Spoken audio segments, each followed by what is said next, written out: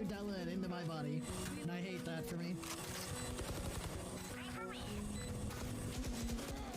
Still online, if you were to whip your titties out and ask me to take photos of you in person, I think I'd probably just shut down.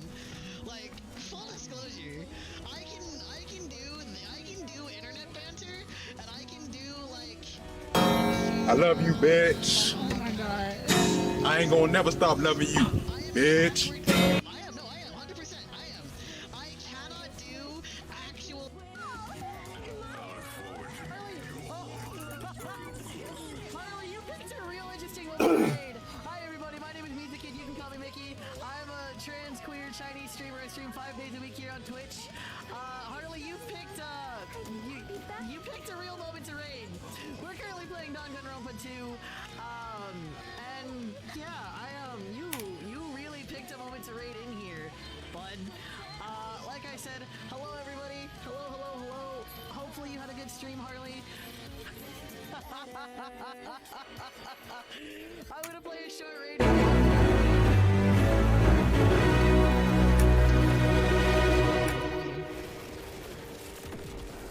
You know, do the thing for Pixel too. I'll do it. I'll do it myself. Fuck it, I'll do it myself. We love Pixel in this house. They're also a heckin' mean. Oh shit. And one of my closest friends. I'm the problem, it's me. Where BB? Shit happens, but like, ouch. My feelings.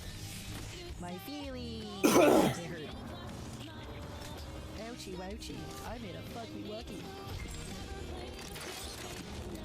You ever say something and then immediately regret it? You ever say something and then immediately regret it? Hey, bitch! I'm down. She's on me. Oh, I can just see her finisher. Oh! That was cool. Where did she go?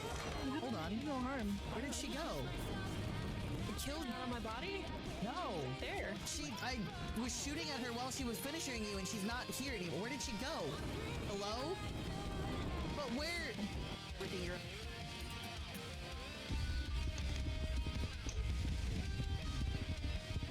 Hello everybody. Sorry I'm running a bit late. I spent my entire hello. My bad. I spent the entire pre-stream.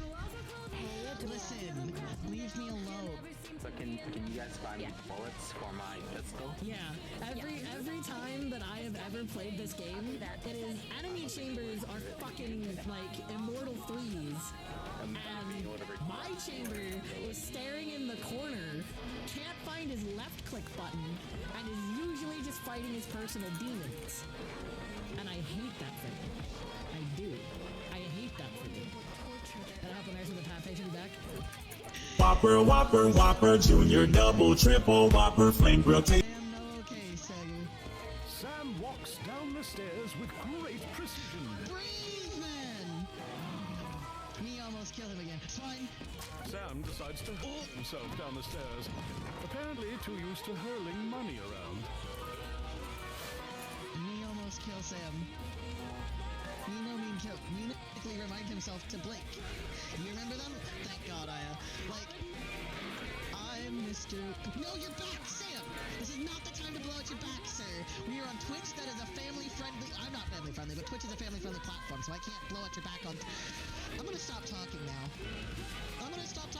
Before I make this worse. But, like, Snow Miser and Heat Miser were my shit when I was a kid. As we speak, gotta give Mickey a copy of Futa Fix, Dick Dine, and Dash. What?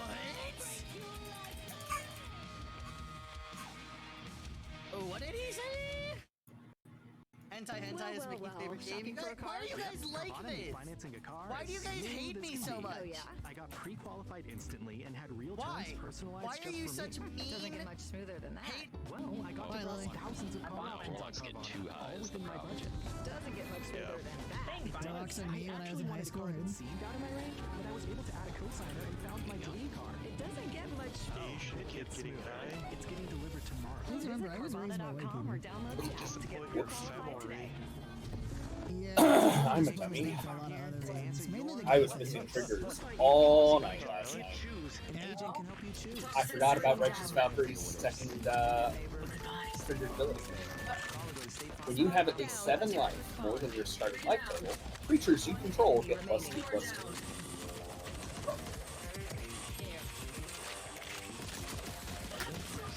I should have been.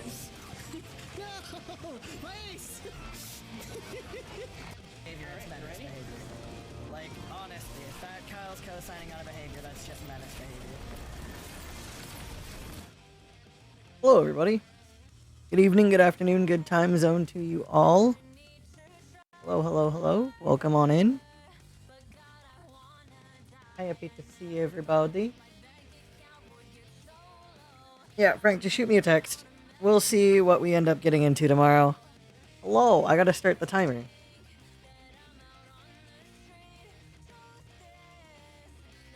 Then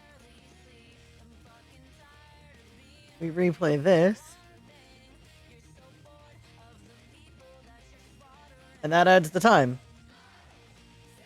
Ta-da! I'm a genius. I'm a genius, everybody. So for the first half of stream today, Strike and I are going to be breaking down my Angels deck. And kind of going over it and seeing where we can make improvements. I'm very excited to see what he has to say about it. I built this deck when I was in college. It's very sentimental to me, but I know it could be tuned better. So I'm hoping he has wise words of wisdom for me on what we can do to make it function a little bit better. We also have a new scene for today to kind of show that a little bit as well. I'm looking forward to showing off some new toys and things like that for you guys again today. Danger Dan, congrats on first B. Thank you for the sub. I appreciate it. Welcome everybody to the madness of the day. We're likely just gonna play Palia after we're done tonight. It's gonna depend on the energy level I have. Had a long morning, a lot of lawyer phone calls and things today. Settling more things. I'm getting. Oh shit! Is it? Did I just shuffle this upside down? Oh fuck me! I just shuffled half of my deck upside down. I'm gonna kill myself.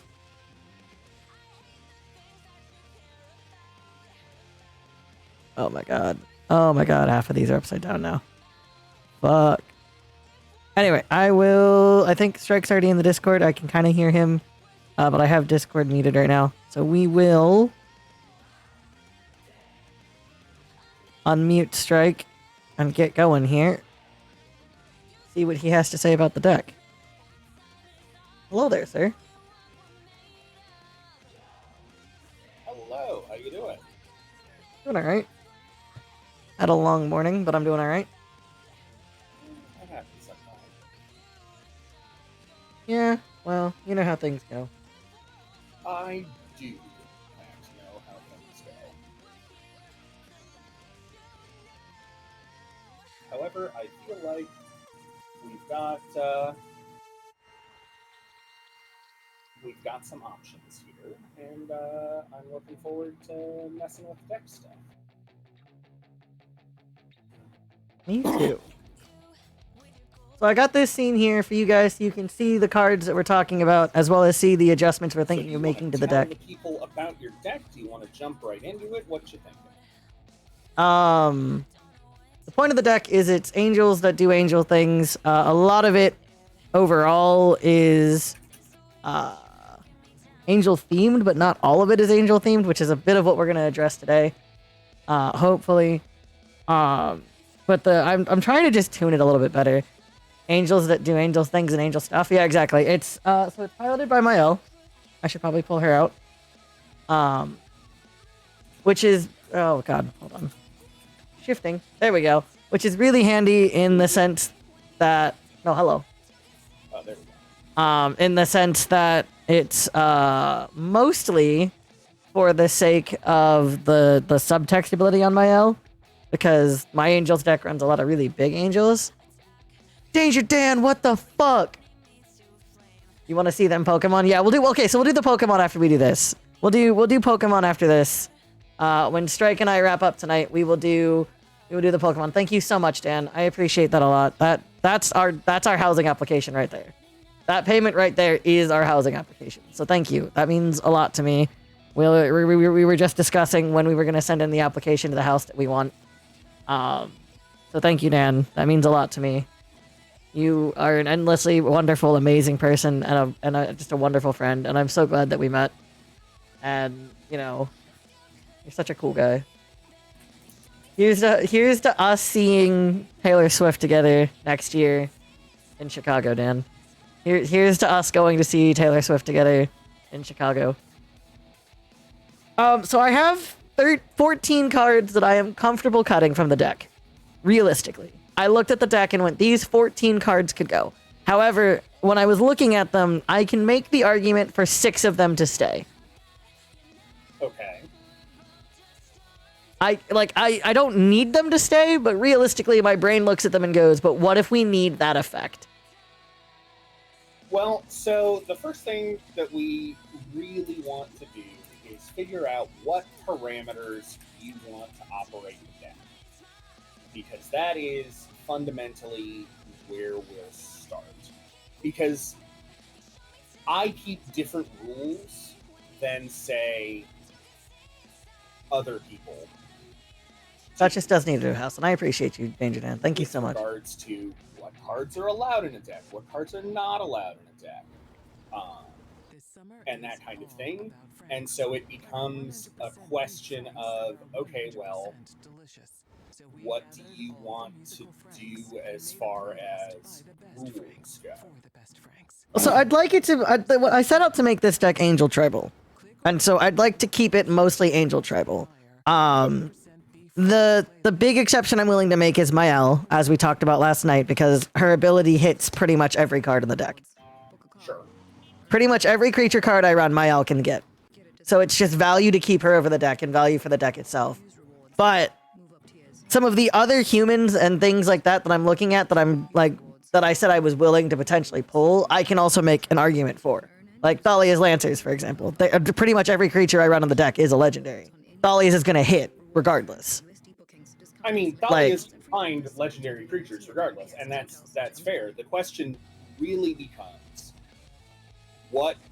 So, if you want it to be strictly Angel typal, nothing but Angels, those are the only creatures that are allowed, that's entirely doable. I mean, yeah, it is. If you are kosher with allowing some creatures that are not Angels in, there are plenty of options in that regard as well. Everything from, like, Starnheim Aspirant, Bishop of Wings. There are a great number of creatures that are not Angels, but are quite good with Angels. Everything from Elvish Piper and, you know, the aforementioned Thalia's Lancers. Bishop of Wings is an option. Starnheim Aspirant. All Angel spells cost 2 less to cast. Like, Thank you, darling. Plenty of cards that are not Angels that absolutely, without a doubt, boost an Angel type of deck. Yeah. And like one of the other cards that I was gonna cut that I can make a heavy argument for is like Mom. Like pretty much every white deck I think should run Mom if it can run Mom, because it's just value. Like I mean, Mom, Giver of Runes, and Skrelv are all excellent cards that do that effect. Those are all perfectly good, legitimate cards. Have captions on the goal. Oh yeah, thank you. The question basically boils down to, where are you comfortable drawing the line from this is Angel typal to this is a good Naya deck? Because the trouble that inevitably comes, and one of the reasons that I love working in Commander as a format, is those restrictions really do make a big difference in how you build a deck.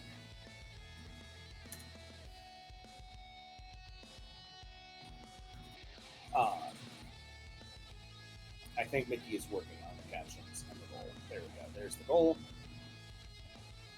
Yeah, like, and I, like I said, I'd like to swing it more towards mostly angels. Okay. Like, if mostly angels could be, so I could take a boost if he matches your volume. Okay, I got you.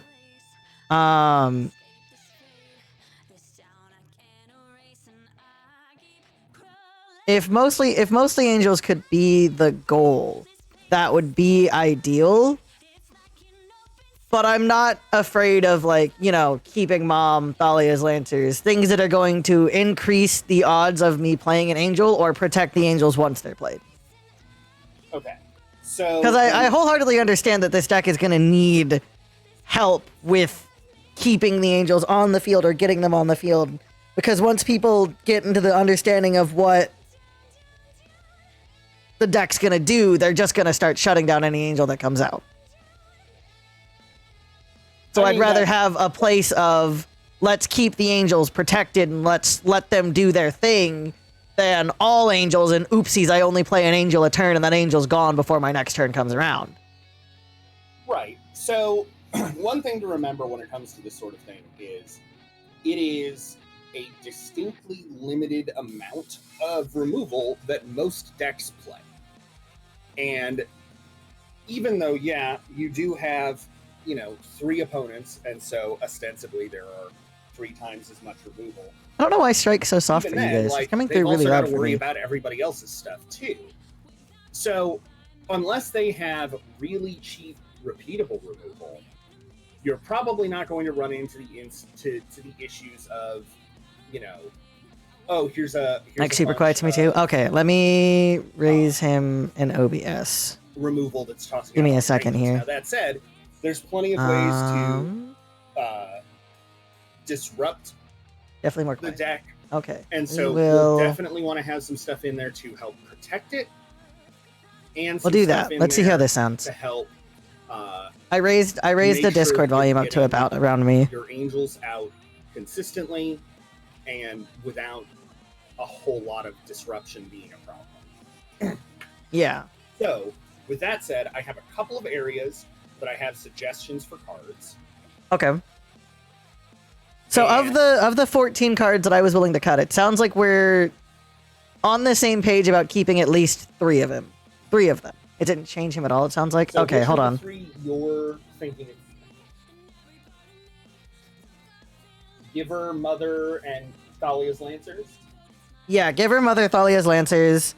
And if we're really feeling spicy, Audric Lunar Marshal, or like the word soup Audric, I would like to keep, because not all of my angels share all of their subtext, but he is one that I am willing to forego if it means getting something of more value towards just protecting the angels overall. Okay, so let's try this. Let's keep Mother and Giver of Runes, the 2 runes twins, for the moment.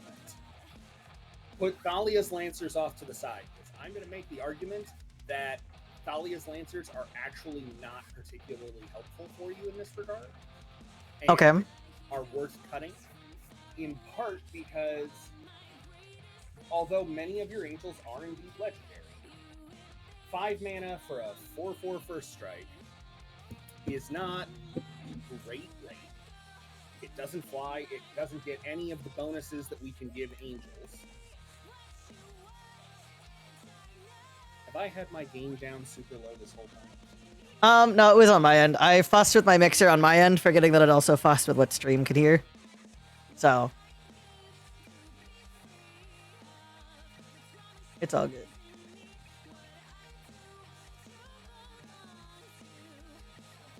I like Word Soup Audric. I think he does a good job for where he's meant to be at. I think he does very good at being a place, not a placeholder, but like a spreader amongst cards that need it. But I can understand the argument against that it. I will make against Thalia's Lancers is let's imagine Magical Christmas Land, in which you are playing Thalia's Lancers. Who are you getting? Honestly, it kind of just depends on what I'm feeling. Like, every time I Thalia's Lancers, I always end up with like 4 or 5 picks. And then I'm like, oh, well, I could do this one or this one or this one. And then I just kind of like pick one at random. But there's at least 3 to 4 cards every time I Lancers that I'm like, these are like my go-tos are almost always Math, Gisela, the green-white that gives hexproof to everything, and then either half of the Brazella meld if I don't have it. Okay. So I will suggest that because you're not able to bounce Thalia's Lancers, and it's just an ETB, you can set up your deck to have considerably more card draw, in which case I don't think you're going to need the searching to be able to reliably get angels into your hand to play. And the fact that you don't have a, I need this angel specifically, is what makes me say, I don't know how much the searching aspect really helps you versus drawing more cards more consistently.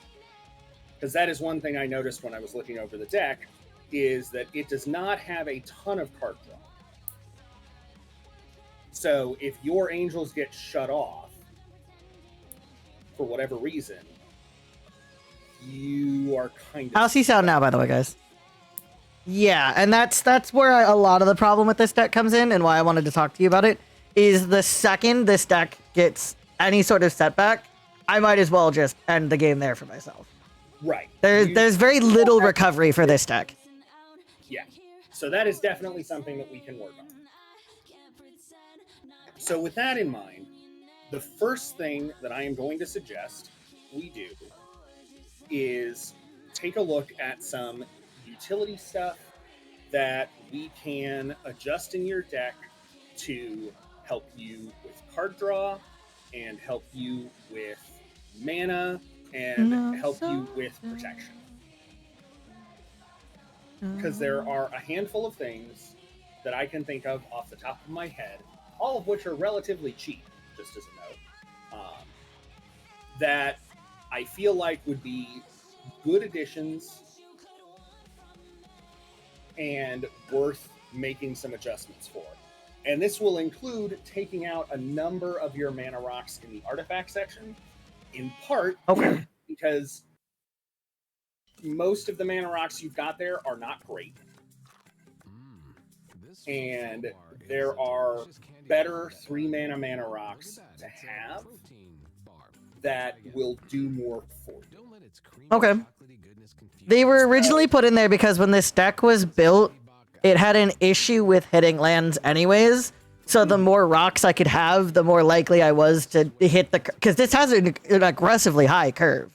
Like, oh, yeah. Yeah, it's a needed high curve, like...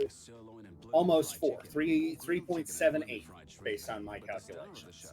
That's a high, that's a high average mana cost, no doubt about it. But like I play decks with fewer mana rocks and higher average mana values relatively successfully. So it is not a lost cause by any stretch of the imagination. Yeah. That said, so the suggestions I've got as far as some artifacts go that I think would be quite useful for you, I have 5 total. And I am tossing most of these out there. I don't know that you'll necessarily want to add all of them, but I think a good number of them are probably worth having. So all of these will work, and I can also offer a couple of other artifacts that will also help as far as that goes, but I didn't necessarily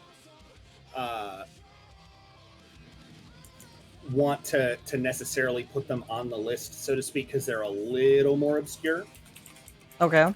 I mean, I don't mind obscure. I'm more so just trying to think of what brings the deck back to A, curve, and B, angel relevancy. Because it's mostly got angels. Like, the cards that I'm willing to cut are the non-angels at this point. Right. Save for, I think I kept one of the non-angels out of just it being value, but I don't remember which one it was. So here are then 7 artifacts that I will suggest to you that I think would be quite solid for you. We're going to start with the Obelisk of Naya, which is a 3-mana rock that, unlike all of your other 3-mana rocks, actually taps for all of your colors, not just 2 of them. Runs Okay, fair. It's a common. Like, if you're going to do a 3-mana rock, like your Lockets or your Clue Stones or what have you, yeah, the Obelisk of Naya does not offer you a whole lot of card draw or other options, but it offers you all 3 of your mana colors. It comes in untapped. You can tap it right away. It's super cheap. I think that is almost certainly a better option than any of the Lockets or Clue Stones. Just right off the bat. Okay. The second one is Aether Vial. Aether. Vial, like a vial of magic blood or something. This one's a little pricier, but the nice thing about Aether Vial is that it is a really excellent early play that you can then utilize later on as things go.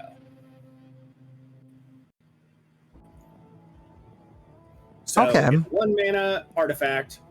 At the beginning of your upkeep, you may put a charge counter on it, and whenever you want, including on somebody else's turn, you can tap it to drop a creature with that mana cost onto the battlefield.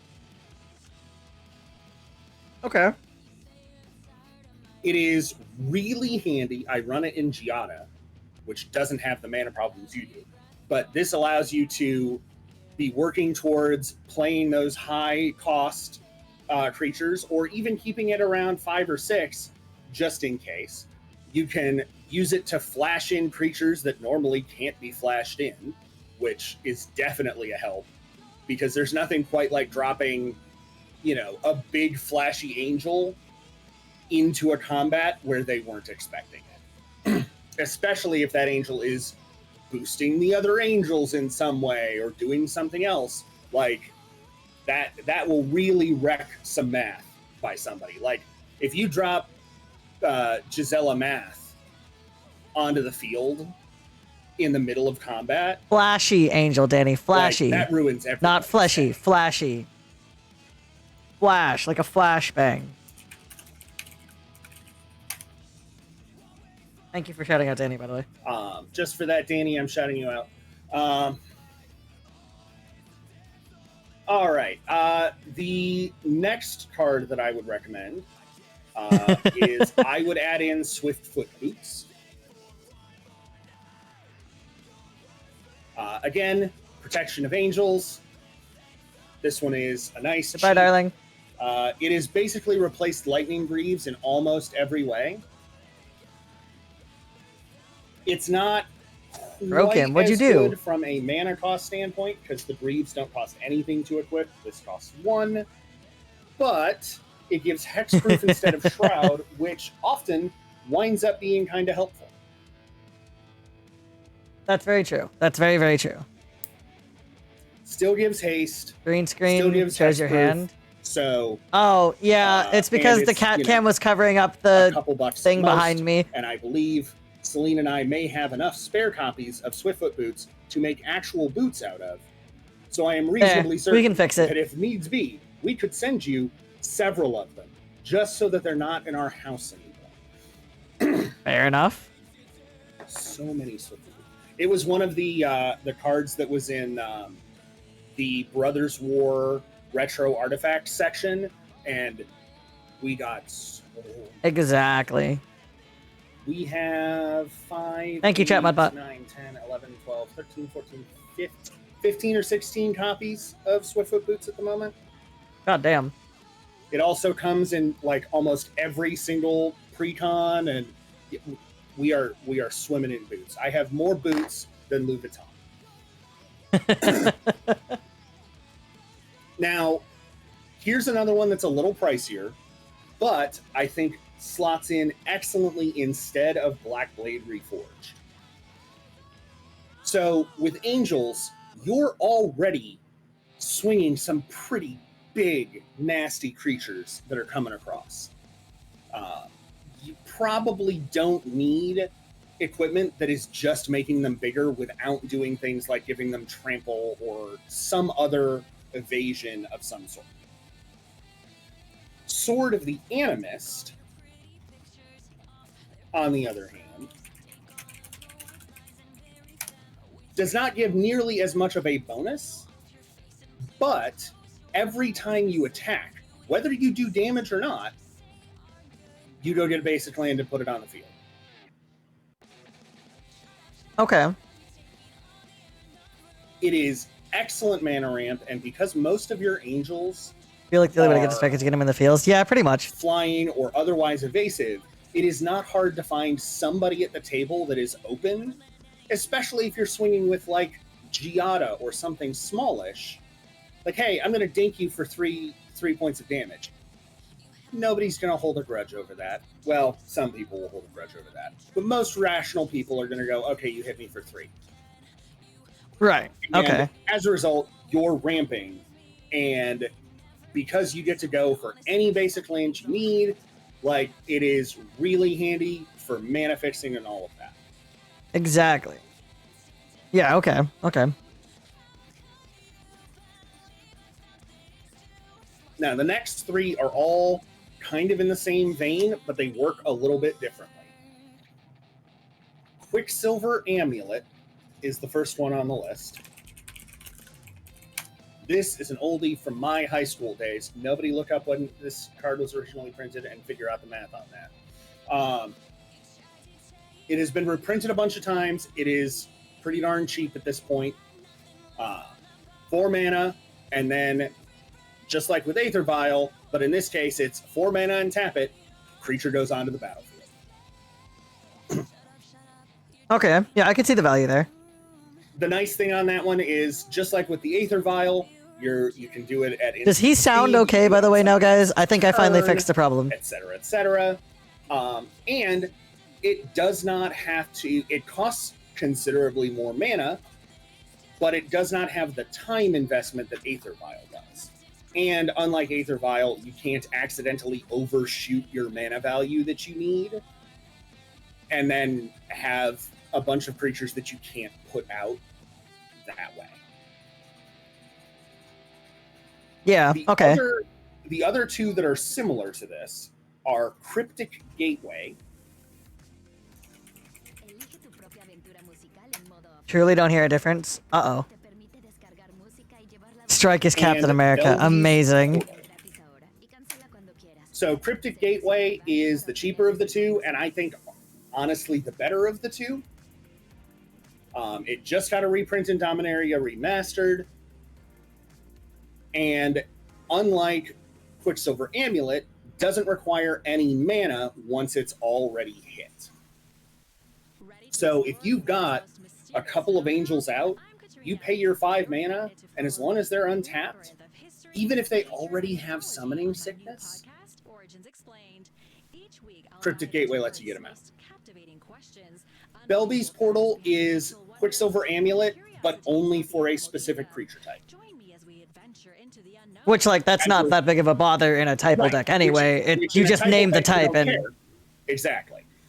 It also costs 3 instead of 4 to drop the creature onto the battlefield, which is nice, but it costs 5 to get out in the first place. A little more mana at the front, a little less mana each time after that. But... Seems worth. It's not bad. I run both of them in Giada. I like both of them for different reasons. Belby's Portal is a little bit nicer when it's, okay, well, now I'm going to, start to rebuild from nothing. Oh, you wiped my whole board. Well, Cryptid Gateway won't do me any good if I don't have anything out there. Belby's Portal will. Cryptid Gateway, on the other hand, can easily drop a whole bunch of angels onto the field, all really quickly, because you can tap them even if they have Summoning Sickness for Cryptid Gateway. So those are some options, all relatively cheap. I think the Sword of the Animist and the Aether Vial are the most expensive of those. And honestly, Aether Vial is nice, but it's also kind of tough to manage because if you put too many counters on it, you're fucked. And at the same time, you can't adjust the number of counters on it until the next upkeep. So if you're one short, oh, that sucks. So if I were going to cut one of those 7, the Aether Vial would probably be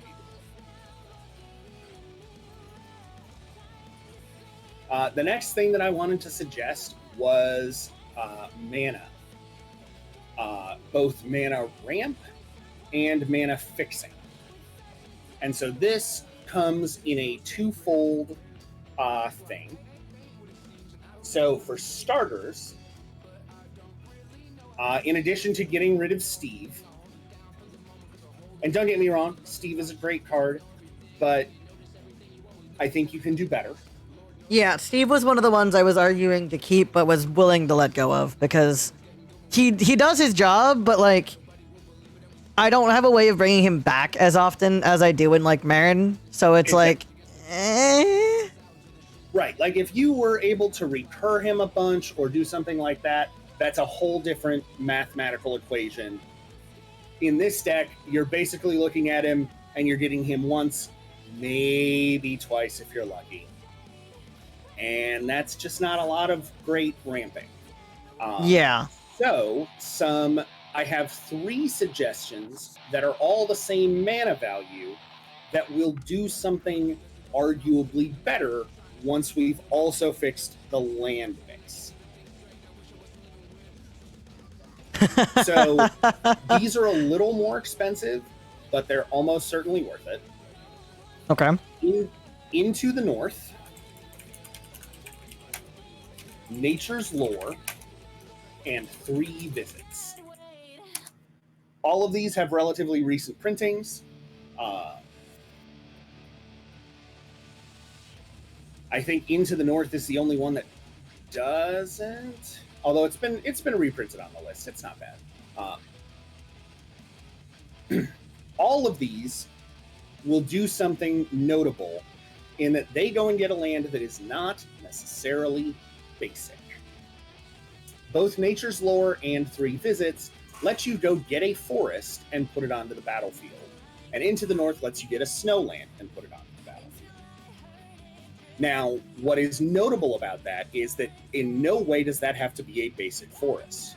So if you have, and you will, lands like Arctic Treeline, which is a snowland that is also a forest and a plains. Ice Ages, I missed a really old Broken School Magic. Hey, it's back. How you doing, buddy? Goes and gets it, tosses it on the battlefield, and now you've got green and white mana access. If you're willing to splurge and pick up something like Jetmir's Garden, which is the Tri-land, the Triome from New Capenna, that is a forest mountain plains, then yes. Nature's yeah, Lore Kaylee. and 3 Visits can just go get that, and here's all of your mana. But even if you're not looking to spend, $10 on a land, which is understandable, there are. I mean, I've shelled out money for the foil versions of all the Shocklands that come in for my colors, so. Oh, sure. But there are also a number of other, and I've got them on a list, basically a bunch of other quote-unquote dual lands that are either snowlands, so Into the North gets them, or they're just regular ones, but they all have the basic land types on them, which means that Farseek, 3 Visits, and Nature's Lore can all go get them.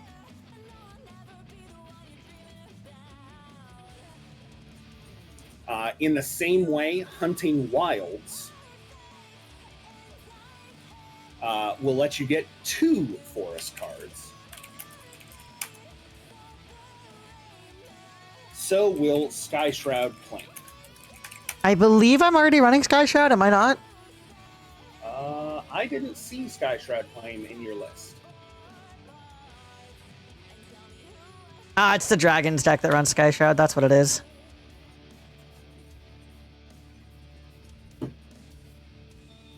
But again, as with all of these others, these don't specify that they have to be basic forests, which means that you can go get dual land forests, which we will have in abundance, and that really helps you fix your mana when you can make sure that you are grabbing, oh, I'm going to need a forest plains and a forest mountain, so I make sure I have all my land. Or, I've already got a bunch of mountains already, let's go get these. So on and so forth. Yeah. Additionally, I highly recommend Grasslands and Mountain Valley, which are the Mirage fetch lands. These are much cheaper than the other. Me too, Kaylee. Me too. Don't cost you life, but they're a little slower. Trade-offs. Yeah. That said,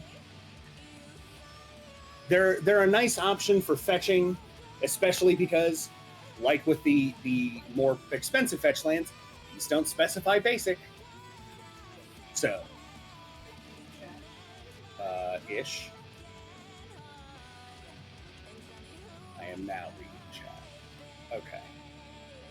Well, and that's why Burnished Heart was on my list of acceptable cuts.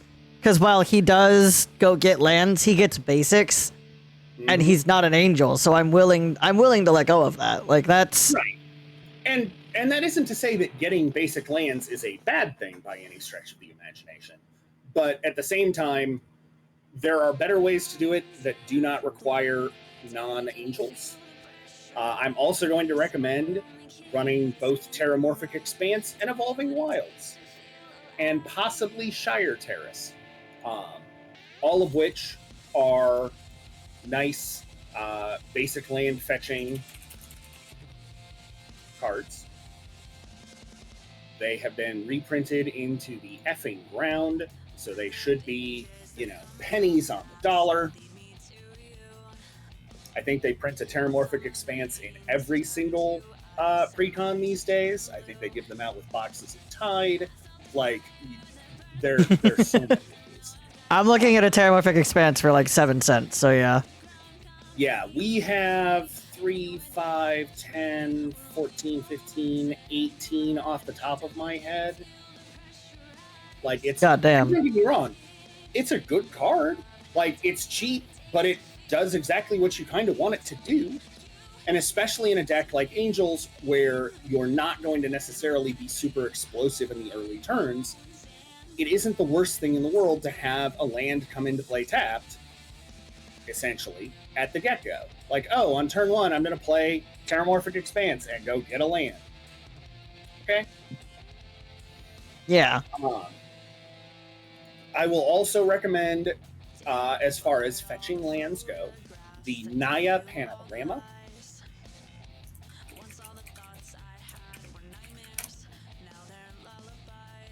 The Cabaret Courtyard.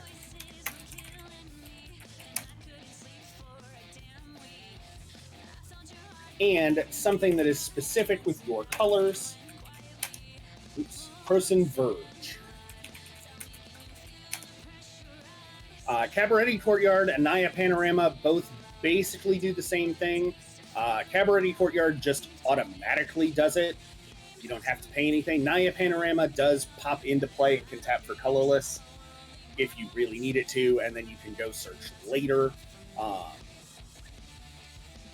And Croson Verge,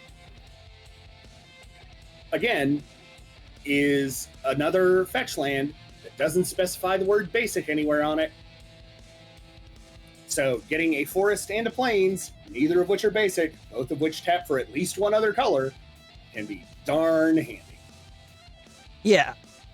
And green-white is the only pairing that has a land like this. Frozen Verge is unique in that regard. There's no other color pair that gets an effect like this.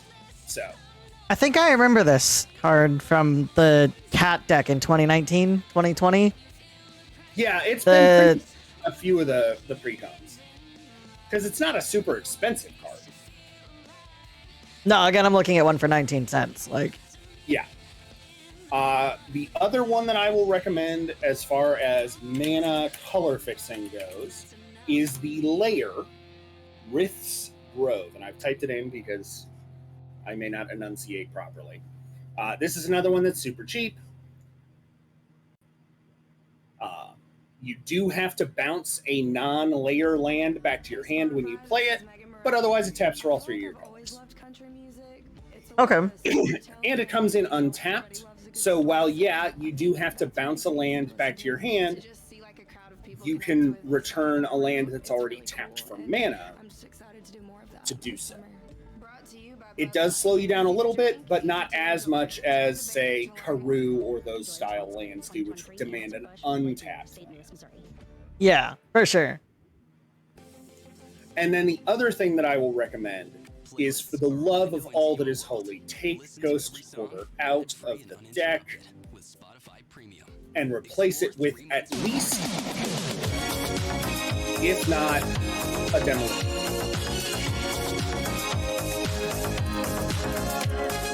Way to go, Bat Kyle.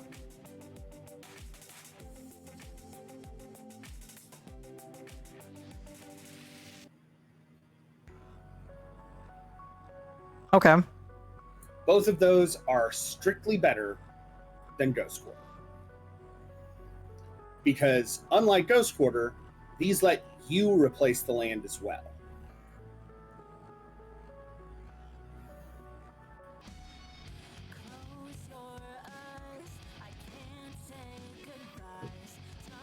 So you're not out mana because you blew up somebody's Gaia's Crater. True, true. And that's a big help. Yeah. Demolition Field is a little bit better because it's only you and the other person at the table that you blew up their land that get the new lands. Field of Ruin is everybody at the table, so you are kind of ramping to people that weren't involved in the interaction. It's not normally a huge problem, but it is notable that it is not. It is something to keep an eye on, yeah. Yeah. Jack and Nathan on a school day.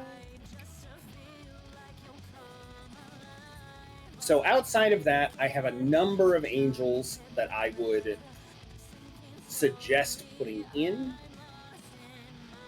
but I would recommend at this stage, essentially either making a new deck list that is, sort of the, okay, well, where are we stage, and make the adjustments as necessary and see where you are as far as what, like, how many cards are you short, if any, that kind of thing.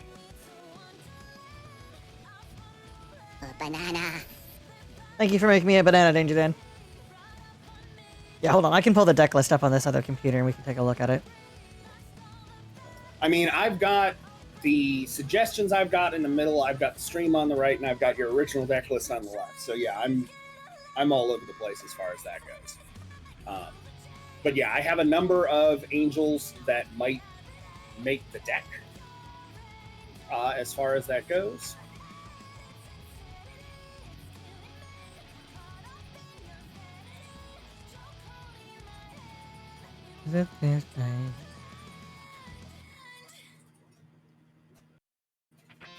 Because the good thing about using Tap Dot is I can edit the deck from here and it'll tell me, and it'll show you live what I'm doing. Right.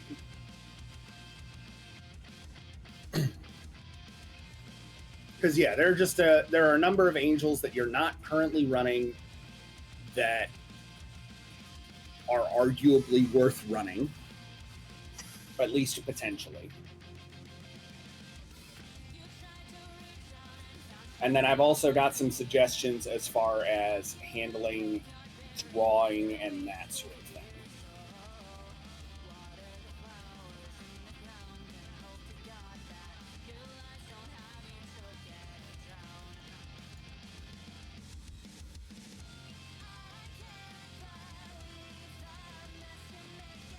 Now, one of the ones I was considering cutting that I can make an argument for keeping is Colossification. I'm on the fence about getting rid of it.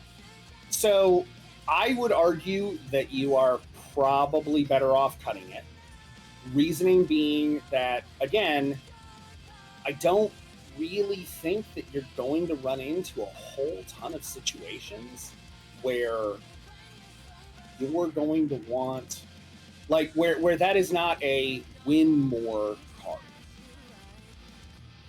If you are in a, like, to me, the argument would be, is this a card that will change the outcome of a thing?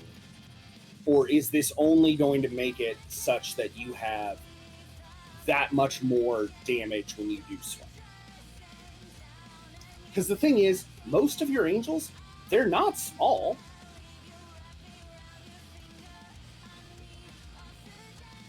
Like, even before we look at anthems or anything else, like, we're looking at 5/5, 6/6. Most of them are in the air. Many of them have First Strike or Lifelink or something like that. We've got Gisela in there. Like, you are looking at some pretty beefy ladies in the air right there. I don't know that making one of them +20/+20 is that helpful, realistically. Unless... Well, I don't know who's not listed in the deck, but Summit's still listed in the deck and she's not in here. So somebody is in the deck that isn't listed, and she's on the list and isn't. Yeah, it's my ale. Oh, It's that's that- right. This is from when I was running her under Summit. Okay. Yeah, exactly. I was looking at it, I was like, wait a minute. She hasn't been in the deck in forever. Who the fuck is that? Yeah, I was struggling with that too when I tossed it into my system to take a look at it. I was like, wait, I don't even see the commander in here. Like, was it in a different spot? And then I was like, oh no, there it is. There it is. That's what the issue was. But yeah. Another one that I've been teetering back and forth on keeping is the Great Hedge. It is 2 green, which is valid. The spell costs X less to cast, with the greatest power being creatures I control, and I have some big beefy boys. Plus it's 2 life, and every non-token creature gets a +1/+1 counter. But it just feels slow to me. So it is a little slow, but I would keep it as that is a really solid option for drawing as far as that goes.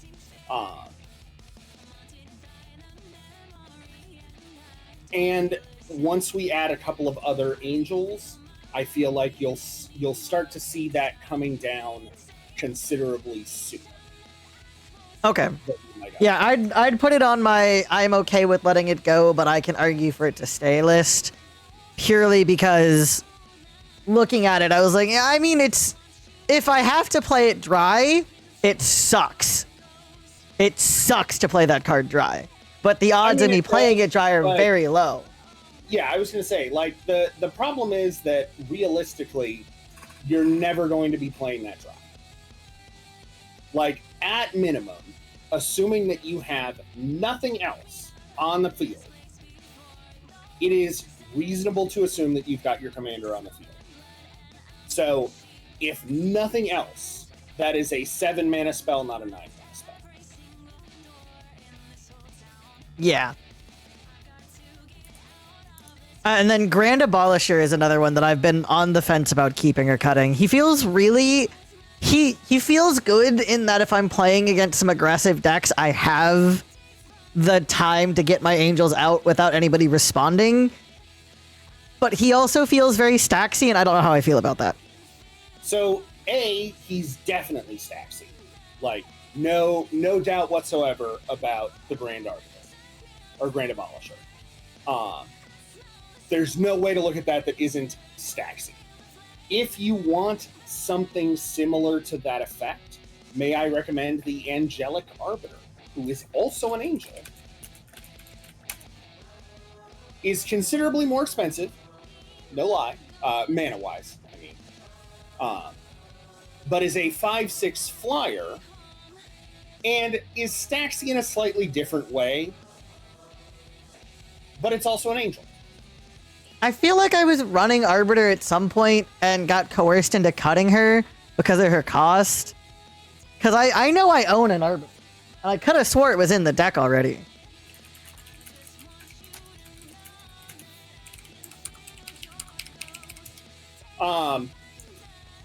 When it comes, I mean, is it expensive? Yeah, it's 7 mana, but we're going to have a number of things that reduce the cost of these things. Everything from Urza's Incubator and Herald's Horn. You're going to have things like Cryptic Gateway.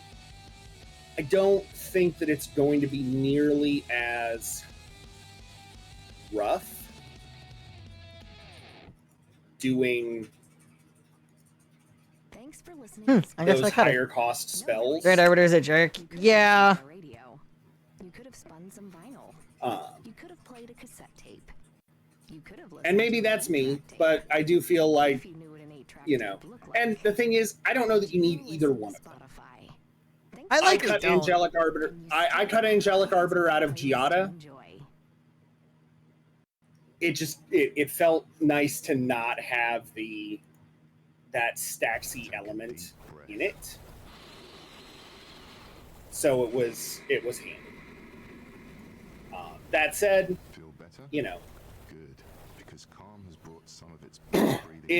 a lot depends on, you know, what your play group is like and what people are comfortable with and all the rest of it. I am going to highly recommend, as far as replacement angels go, Saphara Sky's Blade.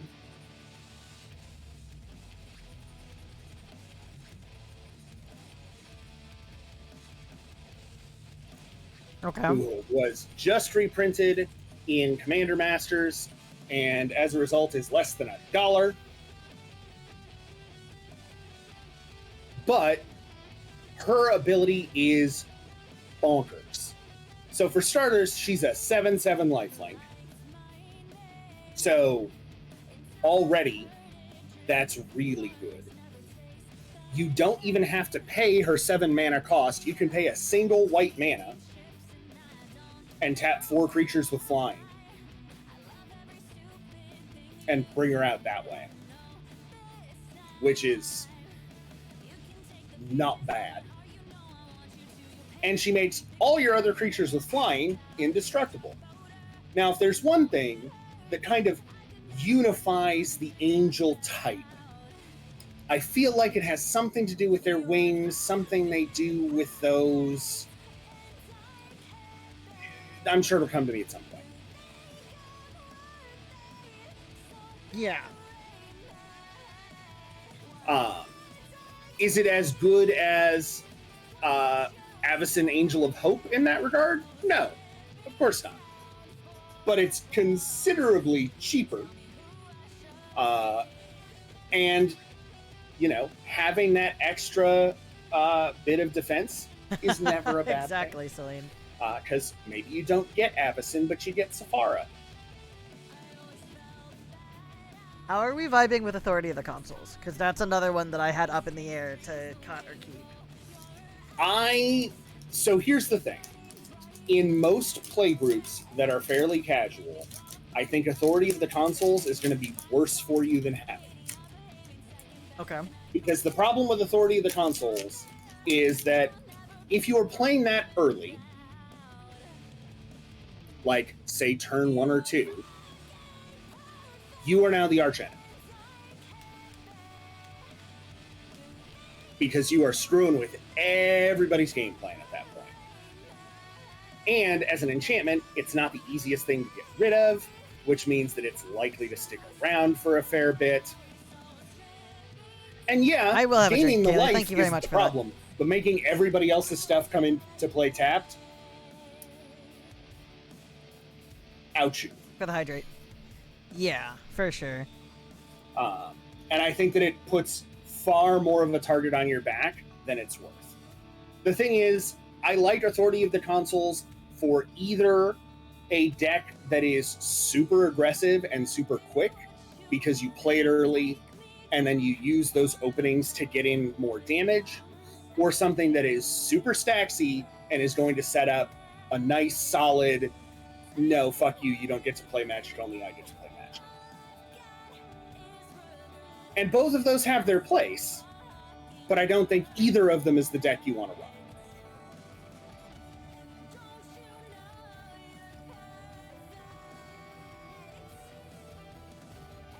Some other angels that are worth considering. Sarah's Emissary is ridiculously bonkers good.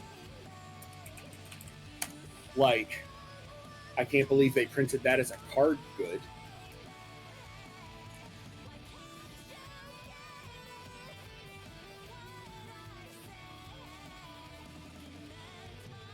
See, I'd looked at that card earlier, but I feel like with that one... Oh, I guess it is card type. I could just choose sorceries or instants. My brain just failed to see what I would do with the subtext. So sorceries and instants are solid choices. However, allow me to suggest that the correct answer in almost every situation is creatures. Fair enough. I didn't even think about that. All of your creatures and you have protection from creatures, which means that any damage dealt to them by creatures is reduced to 0. That includes you. Did I just swing at you for 347 damage? Oh, you have protection from creatures. I guess you don't take any of it. Well, but that's fine. I'm going to use my Royal Assassin to kill your Sarah's Emissary. Yeah, but he's a creature. You can't target her. Fair now, enough. There are definitely situations where instant or sorcery might be the correct option, but overwhelmingly creature is. And it is gross. It is super gross. But very good.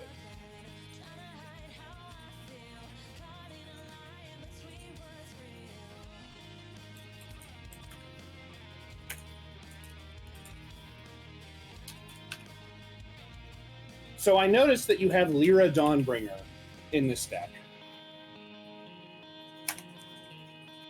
But you left her sister off the list.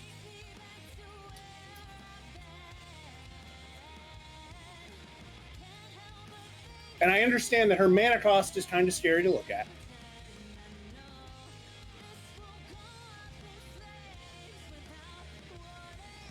But the likelihood that you will actually pay 9 mana for her is fairly small. And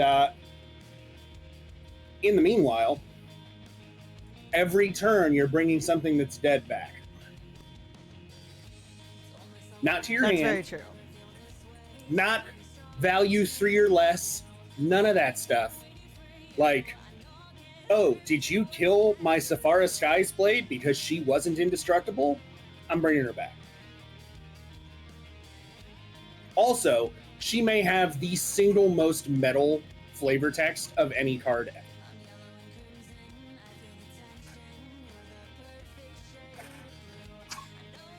ever. Her flavor text reads, "You have not died until I consent." Amazing.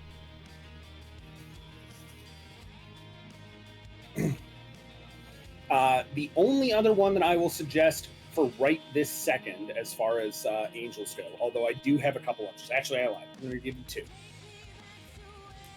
One is my girl Giada.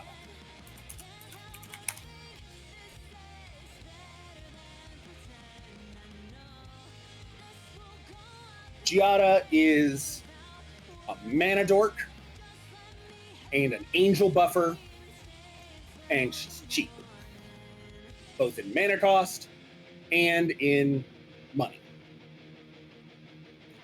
Admittedly, the showcased foil extra version probably less cheap, but you can absolutely get her for a couple of bucks without having to try even a little bit hard.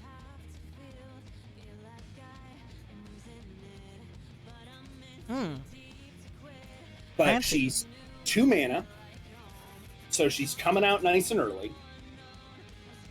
She's tapping for white to add for angel spells, so that's nice. She's got flying and vigilance, so if you need a little bit of early damage, you want to put, say, the Sword of the Animist on her. Certainly not a bad idea. But it's her static ability that each other angel you control enters the battlefield with an additional +1/+1 counter on it for each angel you already control. So, once you add Giada, it is how many extra +1/+1 counters do all of your creatures need? Because they're gonna get them. Which also helps with the Great Henge, because even if you only have Giada and you play one basic 3/3 angel, it's now a 4/4. Giada is all shenanigans. I love her to death. Yeah. The other angel that I will recommend Delicious candy bar that, nope, look at that. It's a protein bar. is the Platinum Angel, Don't let it who very nearly saved me from a -50 life death last night. Protein. If I had one extra mana, I would have survived that situation, despite being at -50.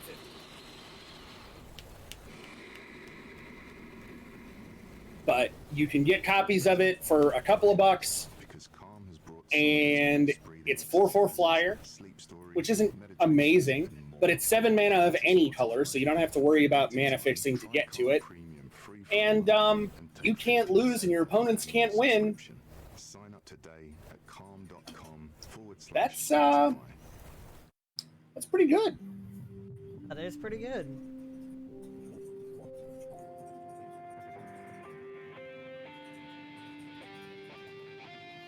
Okay, so now I want to look at card draw.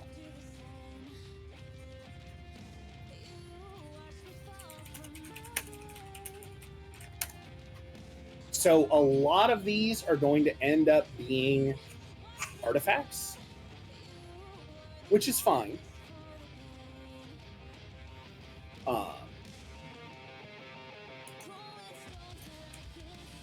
But there are a couple of non-artifact ones that I want to mention. Guardian Project is an enchantment. It is not the cheapest money-wise, but it is fairly cheap mana-wise. And as soon as you read it, you will understand why this is a freaking all-star in the Commander format. That's very true.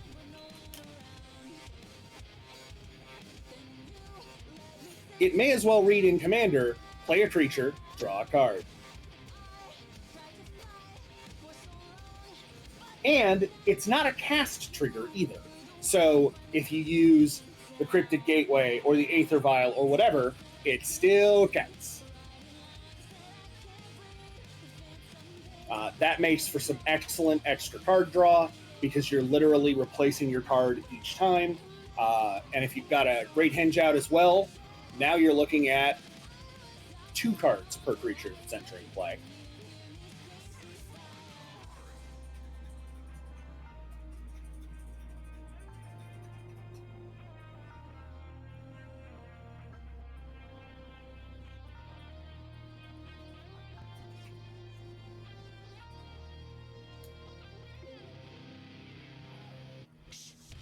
I will say, looking at the cards we picked, well, I suppose I have to cut some lands for the couple lands that I added. I'll say we're at 24 cards that we've put in, but I'm at 19 cuts, but that's not including three random basic lands that I'd be cutting for the... I wouldn't cut basic lands, I'd cut your Guild Gates. The Guild Gates, okay.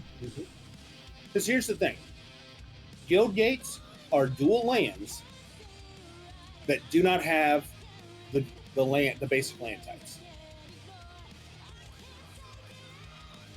That's true. They always come into play tapped. and you can't search for them. Whereas Jetmir's Garden, at least, is searchable with those cards.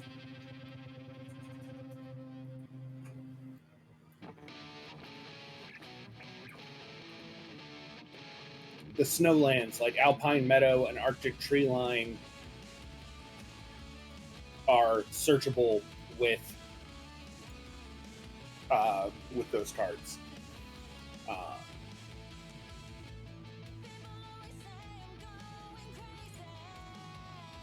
Or even like there is a common land cycle, Radiant Grove, and you may have some of these in there already. Radiant Grove, Sacred Peaks, and what's the other?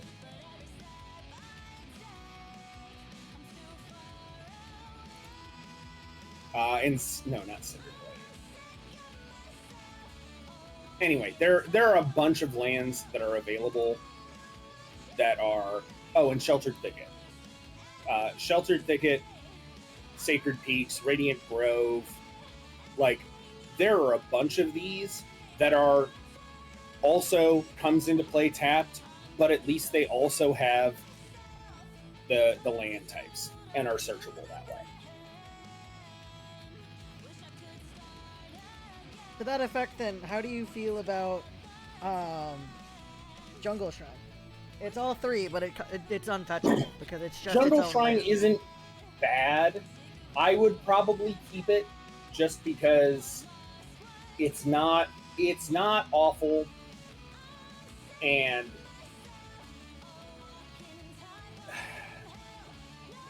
like having access to that probably worth doing.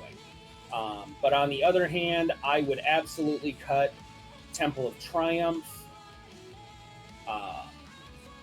the Guild Gates, and I would strongly look at cards like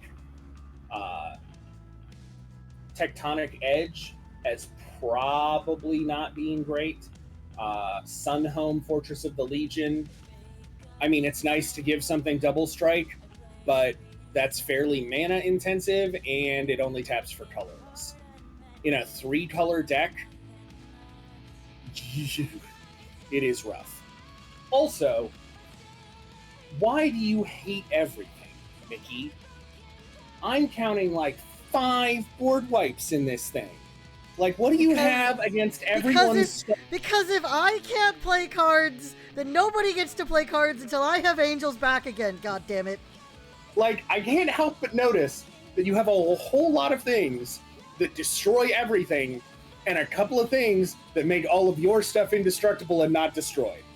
I'm just saying, at a certain point, if you cast a Chroma's Vengeance while Avacyn Angel of Hope is on the board, I reserve the right to punch you. Like, that's how that works. So Open the Gates does let you search for gate cards. I would generally only run it if you are doing like a Maze's End thing, in which case you're running a bunch of gates, and that's how you want to do it. The problem is that there are much better cards and much more commonly available cards that will let you just go get land types versus getting one of the gates. That's and with me only running 2 of the gates anyways, I feel like a card that says go get a gate is kind of just like, and the thing is, you can run as many as 3 of the dual land gates. You're only running 2, and it's just it's not amazing. It's not bad, but I think that you're better off swapping for, those sorts of things. Yeah. Circling back to the why do I hate everything. Again, this deck is tuned from when I played a lot in college, where the decks I played a lot against were the fucking red-black angel that does the whole everybody eat shit and die thing. Sure. And a vampire deck that essentially just went everything's gone, goodbye, fuck your shit, and made like 1,000 vampires in one go. So my natural defense was, what if I just tuned a deck that said, okay, if my shit's gone, so's yours, eat shit. And that is fair, but what I am going to suggest is to aim a little bit closer to the Gandhi side of things and cut maybe a couple of those. Now, I would recommend replacing some of those with more targeted removal. Things like Generous Gift or Beast Within are both excellent options. The brand new Stroke of Midnight in the new set, Wilds of Eldraine, that comes out tomorrow, is also another perfectly good option. But in theory, that many board wipes, you're going to end up hurting more than you want. Okay. So would you say, like, Urza's and Tragic Arrogance? So if it were me, I would keep Winds of Abandon.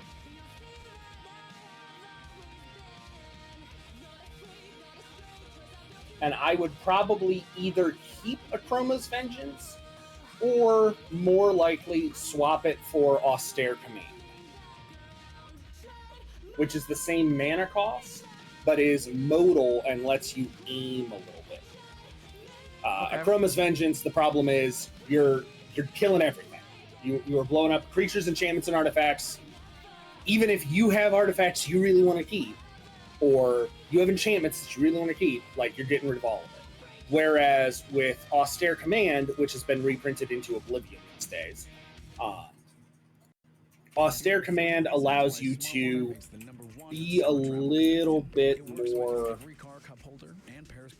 selective as far as what you're aiming at versus what you're not. I'll spell it because Austere is the most common card to, or most common word to know. So that's Austere Command. You basically get to choose 2 from 4 options. Destroy all artifacts, destroy all enchantments, destroy all creatures with converted mana cost 3 or less, and destroy all creatures with converted mana cost 4 or more. Okay. I will say, apparently this deck list is out of touch a little bit, because I am running Rhea, Dawnbringer. Okay. I went through looking through the deck for Akroma's Vengeance to remove it, and I found Rhea, so I am running her. I was like, I knew that name sounded familiar. I could have swore I was running that card. That's fair. So I would get rid of those. Hey, it's me, your skin. Some cleansers get us clean, but take my moisture. I would consider either Beast Within, Generous Gift, or Stroke of Midnight in place, just because all of those will offer some very solid removal of anything, which is really nice. Beast Within is green and Generous Gift is white. Otherwise, they are basically the same card.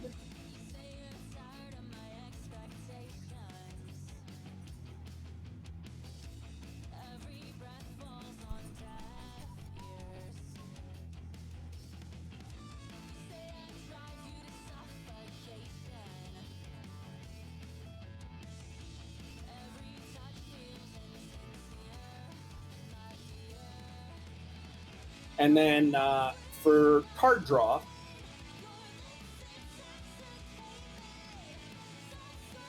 I highly recommend for regular card draw, the sort of card draw that you're going to get over and over again, Guardian Project is obviously one of those options. But Zendikar Resurgent, it's a pricey mana-wise card, but it does double duty in both mana and in card draw.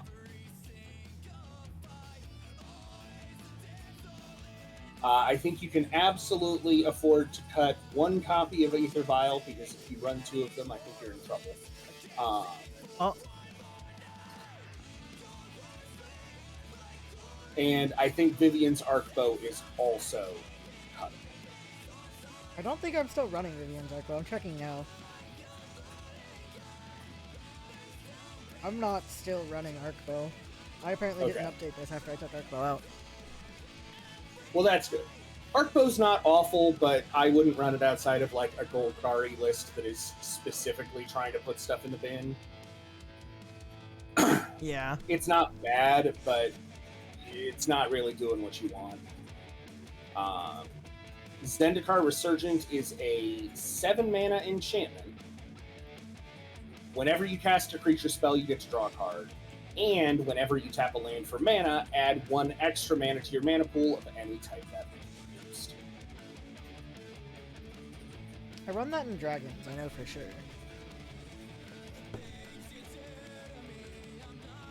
I'd be willing to pick up a second copy and run it here.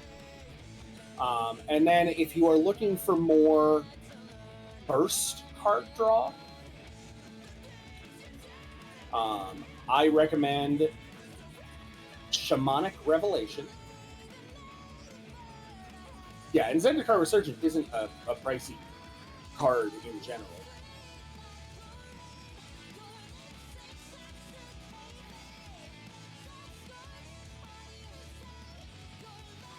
Yeah, Shamanic Revelation's not bad. Yeah, Shamanic Revelation. In my day, we had Collective Unconscious, which was 4 green, and it only drew you a card for each creature you controlled. It did not give you life for big creatures. So Shamanic Revelation is just plain better. And then Return of the Wild Speaker.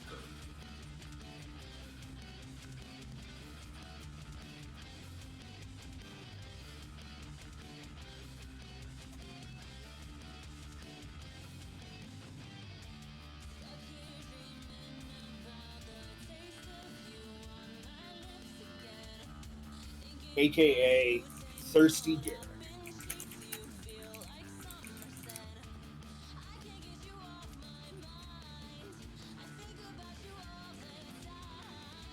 No, little dog, you can't have my son. It's not how this works.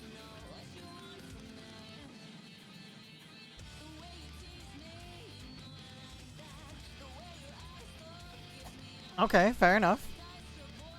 The nice thing about Return of the Wild Speaker is it can also act as a help for a finisher if you don't need the cards.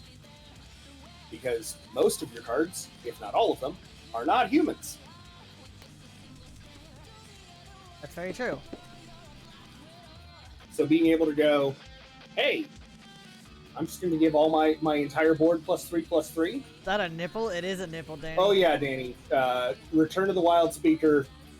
That's Garrick getting the curse broken, and apparently that do be a also nipple, his shirt. Danny. Sorry for the NSFW on main. Didn't mean to show nipple.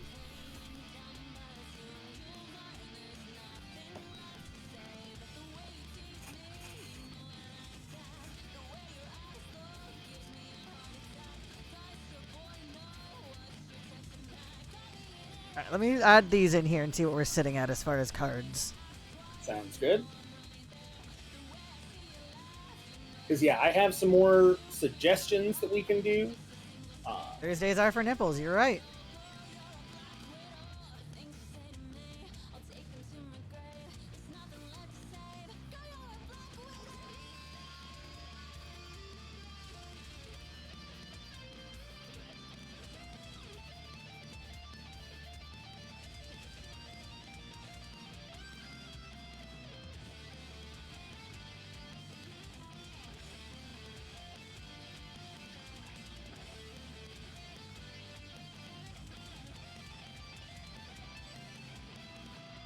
Thursdays are for nipple.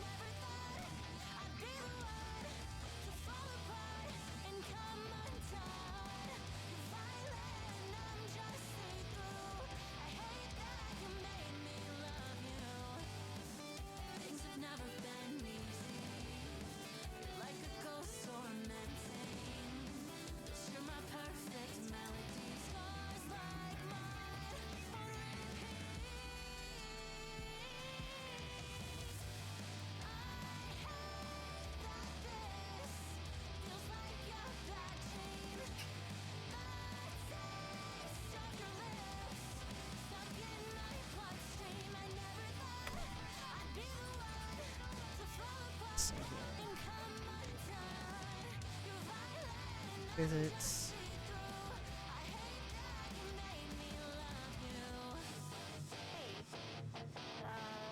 Alright, we're at 91 cards right now. Okay. I gotta make sure how that this many is of up those to are creatures? date though, because I don't know what I might be missing. Now that I know that this deck hasn't been updated in a while. I can also tell you how many are creatures based off of what this knows. 23 are creatures based off of what this knows. Okay, so we're definitely going to want to add a few more creatures. And that's good, because I've got some good options for that.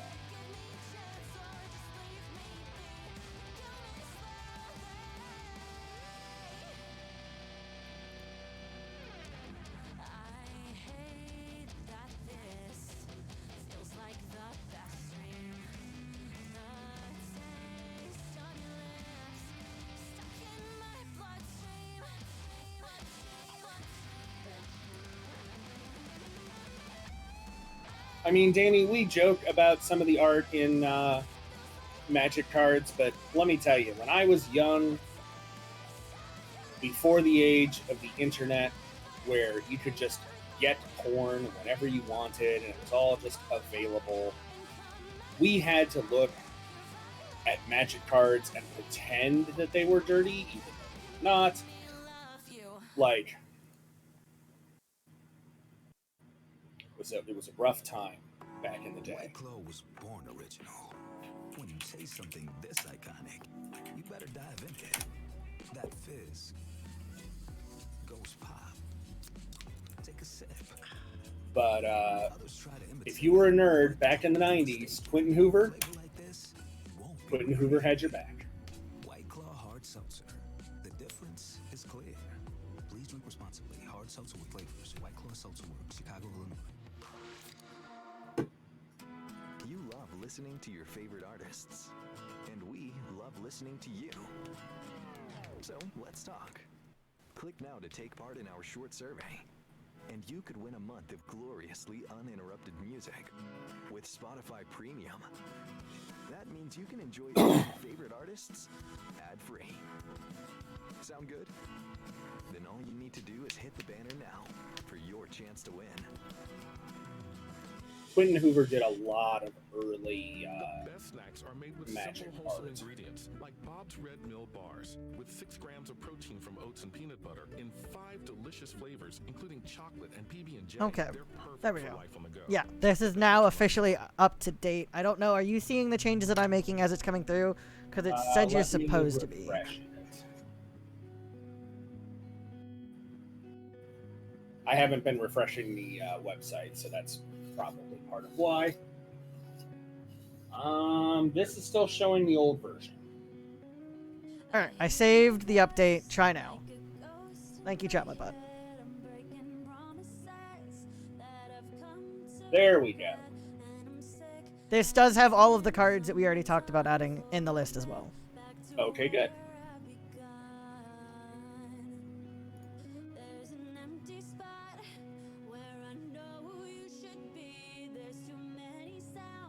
Except for Platinum Angel, because apparently I forgot to add him.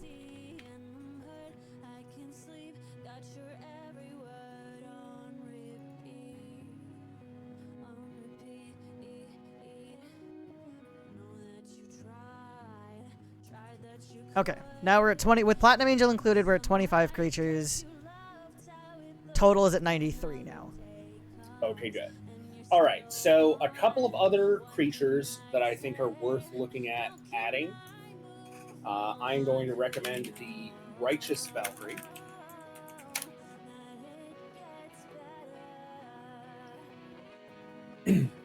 Three mana.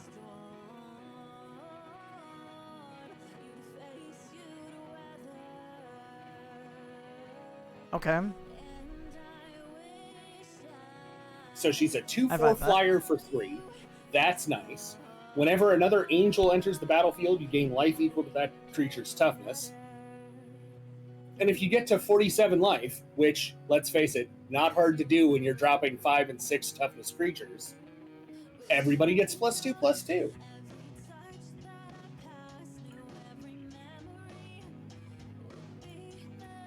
Another one that is also on the cheap is Fire Main Commando. This also offers some card draw as well as a little bit of protection. Ow. Kind of. It's political protection more than anything else.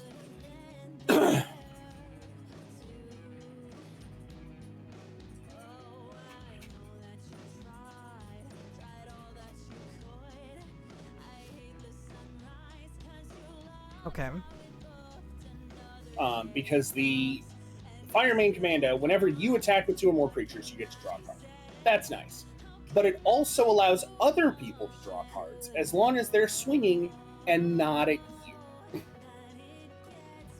There are plenty of people who will be more than happy to swing at somebody else for card draw. For free card draw. Another good one is the Thraben Watcher.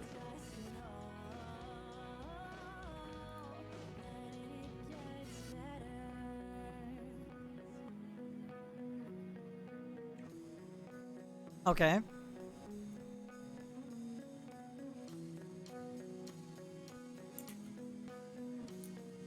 Super cheap.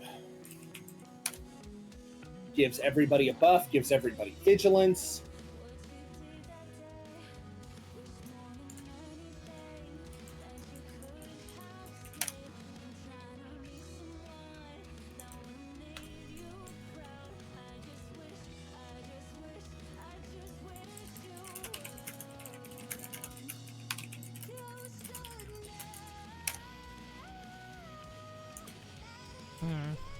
And then I also would recommend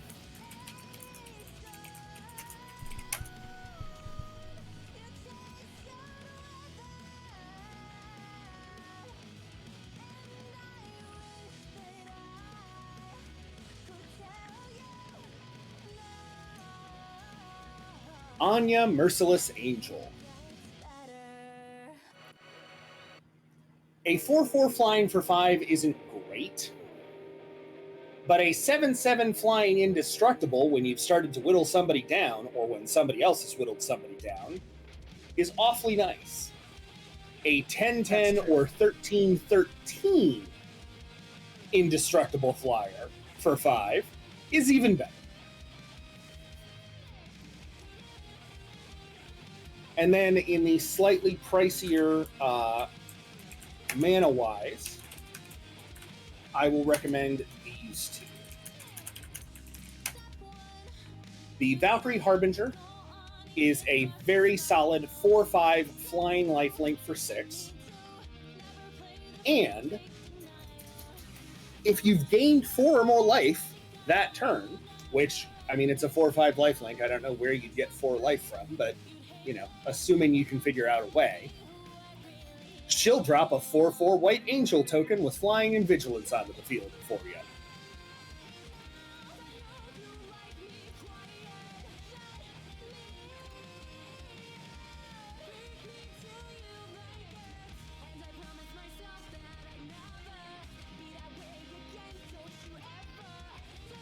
Okay.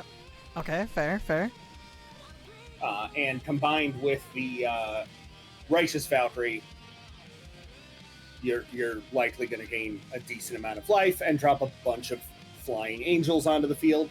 And having some token creatures around is never a bad thing. And then the next one is 7 mana. But bear with me on it. So the Angel of the Ruins, I was originally pretty down.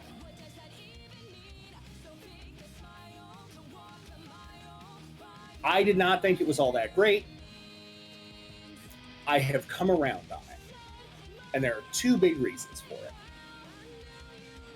Number one, if I'm actually casting it or bringing it out in some way, if I'm actually putting it onto the battlefield, I'm exiling 2 artifacts or enchantments in any combination thereof. The One Ring, gone. Darksteel Plate, toast. Like, there's a lot of nonsense that makes things indestructible, including artifacts, and having an option for that is really nice. Second, plane cycling is a really nice ability. Because again, it isn't basic planes, it's just planes. So for 2 mana and discarding it, if you are at a point where you don't think you're ever going to get to cast it, you can go, okay, instead of looking for 7 mana, I'm going to go ahead and pay 2, toss this in the bin, and go get one of my dual planes or Jetmir's Garden and drop it onto the field. Or rather, put it into your hand, which presumably then you'll be able to drop it onto the field.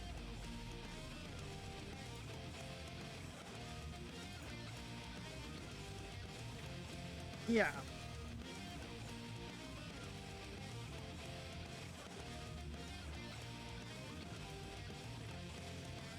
But it gives you the option, plus between Rhea or Bruna or some of your other recursion, there's always the possibility that you both plane cycle it and bring it back onto the field at some point.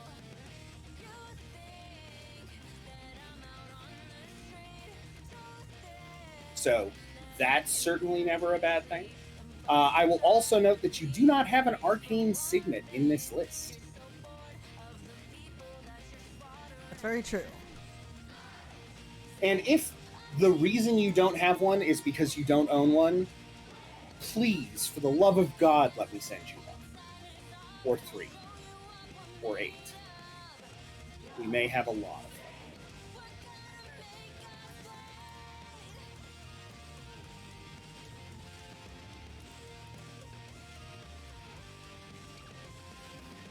I would argue if you're looking to cut down, you could just add it because you've got room in the deck slot-wise for it.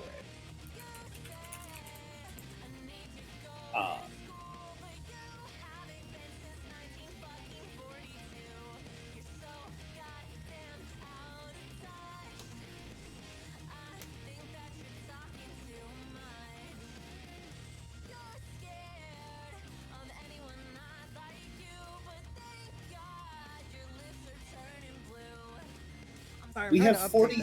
Now that I know We have it's not 46 completely up to date. copies.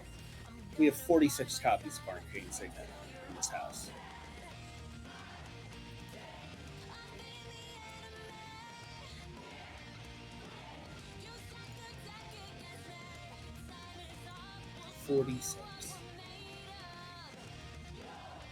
That makes me sad, honestly. So many Arcane Signets. Anyway, so on the one hand, you could just simply add it in.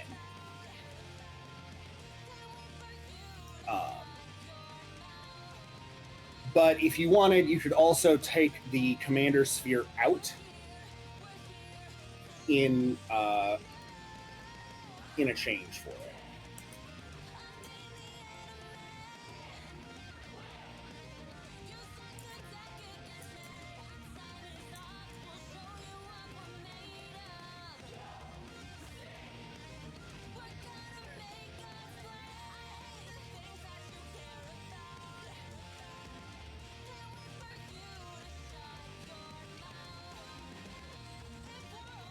And then if you wanted another thing to both help you with card draw and with creatures, Vanquisher's Banner is another very solid pick for any sort of typal deck.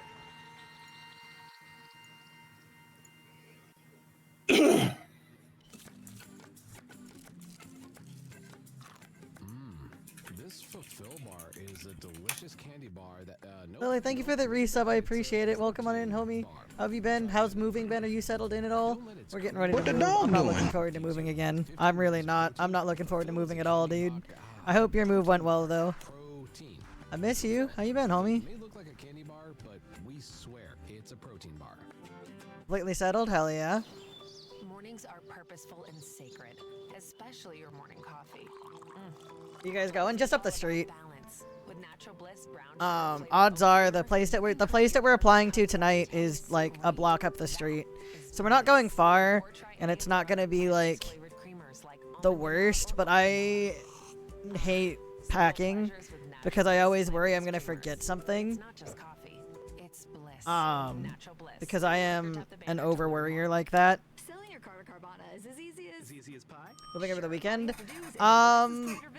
We're likely gonna try and get most of it done over the weekend. We're not moving this weekend. We still have to apply to the house that we want to move to and get like approved and stuff. So we're not moving right now. We have to move out by the 1st of October.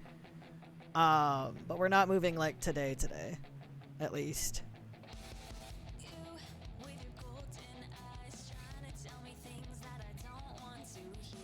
I'm happy to help. I appreciate that. That'd be dope. I gotta talk to. Yeah, we've got a couple weeks before we move, but we will be moving here soon-ish. Alright, we're squarely at 99 cards. Okay. I got one card to add, and I haven't added the Vanquisher's banner yet. Okay. But do you still have Faithless Looting in there? I do still have Faithless Looting. Please take it out. Because here's the thing. Faithless Looting is not a bad card. It is actually really decently solid card draw in specific types of decks. And in red, where card draw is, how should I put this? Shitty. You are running white and green. You do not need to reduce yourself to Faithless Looting. Fair enough. And since you're not really going to be messing a ton with the graveyard and that kind of thing, I can't think of a good reason to deal with it. Because there are just way, way better options. Okay, so dropping Faithless Looting, but adding the Vanquisher's banner, we're still at 99. Do you have Beast Within or Generous Gift? I do not have either of those. Okay. I would get rid of Urza's Ruinous Blast and Tragic Arrogance and add both of those.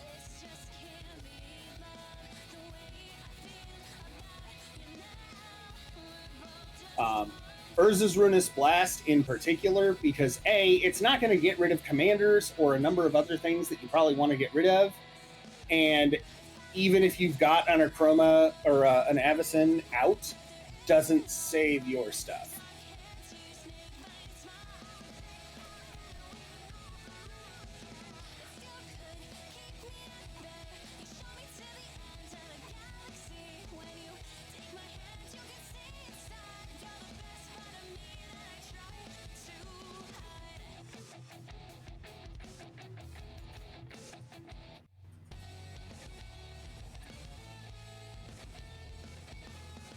Beast Within, what was the other one?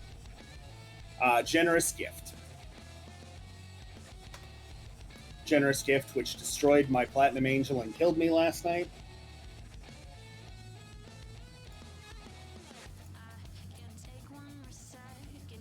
Rip.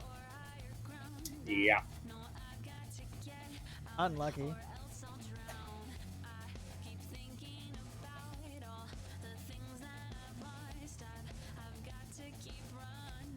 And then it looks like you've got Shalai, Voice of Plenty in there twice.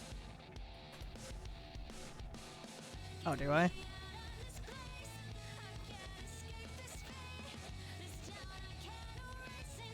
Take a look. Creatures.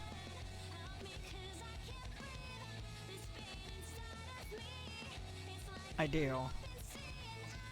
Okay, so let's cut that down to 1. Let's cut that down to 1.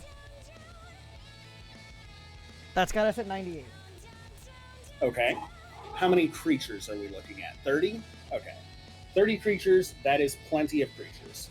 Let's look at some other options.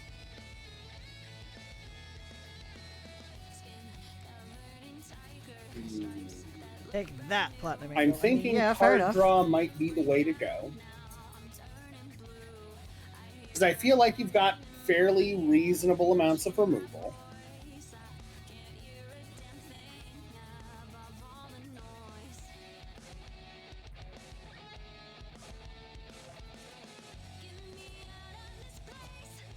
So let me toss out the Cloud Key as an option.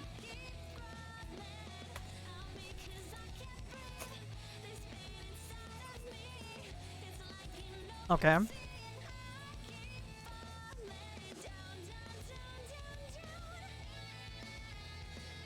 Which is just handy across the board. And then I will suggest one of two card options. I have one that is a solid, just this gives you a little bit of protection and a little bit of a boost across the board in Flowering of the White Tree from the Lord of the Rings set. Or, if you are more worried about protection, and that is a legitimate concern, may I recommend Kindred Boon.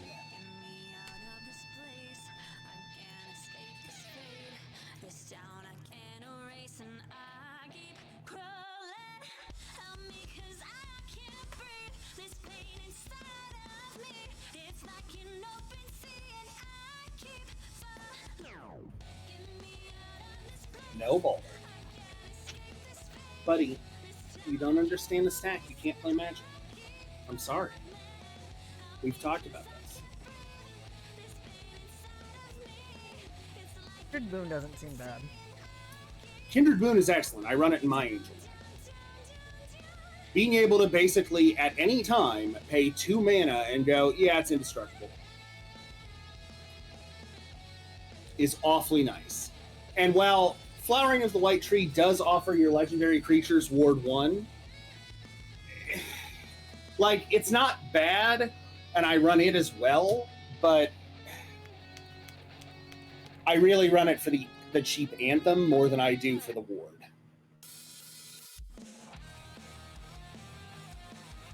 Now I'm just trying to figure out how we have 35 additions to the deck, and I've got 34 cards to cut in my hand.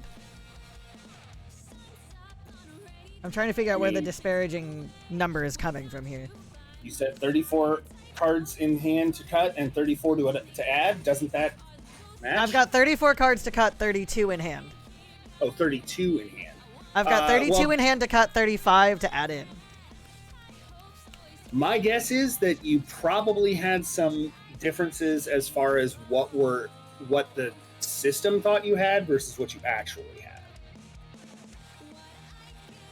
I just went through and updated it. I just went through and updated it though, to make sure that everything matched what I have in hand now. So, how many cards are in your hand now, including the ones that you're getting rid of? Like, how many cards were in the deck to start with? Take me a second.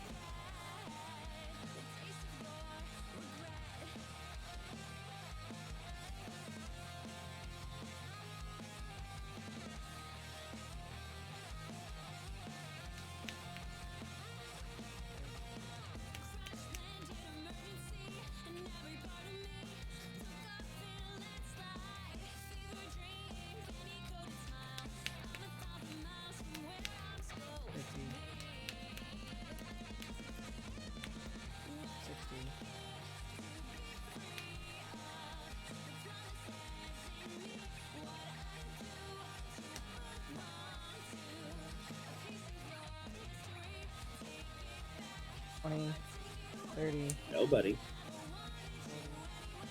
Balder, no. 70. When you learn the stack, then we can talk. 80.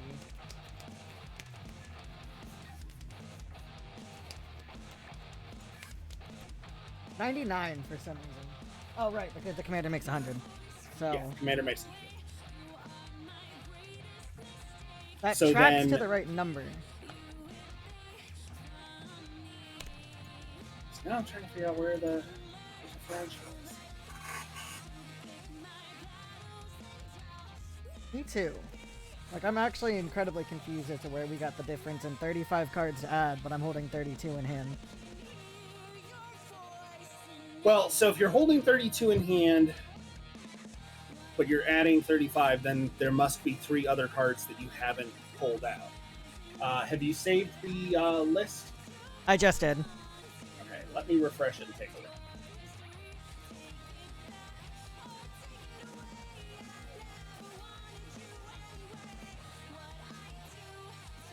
Boulder Dog, do you need to go outside? Is that what you're telling me right now?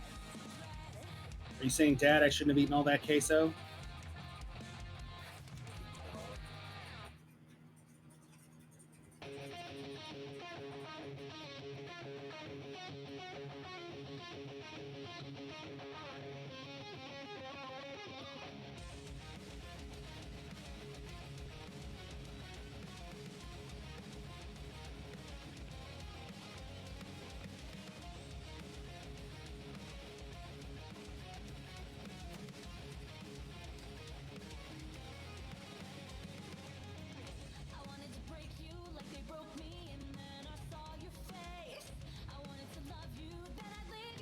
Yeah, I'm really So I'm not confused as to seeing where I fucked this up. anything that I can tell. I'm not sure what the difference is.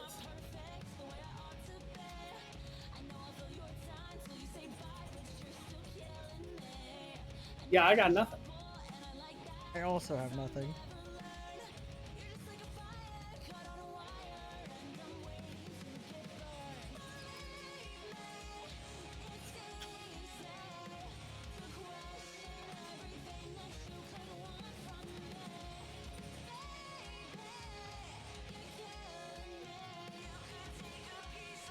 Well, I'm not running Angel of Jubilation, but I don't see which angel is supposed to be in here that isn't for him.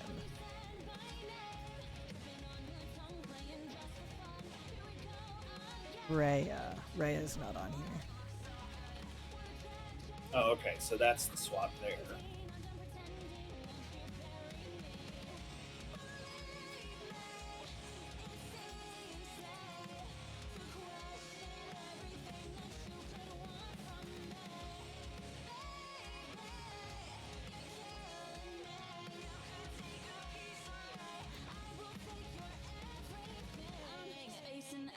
Can't hear a word you're saying. I can't pretend, not picturing you naked. I'm spacing out, can't hear a word you're saying. I can't pretend, not picturing you naked. I'm spacing out, can't hear a word you're saying. I can't pretend, not picturing you naked. I can't see the red spots out before me. Something in the air escapes like a wall. Yeah, now I'm at a loss.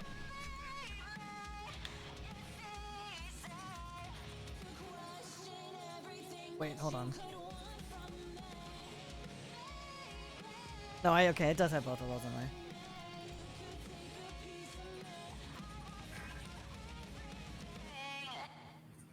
Yeah, I have no idea where the You love listening to your favorite artists. the kerfuffle is gone. Love listening to you. So whenever this happens to me, what I wind up doing is I print out a checklist for the deck and then literally go through one card at a flipping time and go, okay, is this card in there? Yes. Well, that's what I've been sitting here doing since I've got the images pulled up here in this editor, and I've been just I sorted them out by card type, and I've just been going through by card type and checking all of them. But all of the cards match what's in here, save for what's missing, because it's what we've added as we've been talking. Yet somehow I'm still at 32 instead of 35 in hand.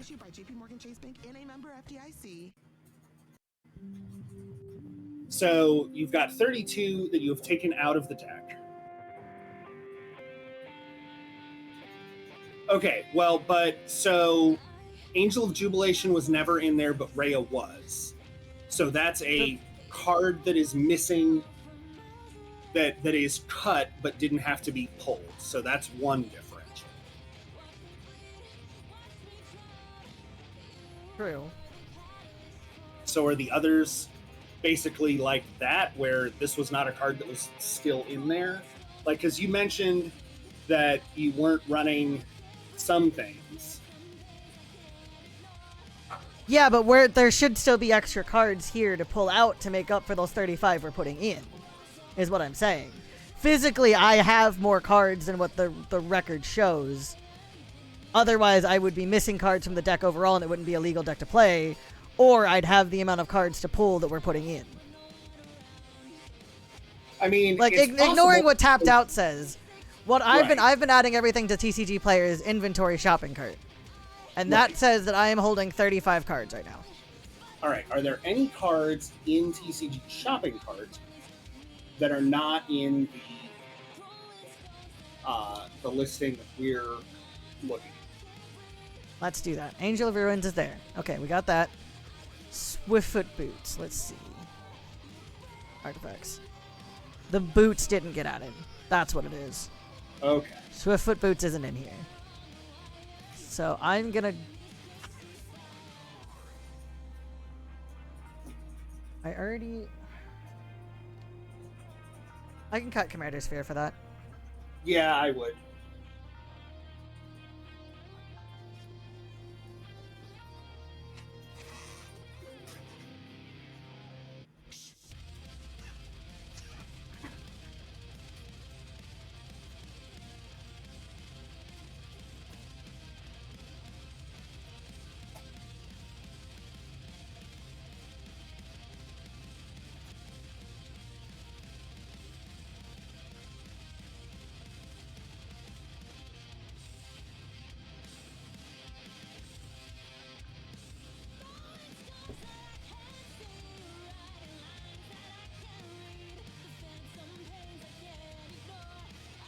Garden's in there. Generous Gift is in there. Evolving Wilds is not. I don't have Evolving Wilds in here, but I pulled all the lands that were supposed to get cut already. Because I just matched all of these other lands to the lands that I have. Okay. I mean, I'll double check them. Hold on. So you're definitely in. You've got fewer lands now than you did before, it looks like. Because I'm counting 33 lands. Where didn't you start with 36? I think so.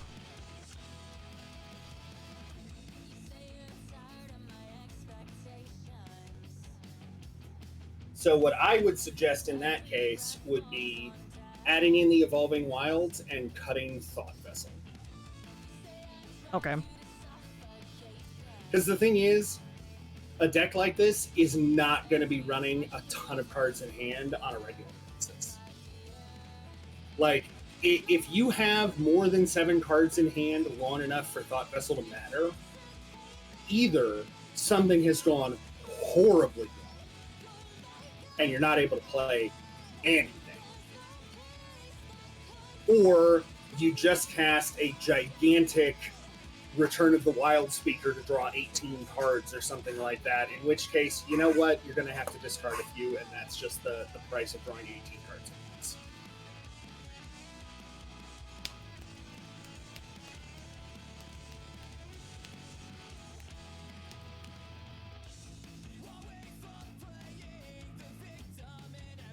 Okay, we're still at 33 cards in hand to cut, but 35 in the inventory, though. Okay.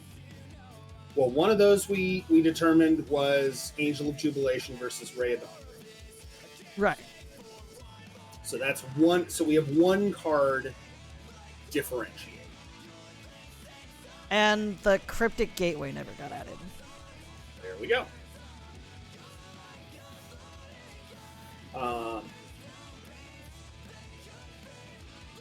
I think you could probably get away with either the Cryptic Gateway or the Quicksilver Amulet, or because you don't have Belby's Portal in there either. I would think you could probably get away with, between the Aether Vial, the Gateway, and the Amulet, you probably only need 2 of those, realistically speaking. I'm gonna cut the vial. Just because I know I'm gonna forget when to stop ticking up the Yeah. vial.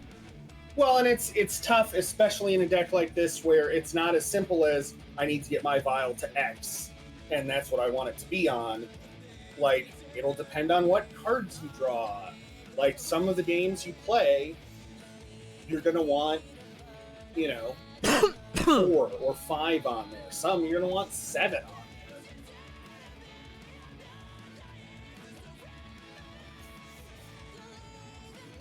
Plus, the amulets, or the Aether Vial is also reasonably pricey. Which, it's not the only, criteria I use when I am messing with cards like this, but it's definitely one of them. Okay, now things balance out. I'm at 32 in hand, 32 in thing. Perfect. I'm somehow at 102 cards in the deck now, though. Less perfect. Less perfect. Where have we fucked things again here? Save it and let me look. Book a dolphin All right. cruise and explore barrier islands. Visit the historic winter homes of two of America's most prominent inventors, Thomas Edison and Henry Ford. Deck has been Go saved behind the successfully. scenes of an award-winning rum Let's- distillery. Thank you, chat, my There's butt. a My Fort Myers story for everyone. Direct flights arrive daily at Southwest Florida International Airport. Start planning at visitfortmyers.com. Funables aren't just fruit snacks. Every Okay. becomes a unicorn space mission. Whoosh! A safari through Funland. Roar! Even a deep sea dive into a rainbow river. So I am going to recommend cutting Funables are made with Reap the Past. fruit puree and are an excellent source of vitamins A, C, and E. Make snack time playtime. In part just because it's random what you're returning from your graveyard to your hand. And like, if you need the recursion, like, we can find you some recursion, but that just seems sort of dicey.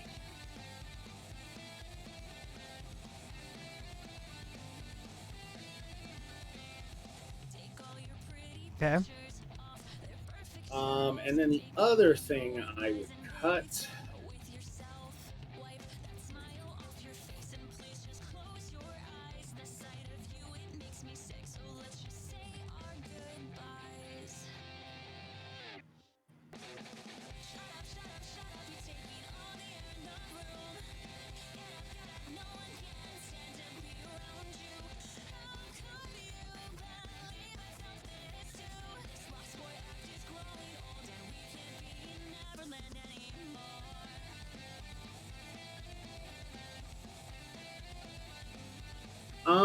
I would consider tossing the Subjugator Angel, to be quite honest. She's expensive. She's tiny by comparison. She's only a 4/3. And yeah, it taps all your opponent's creatures, but like, I don't know that it's 6 mana for that effect. Like, unless it's ending the game for you. And honestly, there are other cards at 6 mana that will end the game considerably more reliably than Subjugator Angel will. Like, say, Winds of Abandon, which overloaded is 6 mana, but it exiles everybody else's creatures. Like, I would rather pay 6 mana and exile the rest of the board's creatures, which is how I wound up winning with Giada last night. Basically, I was like, all right, I'm casting this overloaded. Counter it or die. And they went, well, I guess we die then.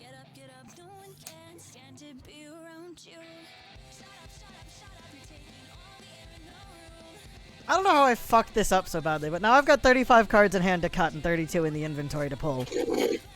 I don't understand where we fucked this up so badly. We had this fine a minute I don't ago. understand where it went so poorly. Wait. You're 3 cards over? I am now 3 cards over to cut and 3 cards No, under to that's pull. correct. That's correct. That's correct? Because you had the Angel of Jubilation versus Ray of Dawnbringer, so that's Right, one. okay, that's one. And then we were 2 cards heavy. on the deck. I'm just gonna hold on. Della's just gonna count for me. Make sure that this is 35 that we're over. I'm not a math guy. This is hurting my brain. I'm having a crisis right now. And honestly, for anybody who is listening, Mickey included, do not feel bad. I'm a mathematician, and I have to do this on more occasions than I would like to. Like, I can't tell you how many times I have, been editing a deck and done, tried to go and find a card that was in it to sub out, realized it wasn't in there, did a count. It's like, wait, why does this deck only have 96 cards in it? How did I screw that up that badly?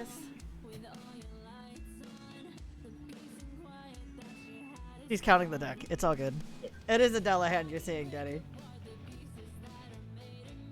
And admittedly, thank goodness that Commander has a required number for the deck, because otherwise all of my decks would be like 120 points. I was notorious for that when I still played 60-card decks. My decks were never 60 cards. They were always 62 or 64 or something like that. Or it's just one or two more cards. It's fine. I just can't bear to cut all of these.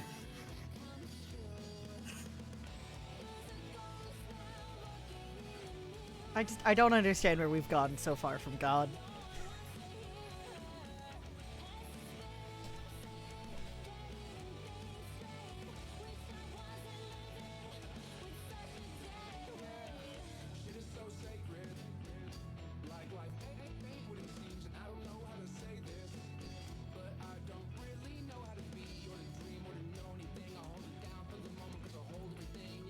Okay, so confirmed that the deck that I physically am holding in my hands has 99 cards in it.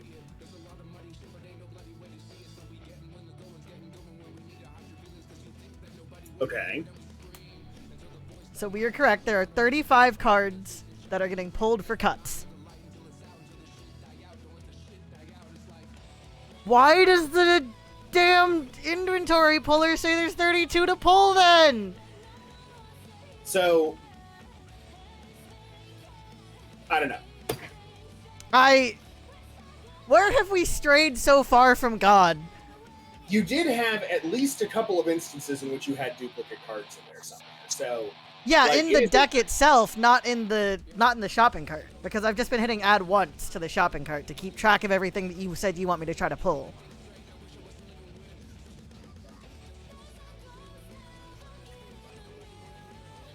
Yeah, I got nothing. Where have I strayed from God? Do you want a list in alphabetical order or in chronological? Chronological will just bring up all my trauma, and that'll make me sad again. I mean, so will alphabetical. We'll just do it in a different order. Yeah, well, alphabetical makes me feel better, because alphabetical is what the autism likes. I don't know. I'm going to lay blame for this on Balder, because he is on my shit list after stealing queso this afternoon. Listen, sometimes you just gotta neum a little cheese. Just a little slurp. Just a little If slurp it were of cheese. just cheese, Oh, I found it! I found it! There aren't all of the cards in my cart. Some of them got moved. Some of them got moved down to save for later. But that now puts me over the goddamn 35! Well, wait, but Belby's Portal's not in the deck. Safara Skyblade is, though. Okay. Keep scrolling. What else is in the save later? Swiftfoot, Jetmir's, Beast Within, Return of the Wild Speaker, Sky Shroud's Claim. Beast Within, Swiftfoot's, Jetmir's, and Return of the Wild Speaker are all in the deck. There's another page, isn't there? Scroll down. No. It doesn't have a second page? No, it says one page, but on the other side where I can click to go to the next page. Okay. Sky Shroud Claim never ended up in the deck. If I remember correctly, I never ended up putting that one in there. So let me see what I'm at cards to add wise if I put all of these in my cart and stop having an existential fucking crisis about what's going on. And if these numbers don't match up again, I'm laying down on the highway and I'm letting cars play jump rope with my fucking intestines. We're at 36 now! God fucking what the fuck? No, that's right. That's right. Because we have the one fucking angel that was in the deck that wasn't in the deck. Okay. The angel of whatever the opposite of jubilation is. Okay. Then we've evened out. This is correct. The list to pull now matches the the cards in hand from the deck to pull. I can stop having an existential crisis now. Okay. Yes, Magic is very expensive. I am truly not a numbers gay, Danny. I am going through it right now. Somebody send help. Please. Alright. That is a very large number that likely won't be got for a while. But. No. But if you send me the list of the cards, I can take a look and see if maybe I have any that are... Can I just share this cart with somebody else? I don't want to have to redo all of this. I don't know how TCG I feel like Player you should works. be able to, like, export the cart, but I don't actually... Can I... Save all items. Let's start with that. Let's just save all items.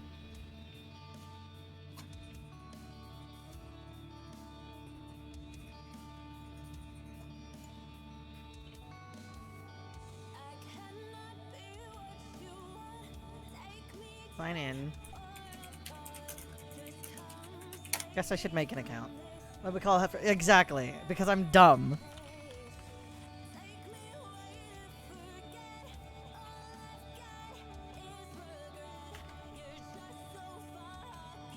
Maybe if I create an account on TCG Player, I can send you the exported list.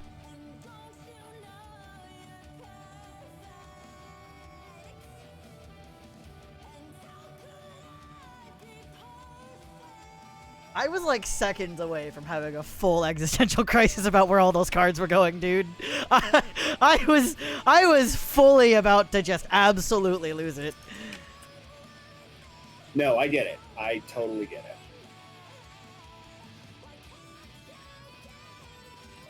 Why did it say you added all of my stuff to my cart, but my cart is empty now? I swear to God, if all of those cards just got yanked into the oblivion, I'm going to cry. I figured out how to do all of this by myself, and that was impressive. Can I roll that back? Can we roll back enough that I have the cart again? I'm gonna fucking cry, dude. I think it just yoinked everything I had in my cart. I don't know where it put it, but I no longer have that entire list. So tab backwards. Go back I have tabbed backwards, and we're now way back at the beginning, and it's not here anymore.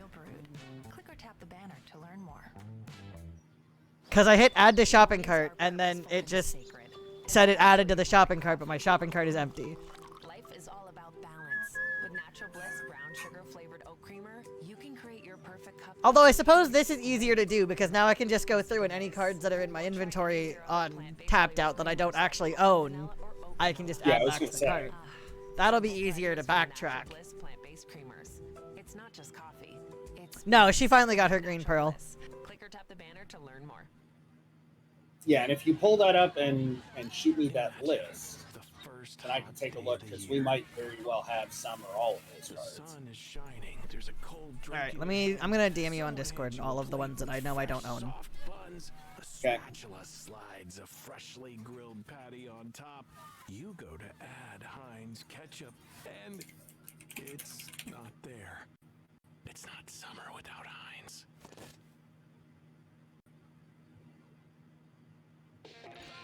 I'm assuming you own an arcane signet somewhere, right? I do not, actually, surprisingly enough. Okay, we will fix that.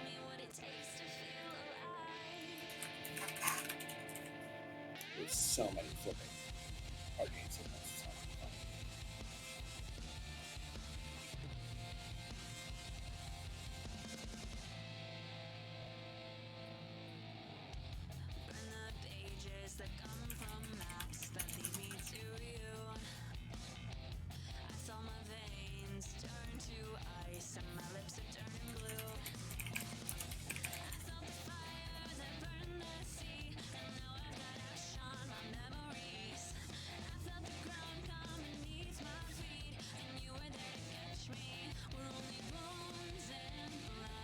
Okay.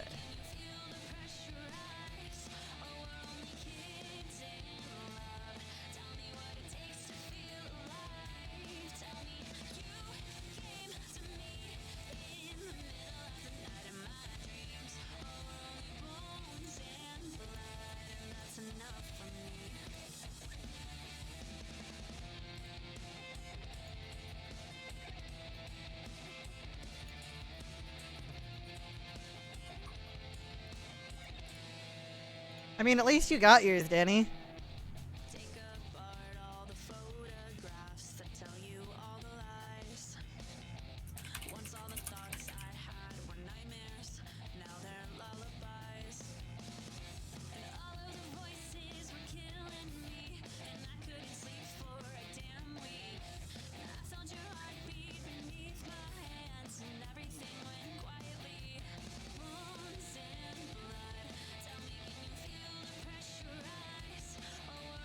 So you're gonna need one as well, Danny, just so you know.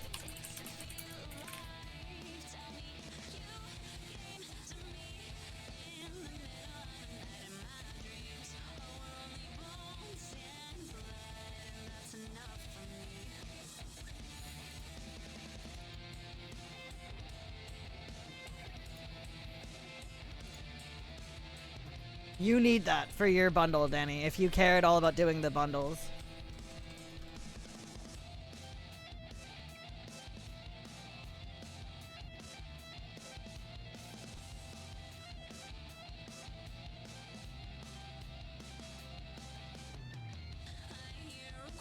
Okay, there we go. That is all of it. I think if I counted that correctly, that should be 35, which is the number of cards I have in my hand.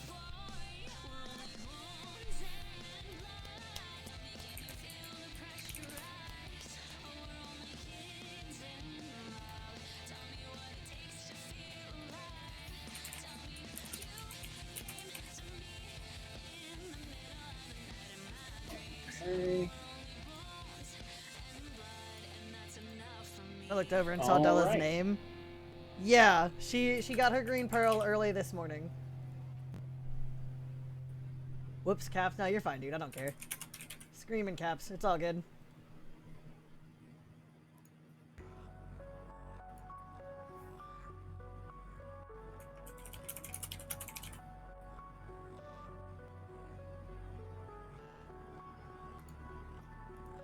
Sweet. And I know we've got at least several of these. You don't have to. I mean, if we've got spares, it's all good. But the deck now on tapped out should match what the outcome is going to be anyway. Gotcha.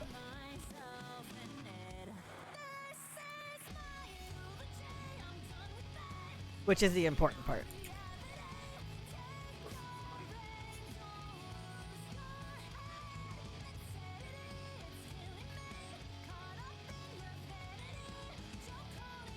Balder, no. Balder.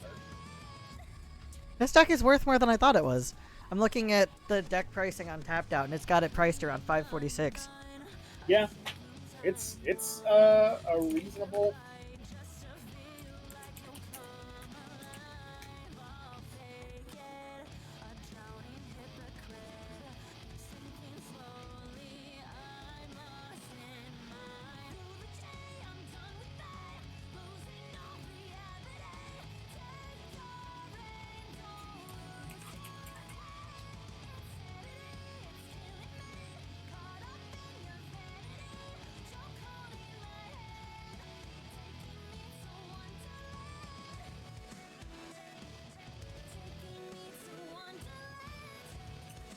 Got hyped sometimes? Yeah, exactly. You're allowed to be hyped sometimes. Buddy, we will go in a second. Promise, we will go in a second. We just finish hyping this up and we will be good.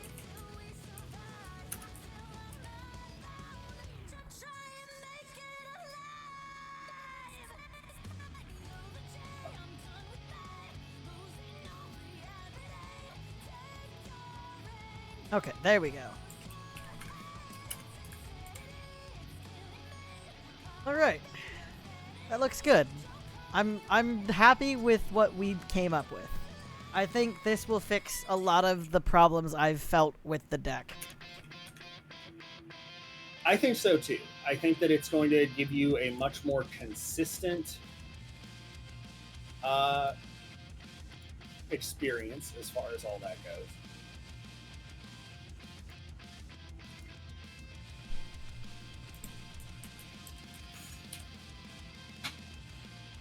and it also helps leverage a lot of the strengths that Naya Angels have over Mono White or Boros or a number of other options. Yeah. For sure.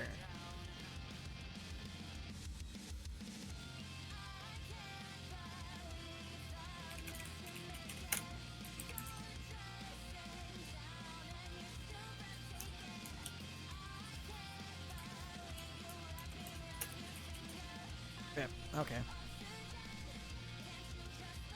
Yeah, I think that got that deck solidly in a good spot. Maybe next week we break Dragons down. I have another mental breakdown about that deck not matching what's in the fucking... I'll update the Dragons one in here and make sure it actually... I was gonna say, it might be worth, like, updating the deck ahead of time? Like... Well, it's because, like, I know that the Marin one is right, because I just recently did the Marin one, so I assumed all of them were up to date and correct. I guess that was wrong. There's your problem. You assumed that everything was correct. Yeah, these two might be up to date, because this says updated 7 months ago, which was when I pulled these decks back out for the first time to start playing them again. Yeah, that sounds about right. So Dragons might actually be correct.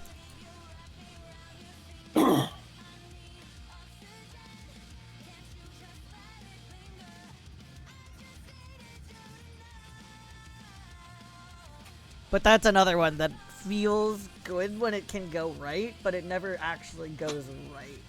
So that's another one I might have us sit down and, like, ponder the orb with a little bit and see what we can do to make it do the thing a little more thingly. Yeah. And that's... I forgot I captioned this deck. Maybe we get with the Dragons and the infinite turns, yes? I mean... that's an option, and we can certainly streamline it to do that more efficiently.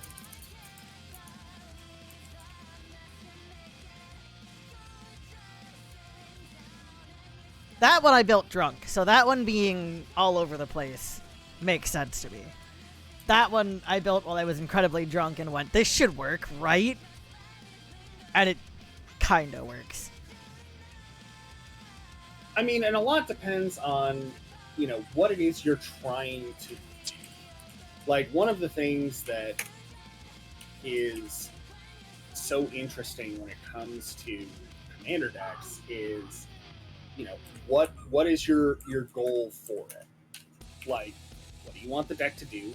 How consistently do you want to do it? Because that's generally where the power level difference lies, is not in what it's doing, but in how it goes about it. Yeah. Like, if you've got a, you know,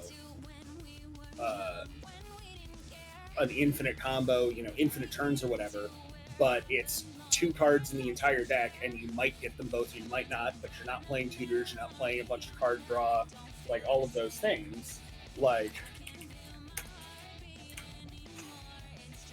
you may or may not ever see that combo in play.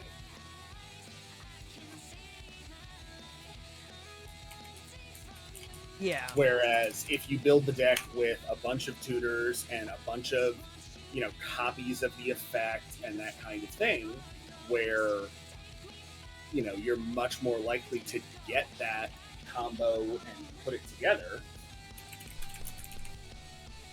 then, you know, all of a sudden it becomes a lot more dangerous deck.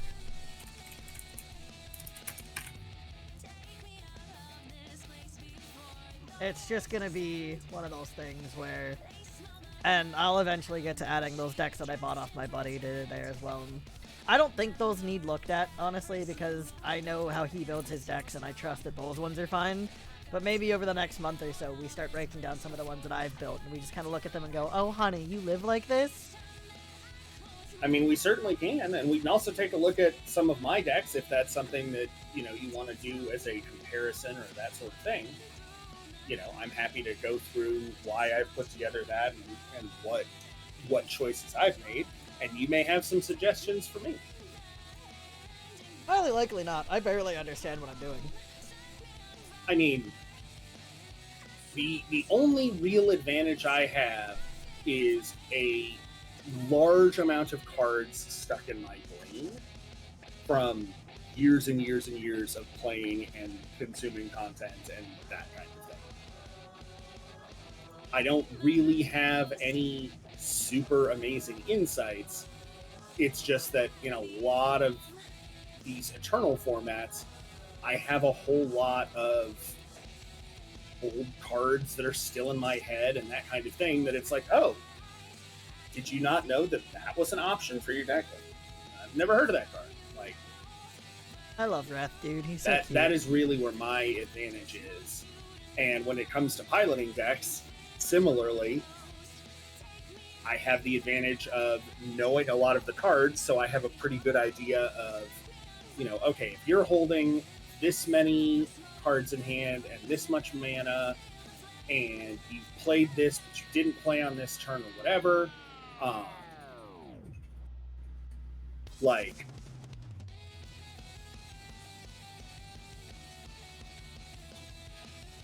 yeah, it really winds up being, okay, well, I think you might have this card.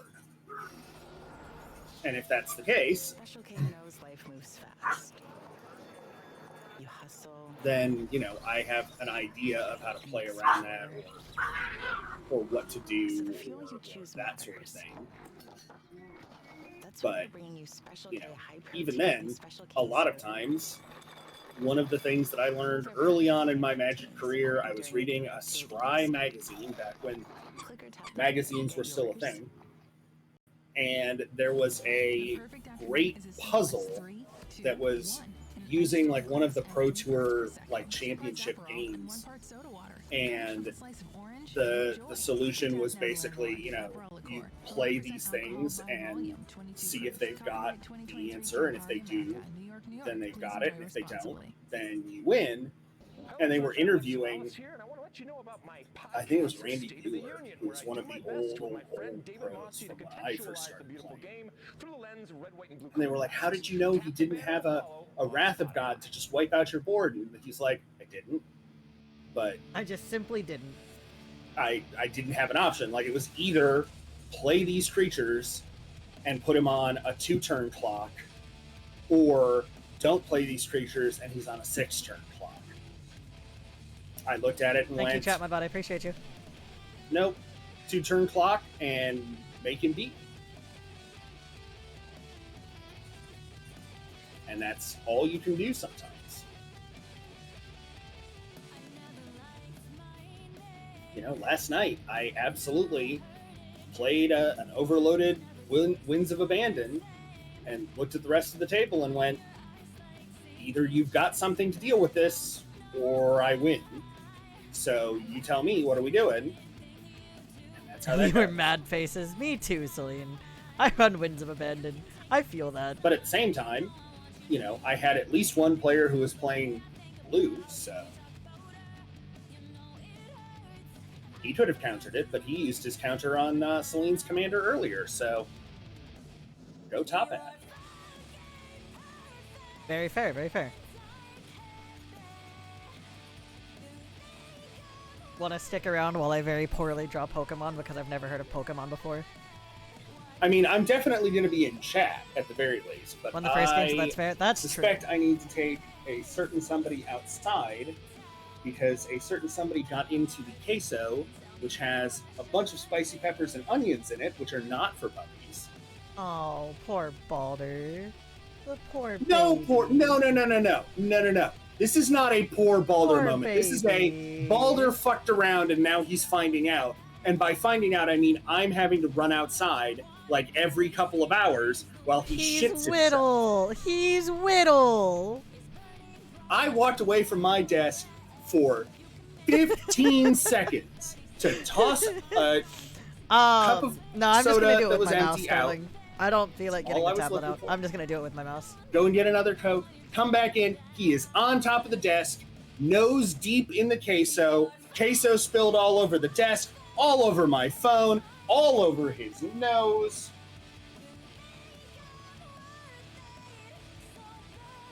And yeah, Colonian Hydra. Don't let that thing swing, because that gets gross very fast. Like, even if it's just itself, even alone, do not let that thing resolve. He's just a baby. He's a jackass. Me too. Like, I stood up, I walked maybe 15 feet to the kitchen, came back, no hesitation, just right on in. He knew exactly what he was doing.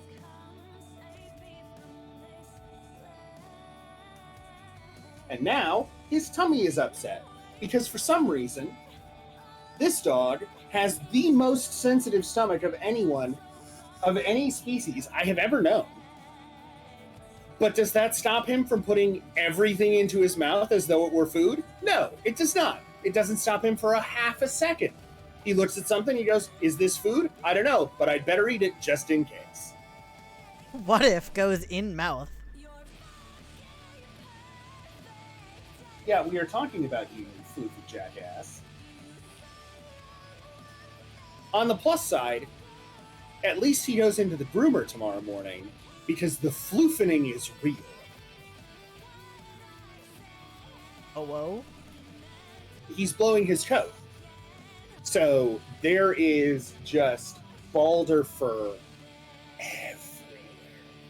And I can go up to him and just pinch some of his fur and just come away with a handful of floof.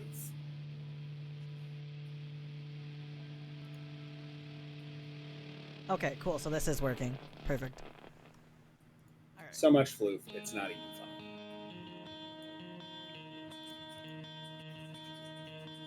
Baby.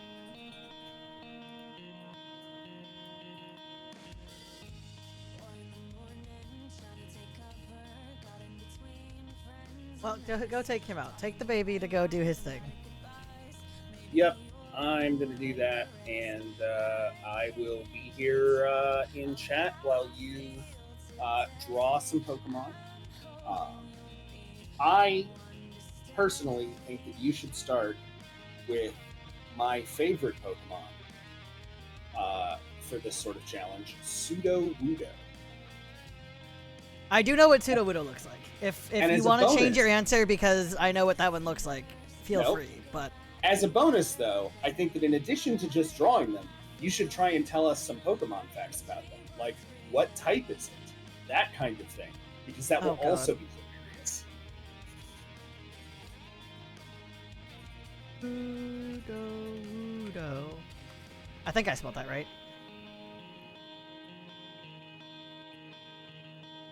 I think so.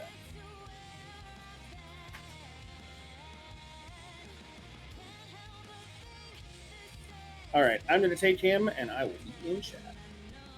Alright. Oh, not what I wanted. Not what I wanted. How do I get rid of stuff? Okay. I'm going to start by just writing Sudowoodo.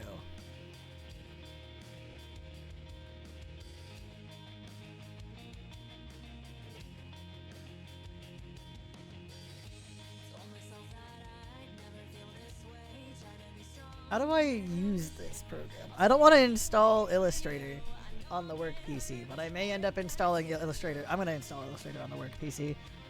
I can't do this. I can't. I'm going to install Illustrator on the work PC. Hold on. We're going back to this screen real quick.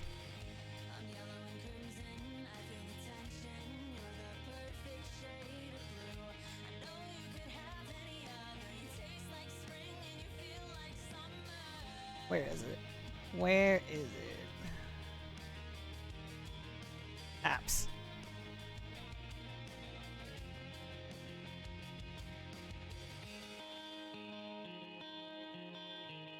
Where's Illustrator? Why is that not there? It is Illustrator. Come here, bitch. Garbodor? Is that a Pokemon, Bat Kyle? Are you saying Pokemon terms at me? I couldn't listen. MS Paint confuses the fuck out of me. That is That is a... Okay, so we're gonna do Sudowoodo, Garbodor. Can I get a running list of this somewhere from one of my mods? And I get to know nothing about these Pokemon. We're just gonna raw dog this. I'm drawing you guys Pokemon. And we're gonna figure it out together. And then you guys get to laugh at me while I do it wrong.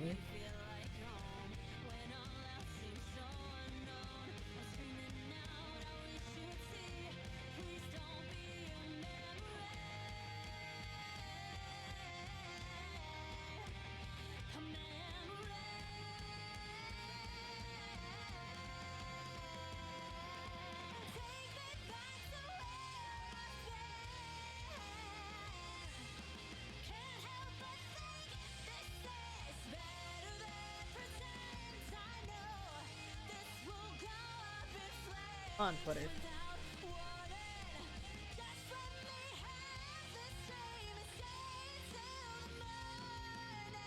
Sudowoodo, Garbodor, Cresselia. That's not real. Those aren't real words. Those aren't words in the English language.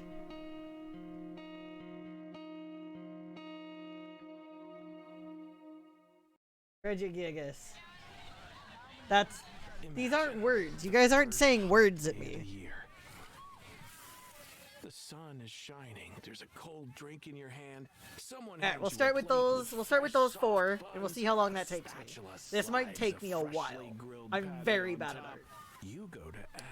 Question for chat: am I allowed to use like shapes, like how you can make like a shape and fill it in with color?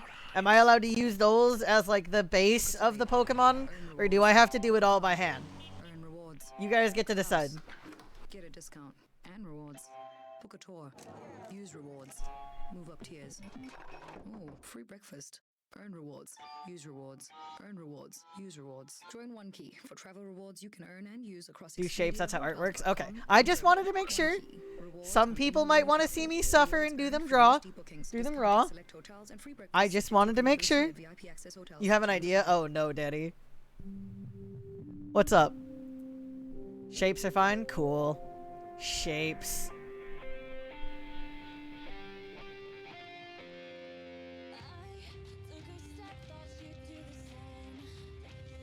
If you drew based on the Pokedex? I don't even know what a Pokedex is, Danny. So, maybe? I'll log out the stream PC. Pokedex description. Oh, that'd be fun. Like one of you guys just copy paste the Pokedex description into... One of you just copy paste the description into the chat. We'll do this. What do you guys think? Do I do them with no information, or do you want me to do it based off the Pokedex description? I'll let you guys pick.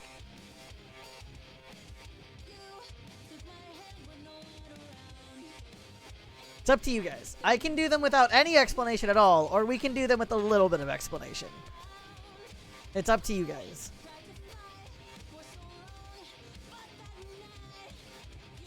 Okay, we're gonna zoom in.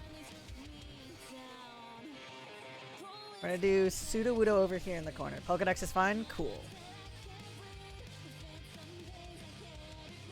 Sudowoodo. Make your text a little bit bigger, shall we, buddy? Okay, so Sudowoodo is going first. I kind of know what Sudowoodo... Oh, hold on. I kind of know what Sudowoodo looks like. He's like a tree, right? He's like a tree. So let's do an ellipse tool. This is the base. Change it to brown. It's gonna be a brown somewhere, right? That's brown enough. We'll go with that being brownish. Yeah, Sudowoodo's like the weird tree with like the... It is like the arm thing, right? Oh god. How am I gonna do the branches? Let's see. What if I just did We're gonna leave the color guide out. You can go right there. Sure. Hides in trees to avoid capture. Oh. I'm no longer certain I know what Pseudo-Budo looks like. What if we made him like a little chubby guy? What if he's just a little lad? You're gonna be a little lad. What if you're like this? And then we do like, I think it's got like two little like antenna things off its head.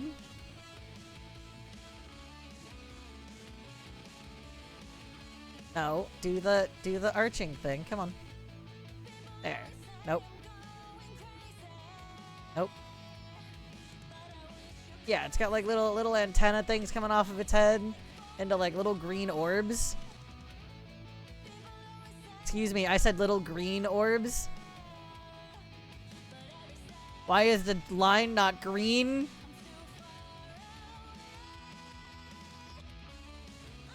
Hello?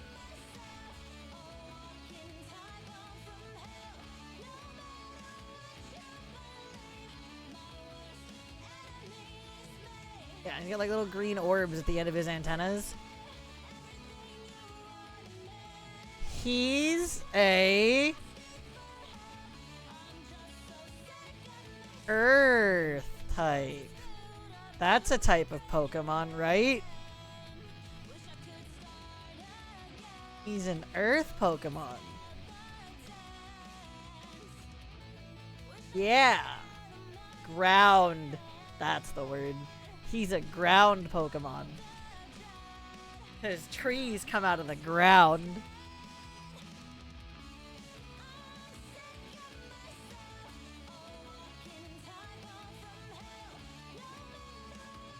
I feel like he's got a smile. Some Pokemon just have like this natural smile on them.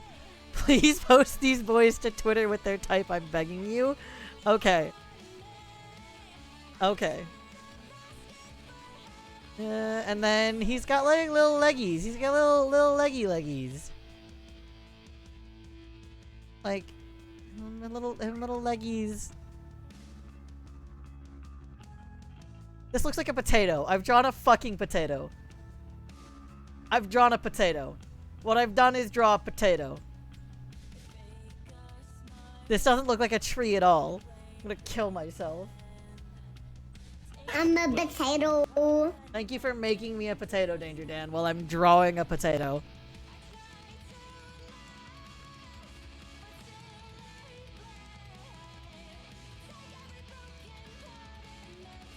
Potato bug type Pokemon. Fair. And then he's got like these cute little arms. He's got like little arms that just kind of like dangle by his side. All right. Pseudo-Wudo. I did it. Because I'm gonna put more Pokemon on the whole thing. I have a whole thing for all of the Pokemon.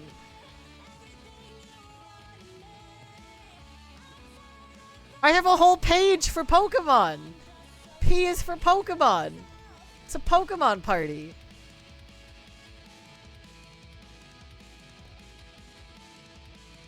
Pokemon party.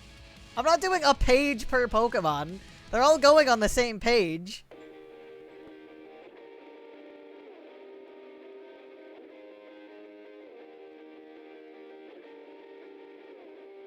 They are, however, going on a new layer.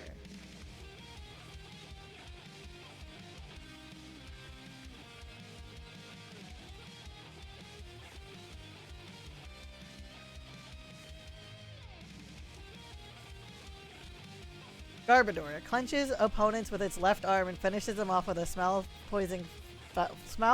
foul-smelling poison gas belched from its mouth. Okay. Let's... Garbodor. Okay, I'm imagining some sort of like...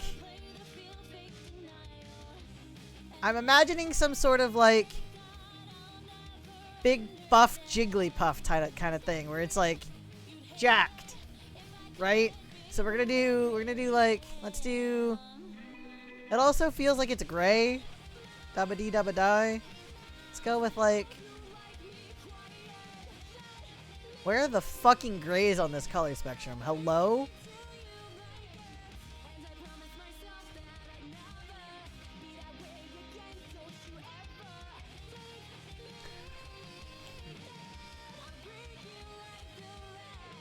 There we go. There's gray. Okay. So we're gonna go with like... with a bigger body than the last one. Gonna have like this for a body, right? Yeah. Gonna have that for the body.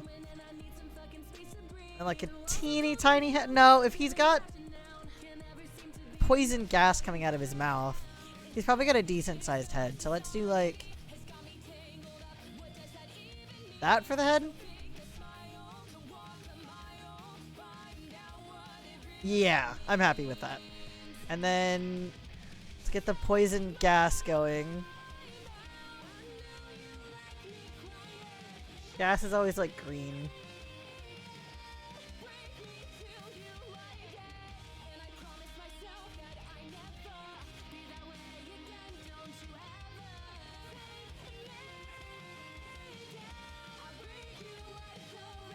Okay. We're gonna call that poison gas. I'm not an artist. I never claimed to be an artist. Della does all of my art for me.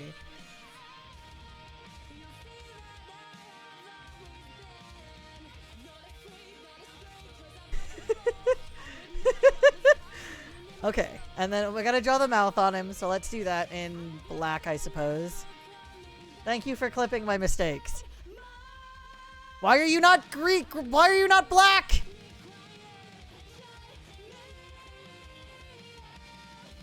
Fuck it, you get a green mouth. Gray and green is the color scheme for this guy. How are we gonna show that that's a mouth, though? I suppose if I do, like... this? We'll do, like, an ASDF-style mouth. Fuck it. We'll do, like, an ASDF-style mouth. This Fulfill bar is a delicious candy bar that, nope, look at that. It's a protein bar. I'll try again. Don't let its creamy, chocolatey goodness confuse you. Danny, please, don't judge me. Danny, don't judge me. Danny, please. I'm doing my best. But we swear it's a protein bar. And then, so he's got, it's, okay, let me scroll back up to what his description is. Hold on.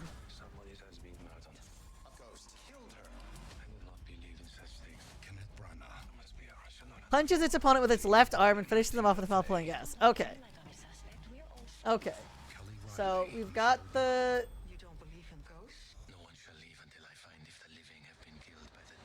You leave my ant Pokemon alone. I'm doing my best! Let's give him a really buff arm on this one side.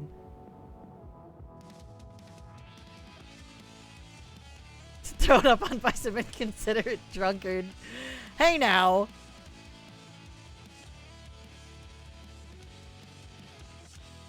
Alright. We got his arm for grabbing. We got his grabbing arm. Then we got his regular arm.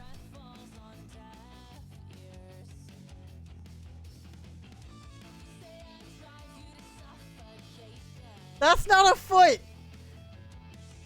That's not a foot hand! That's just a hand, Danny! It's a hand!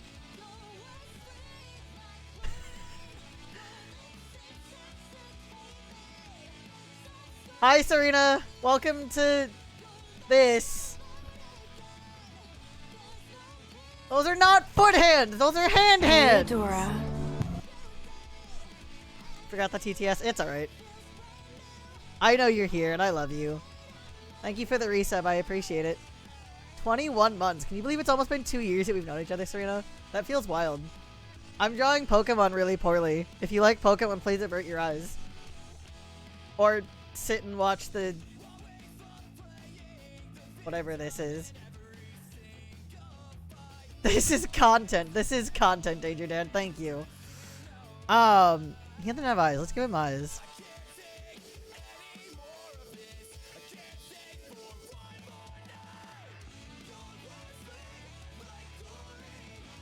Sudowoodo is a ground type? Hell yeah, I got it right.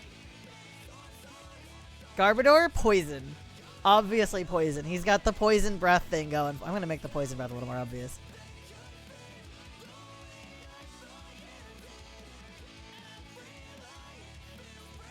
Oh, I thought you were saying I was right and Sudowoodo is a ground type.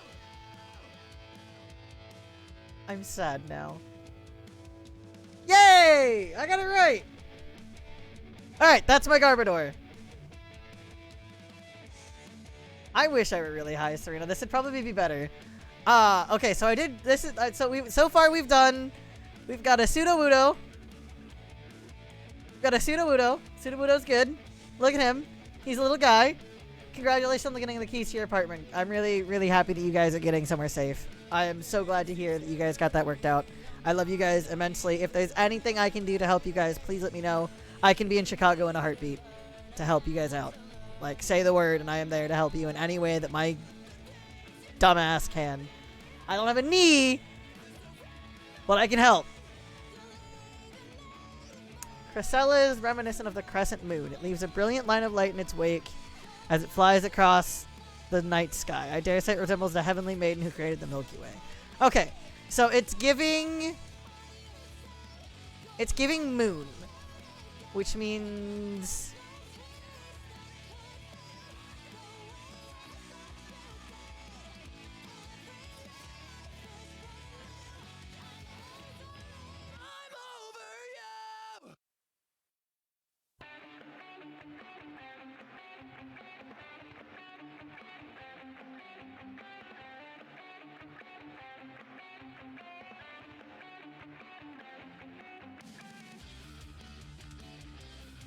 I'm not done yet. I'm not done yet. Hold your fucking horses. I'm not done yet. Calm. Calm yourself.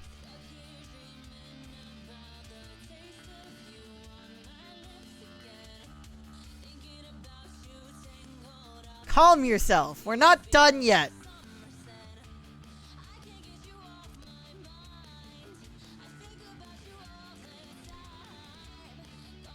Fairy.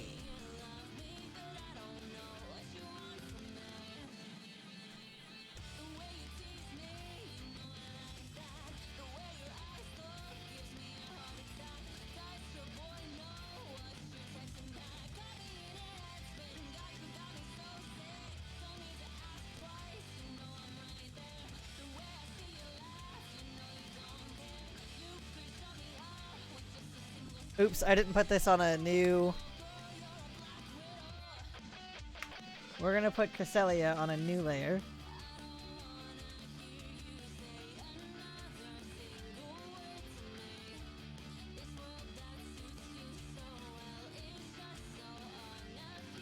Okay. Now we work on making our moon.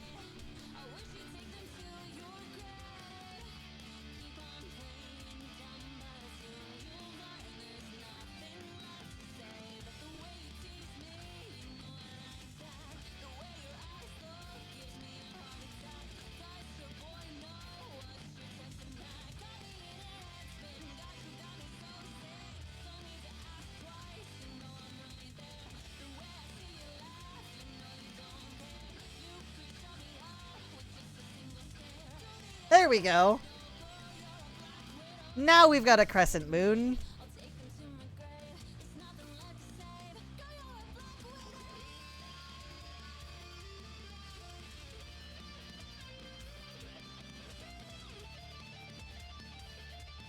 Alright, so she's very regal, she's very royal. We went with purple.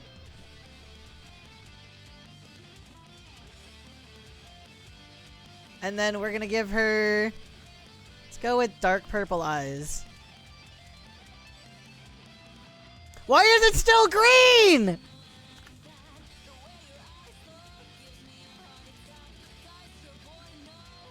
This is fairy. This is a fairy type Pokemon. There we go.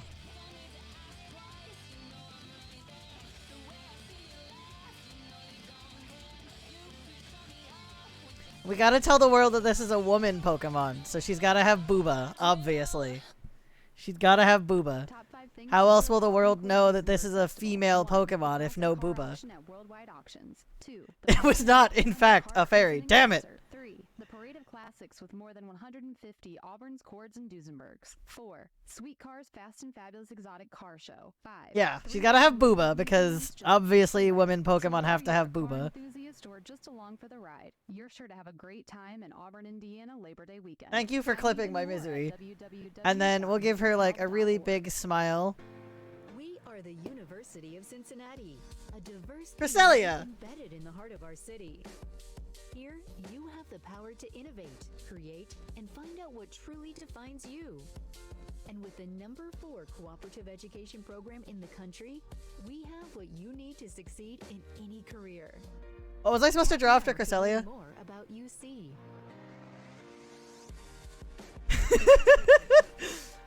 We're gonna scroll away from the nipple. What was I supposed to draw after Cresselia? I lost the list. It's scrolled away from me. Just kill me now. The zoom in was so bad.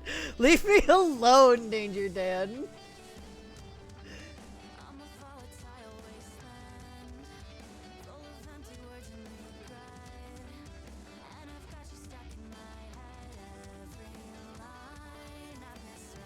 Leave me alone, Danger Dan.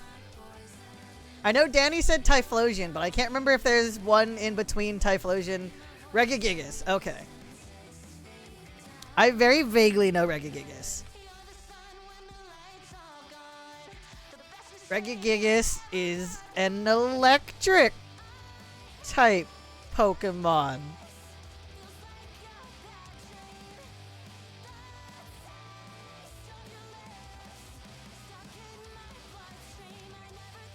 I know this guy from Pokemon Unite. He is not black. Hold on. Nope, not that. He is yellow.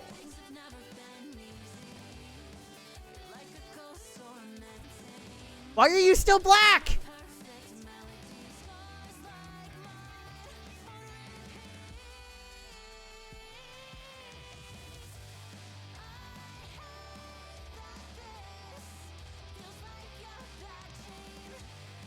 There. That looks like the right start to a Regigigas. I can Pokemon. Thank you, chat, my body. Appreciate you. And then we'll do another little baby rectangle for a head.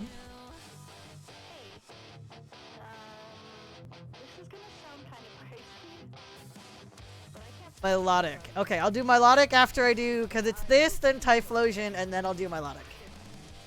Okay. And then he kind of does like the autism stance. But he's got 4 arms. So let's draw that on him.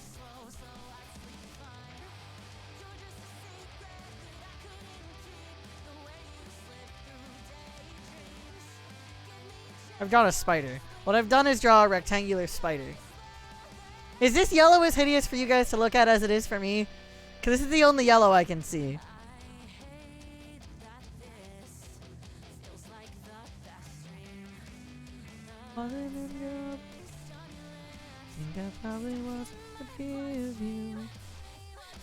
Typhlosion is...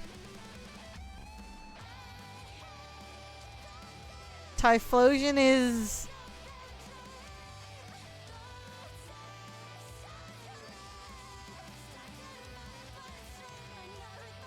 Typhlosion is... We're gonna go with... Fire. Typhlosion is fire type. And Milotic is fairy? We're sticking with our gut. Typhlosion is... Milotic is fairy.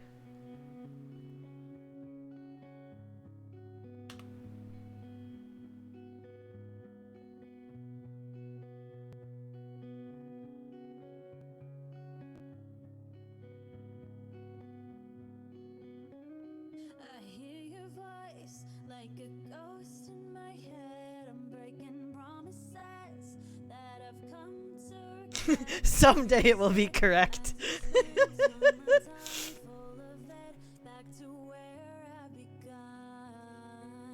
Hey, look at that.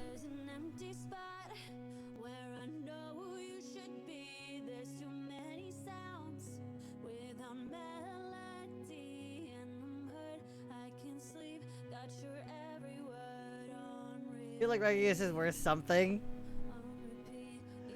What is wrong with my Regigigas? He's doing his best. Here, you guys watch these ads while I have an existential crisis about my Regigigas. I'll see what's wrong with my Regigigas.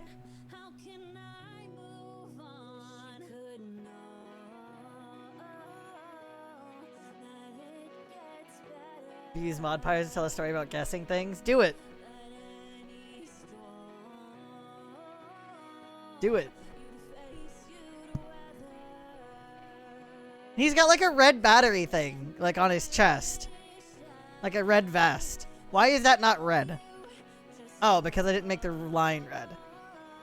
Jump in after the ad? Okay.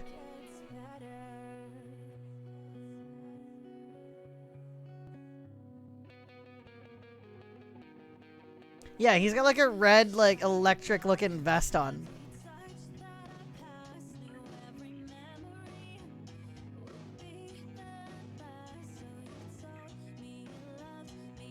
I wish you guys could listen to the same music I'm listening to, and I wouldn't have to worry about DMCA strikes, because I have the most banging playlist playing right now. Regigigas! I did it! The first one to judge my fucking Regigigas is getting banned. Just saying. Lurking to some of the Palia events while I'm looking for this monster that is Who Is This Pokemon? Leave me alone! I'm doing okay! So to recap, Sudowoodo, Garbodor, Cresselia, Regigigas. The closest I've had is Sudowoodo. I think I'm doing great. I'll put it on the fridge tomorrow. Hell yeah. Top donor gets this as a printable. Top donor for the entirety of the Tipathon gets my Pokemon as a printable. I'll ship it to you myself.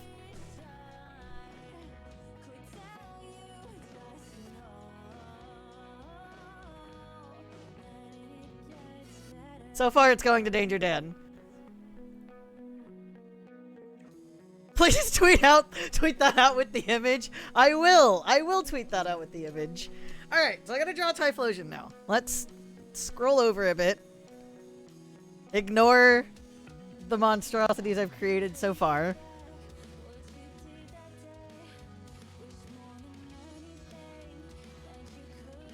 Typhlosion. I think that's how you spell that, right? Close enough. Obscures itself behind shimmering heat haze that uses intensely hot flames, poking together blazing blast and burns everything to cinders. Dan, I want you to actually put that on your fridge. I'll be depressed if you don't put that on your fridge. Alright, let's see. I'm imagining...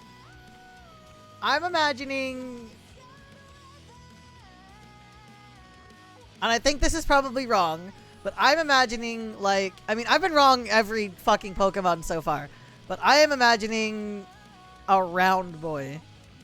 Like, a big round boy with, like, little round boy arms.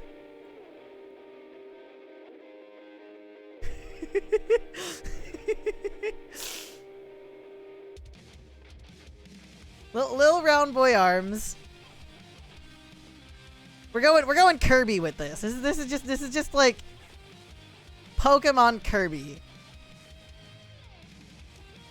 Hello, sir. Okay, so in the vein of Della saying we're just going to keep guessing fairy until it's right. When I was a kid, scroll away from the mother used to drive Regigigas. my brother and I into school most days because it was just more convenient than dealing with the bus. Scroll away from the Regigigas. Okay. And my mother is a big 50s and 60s, like Motown pop sort of woman. So those are the sorts of music that she generally would listen to in the car. She listened to her Okay. oldies. So, And then as we are so we got the heading Oval Boy. into school one day, she'd often quiz us on who was the artist of whatever song was on the radio. Okay. And I was generally pretty good at this. My brother, not so much. Turns out, autism will do that to you. Anyway, so my neurotypical brother is sitting there going, whatever, I don't care. My mom's like, look, just guess for this one. And he's like, well, I don't know. She's like, well, as a good rule of thumb, if you don't know, the Rolling Stones or the Beatles are two pretty good guesses for basically anything that's I've drawn Wobba Fett but on fire. Fuck! So, do you want to try and guess? He's like, I don't know, the Beatles? And she's like, that's right, way to go. Next song. I've drawn like, Wobba right. Fett but on fire. Go ahead, Strikes brother. I lit what do you Wobba got? Fett on Guess this one. fire. He's like, I don't know. She's like, well, what did we just say? No, really. Just try and guess. I don't know, the Beatles? Yeah, it is. It turns out it was an all Beatles weekend. Literally every single song was the Beatles the entire time. Absolutely amazing. I love that for you. That is gorgeous. I lit Wobba Fett on fire. I tried to draw Typhlosion, but instead I drew Wobba Fett on fire.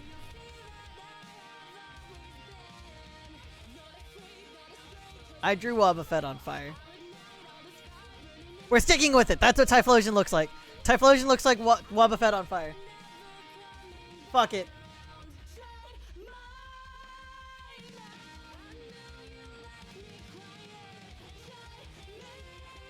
Fuck it. We're sticking with it. Typhlosion is Wobba Fett on fire. Scrolling away from Typhlosion. Did we have another Pokemon after Typhlosion? I feel like we did. I feel like somebody said something after Typhlosion.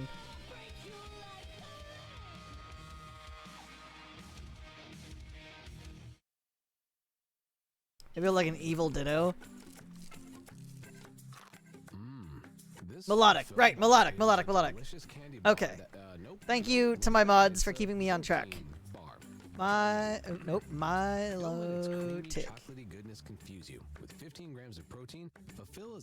Hell yeah, enjoy Starfield, Strike.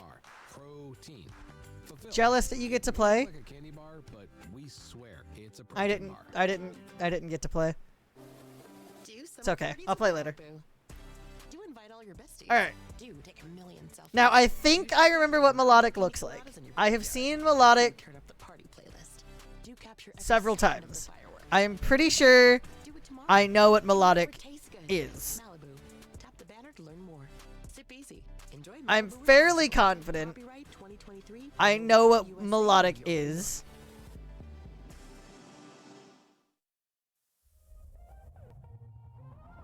I'm no longer certain I know what Melodic is. I'm no longer certain I know what a Melodic is.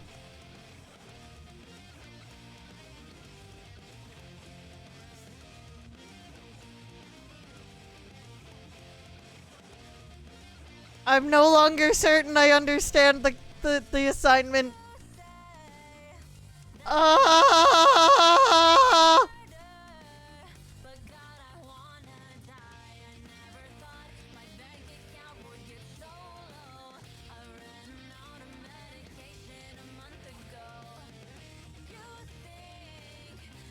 I'm no longer certain I remember what Melodic is.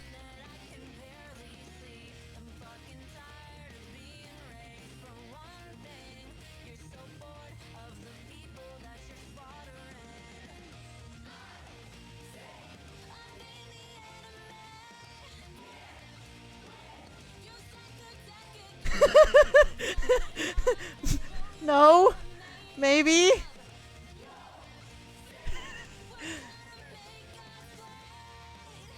Is this not Melodic? Is Melodic not the little round guy with like the little ear tufty things like axolotls have?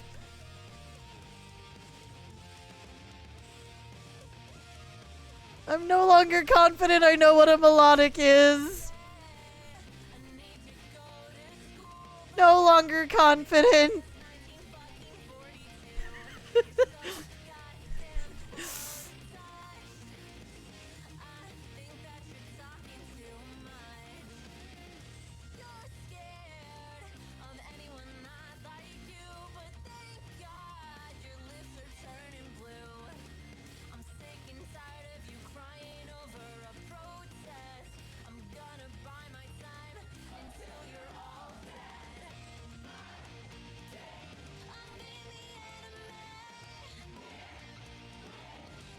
That's supposed to be cousins with this thing?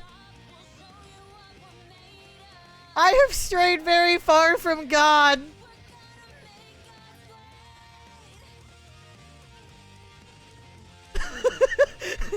Lizzie has seen the horrors of God.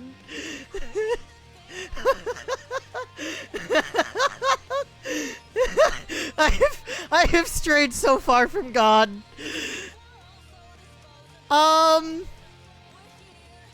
I also didn't put him on his own layer. So hold on, you're gonna get your own layer.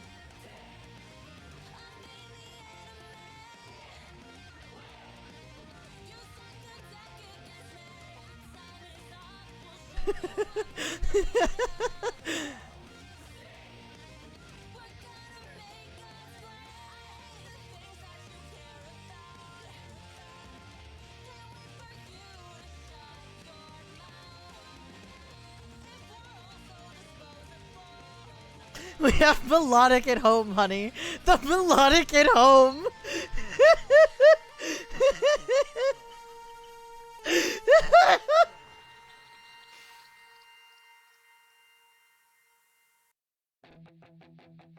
Vanillite? Okay, you're next then. The Vanillite is next.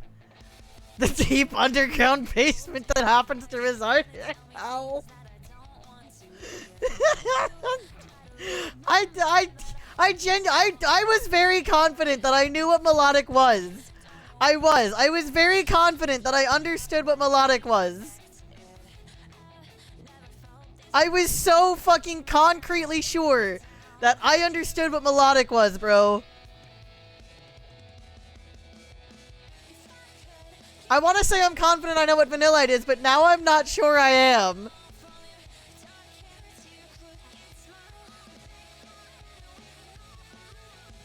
Alright, I'm gonna shift everybody over a little bit.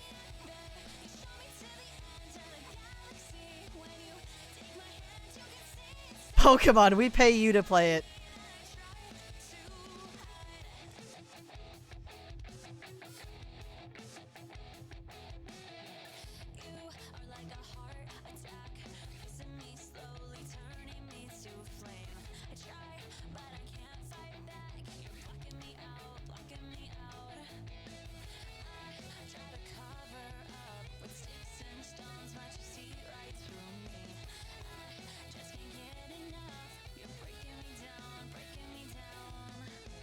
They're typing for Vanillite.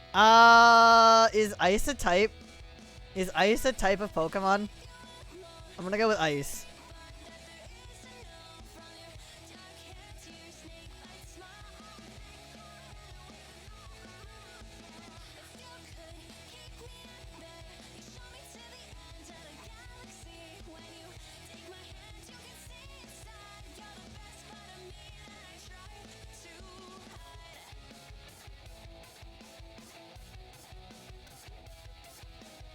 Alright, cool. I got that one right. Alright, let's draw Vanillite. There's a star tool. Let's start with the star tool. Can I make it brown? Brown. Alright. I understand that this is large. Do not worry. It will not be staying this large.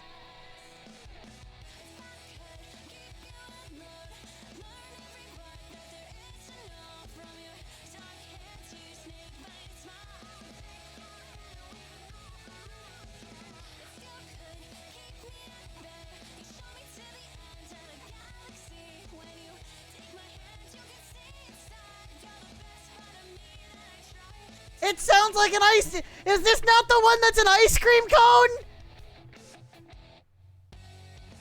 There's an ice cream cone Pokemon. Is this not the ice cream cone Pokemon? I'm gonna fucking scream. I have to type his name out. Hold on. I haven't even typed his name yet. Vanilla. Eldegoss after Vibra? Okay. Vanilla. Okay.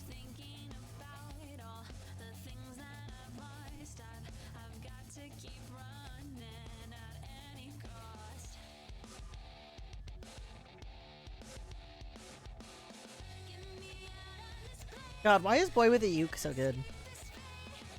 Fuck, but I don't more.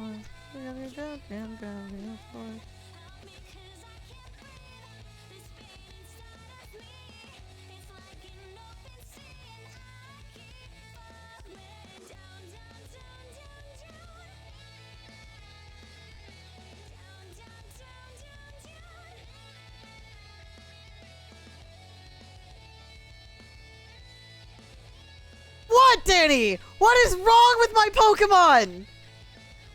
What is that? I don't understand!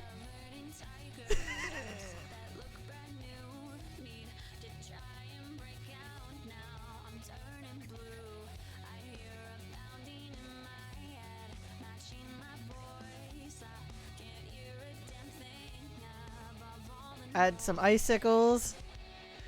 Is the Pokemon not just ice cream?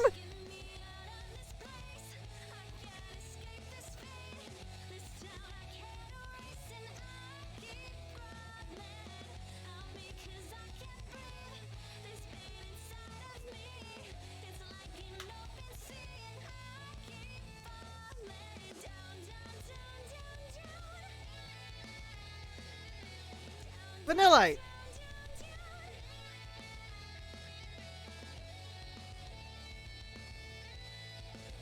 Where are the eyes? Does it have eyes? Does every Pokemon have eyes? I didn't think some of them had eyes. Fuck.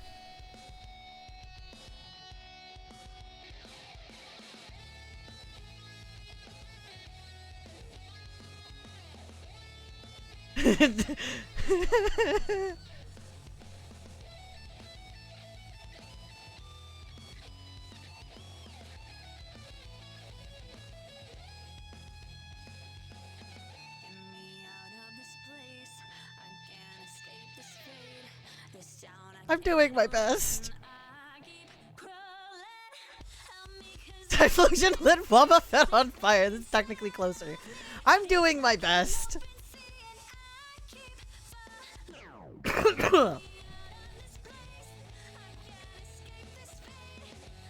Alright, let's review. Before we do the next row of Pokemon, let's review what we've got done so far. The gang's all here.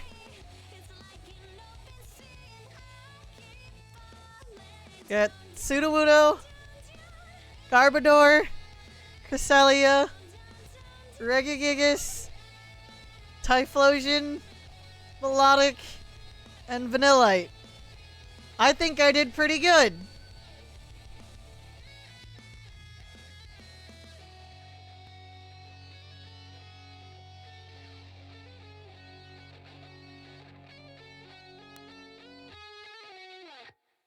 Vibrava. Vibrava is in bug type? Bug type.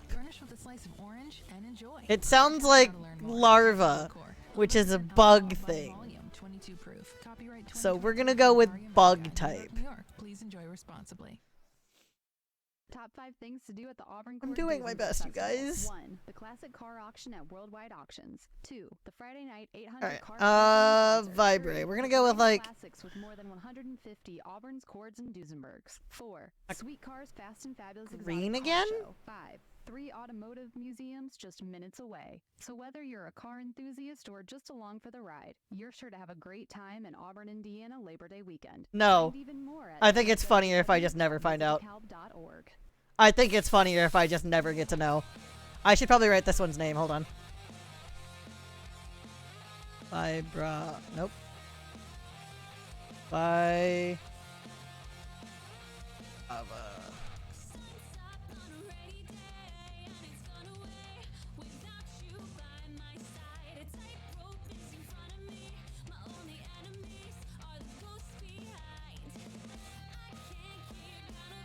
New layer before I forget.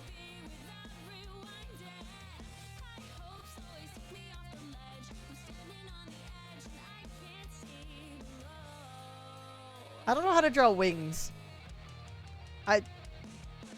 It's coming to my attention that I don't know how to draw wings.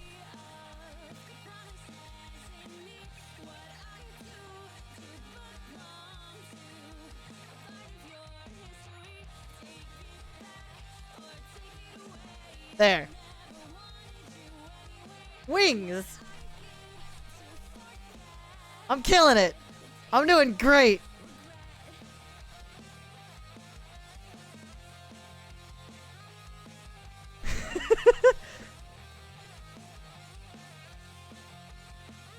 I've drawn a snake with wings is what I've done here.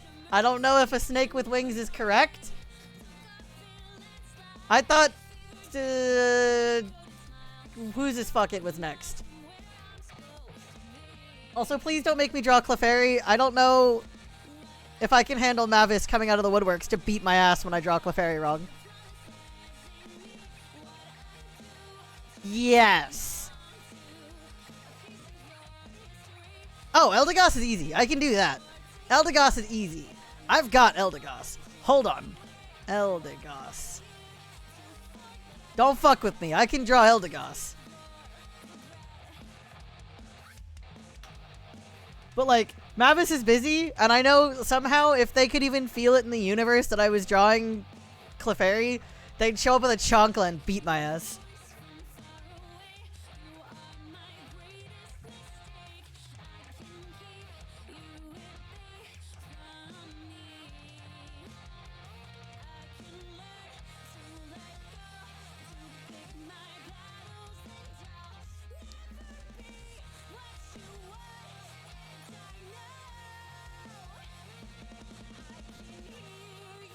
And then it's got like little... Nope! Undo that.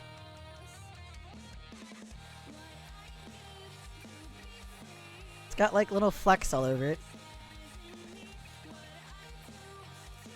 Nobody tell Mavis or Pixel what I'm doing. I feel like they'd both come to beat my ass.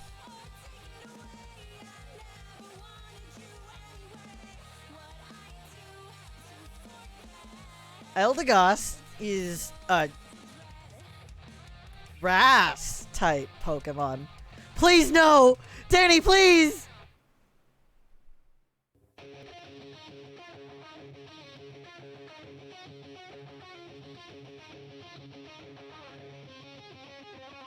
Nope, not what I wanted.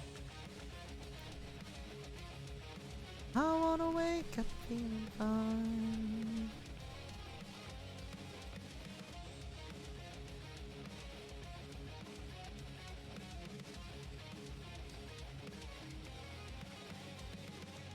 Yay! I did it!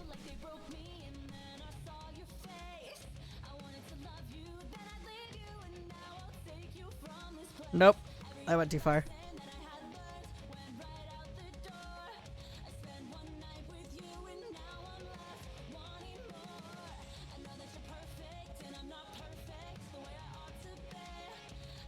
This looks like something out of Dumb Ways to Die.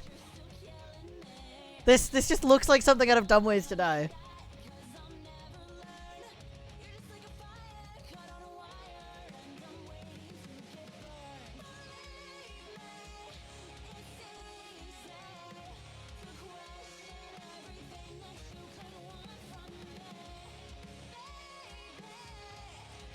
Alright.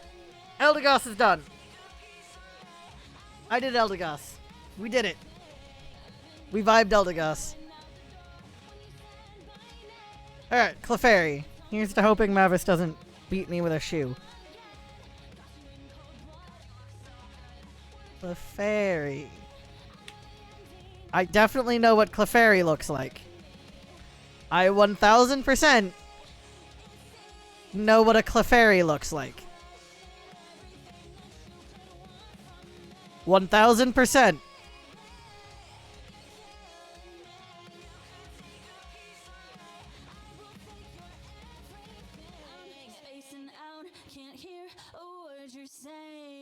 I don't want to talk about it.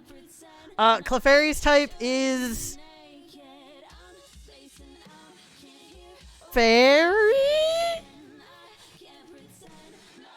It would make sense if Clefairy was a fairy. Oh, god damn it!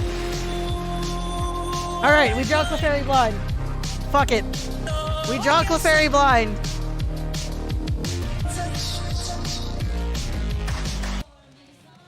Alright, I think this is what I want. No, it's not drawing what I want. Are you what I want then? No, you are not what I want.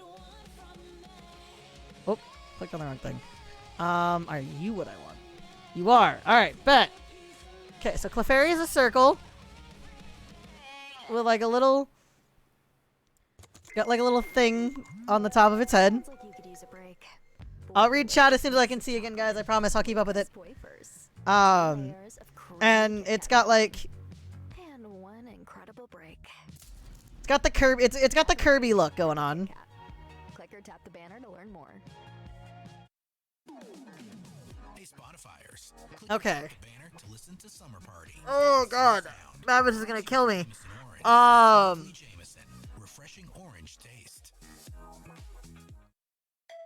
They're busy. They might not know. The intuition might not be there. The intuition that something's going wrong with Clefairy might not be there. No rules, just right. That's exactly what we're doing. And when they say you can't call got it like sweet heat season and include delicious hot honey on every plate, we say no rules, just right. The only thing I can imagine when I think of Clefairy is fucking Kirby, and I know that's wrong. But I'm 95% sure it's just Kirby. Outback Steakhouse.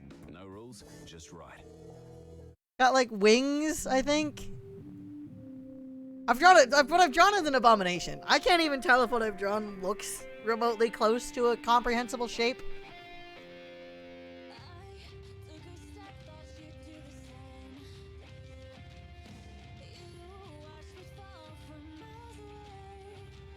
But I think I drew Clefairy. I don't know what's going on in chat. I'll keep up with you guys as soon as I can read again. I don't know how much longer I have. I've got 3 minutes? Oh god. I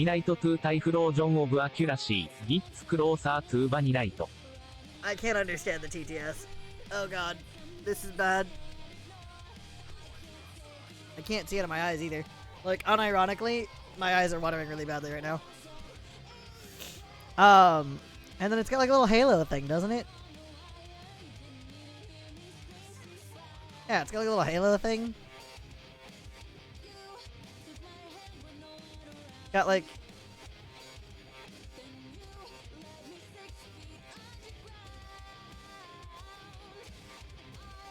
I don't know why this Pokemon's getting pupils in particular, but this Pokemon's getting pupils.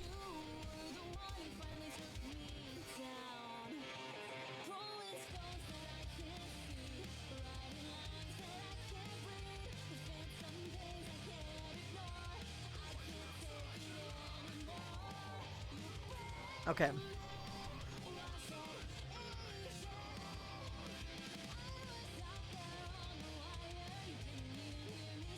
Ow, my eye.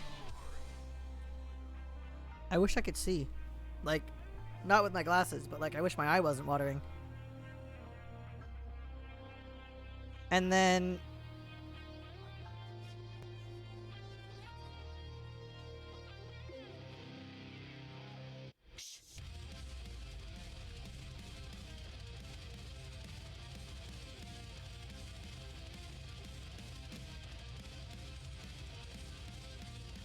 Yeah, we've drawn Clefairy, chat.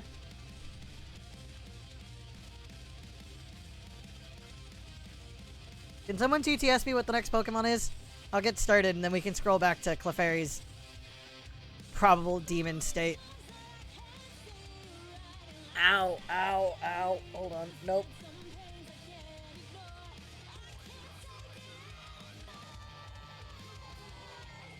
Ow.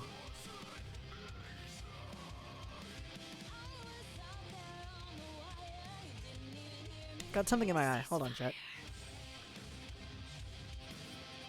Next up is Alolan Ninetales. Oh god, no, Della's gonna kill me. Oh god, okay, Alolan Ninetales. I can do this. I can do Alolan Ninetales. I can do a little in Ninetales. Thank you, Shark. Alright, so we gotta make a new layer. I can see again, アド thank ラン God. ナインテイルズ Because it lives on a guardian inhabited mountain I closed off lost by my snow. glasses. Some say this regional home's appearance was influenced by those guardians.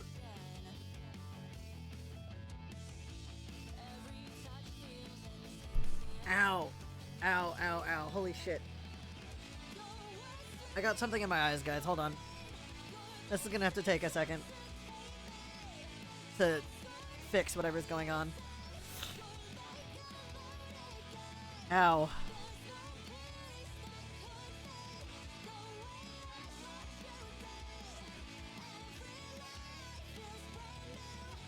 I'm gonna go downstairs and wash my eyes out real quick. I'll be right back.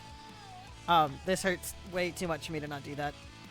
Talk amongst yourselves. I'll be back in a minute. I love you guys.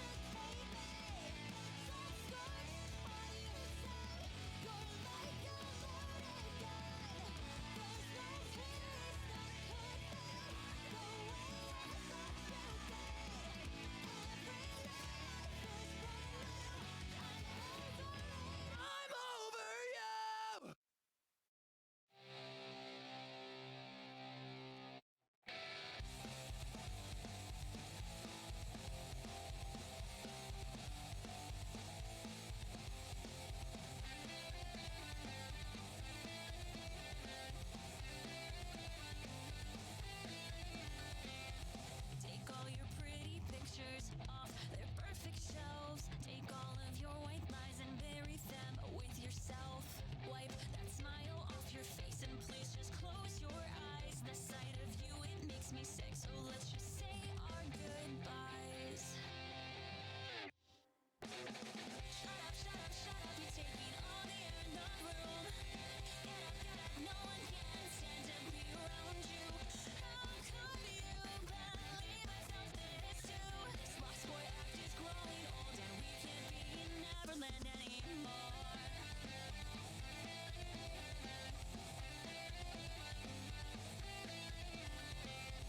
You hide all your problems and tried to swallow them. You tried every chaser and they came back again.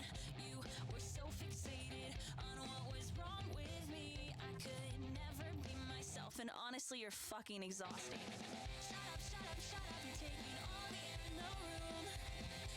Get up, no one can stand to be around you. How could you believe I felt this too? This lost boy act is growing old and we can't be in Neverland anymore.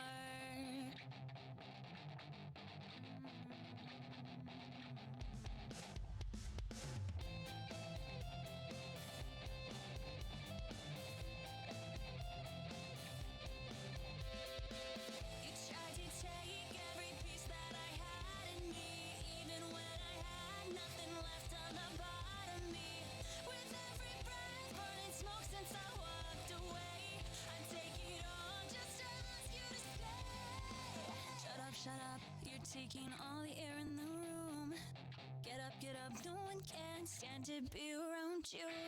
Shut up, shut up, shut up, you're taking all the air in the room. Get up, no one can stand to be around you. How could you believe I felt this too? The story has come to an end, and all we've got left is pretend. Your lost boy act is growing old, and we can't be in Neverland anymore. Hello, I'm back.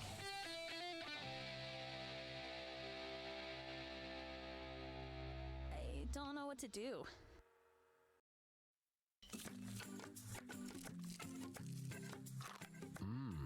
This fulfill Ow, my bar eyes. is a delicious candy feel bar. better now. Nope. Look at that. It's a protein bar. I'll try again. Don't let its creamy, chocolately goodness Stop for a confuse beverage you. because my water 15 bottle was grams of empty. Protein. Fulfill is a candy box. Protein bar. We'll do the VTuber Methy Smurf thing. Fulfill. I mean, I guess I can do Look it like a now. Candy bar, but we swear it's a protein bar.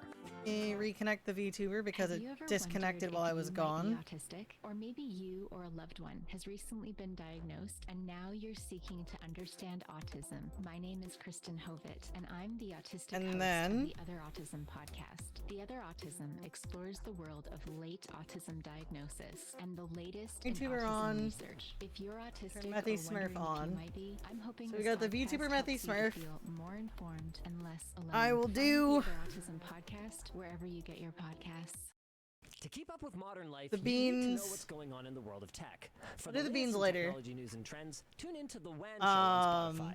Hosted by Linus Sebastian and Luc Lafreniere, The WAN Show will keep you Yeah, up to for date every on $100 what's you guys get an happening, hour of what Methy Smurf as a affects VTuber. your life. Available on Spotify every Monday. I'll set up the 2 truths and a lie so that you guys can vote while I draw Alolan Ninetales.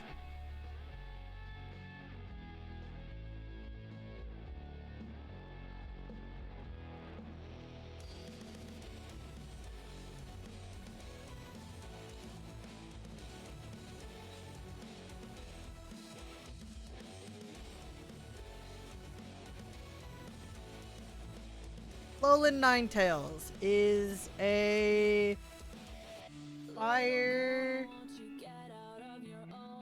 fairy. Yeah.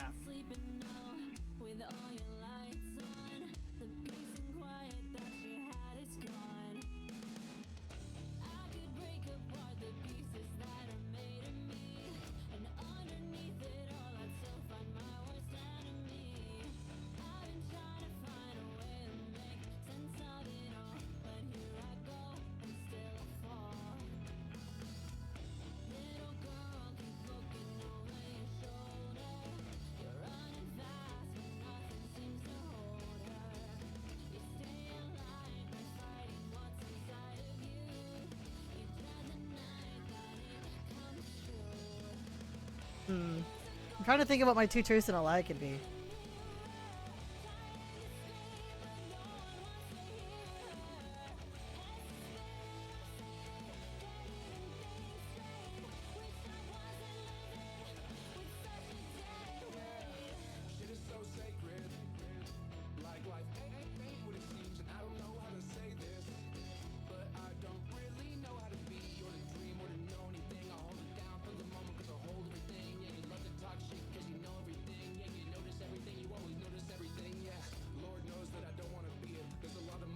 Alright, you guys have 10 minutes to vote on the 2 truth and a lie.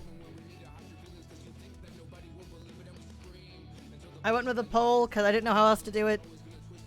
I'm gonna draw Alolan Ninetales. I beg pardon for my Clefairy. I really do.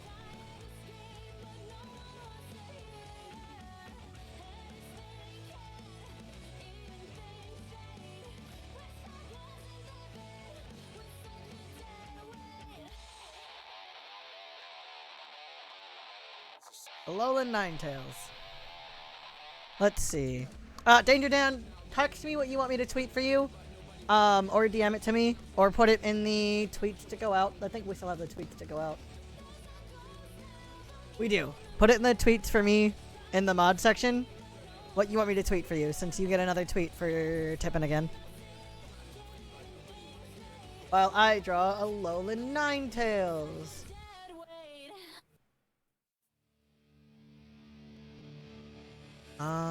It looks like a dog, so what's the best way to draw a dog?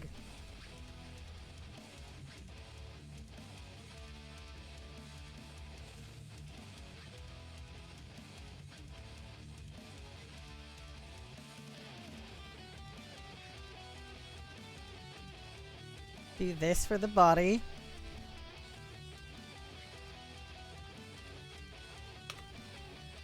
Give it a new layer.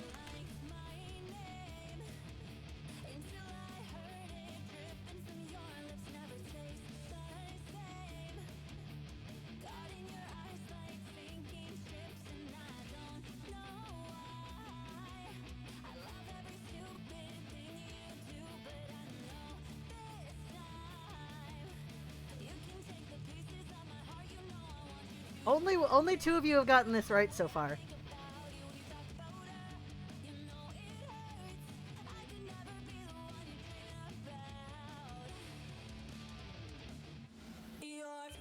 Only two of you have gotten it right so far.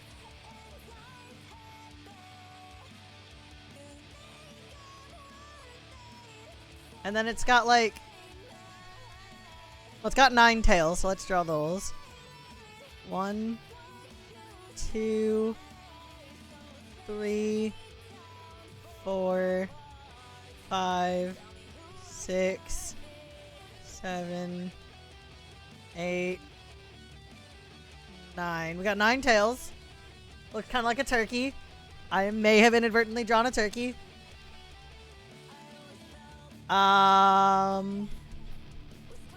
May have accidentally drawn a turkey.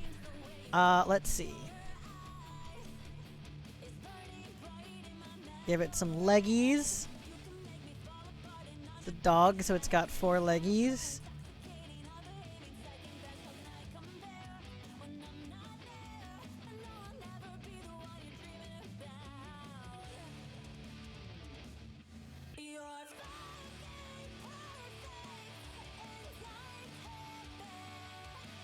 Got big ass ears. I do remember that. It's got some big ass fucking like ears.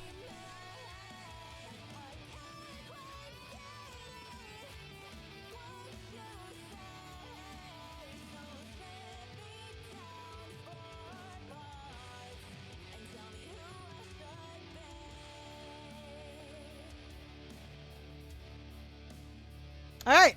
Alolan Ninetales is done.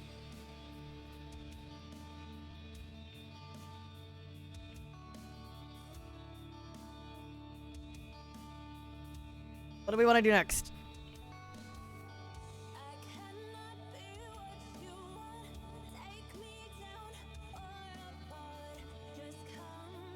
I don't think I'm doing half bad. I think I'm doing pretty damn good. I have... Let's find out. I have 3, 6, 9, 10 Pokemon.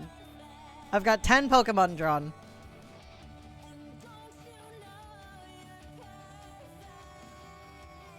I think I did a pretty damn good job. Make 2 full teams? Okay. I don't know what that means, but okay.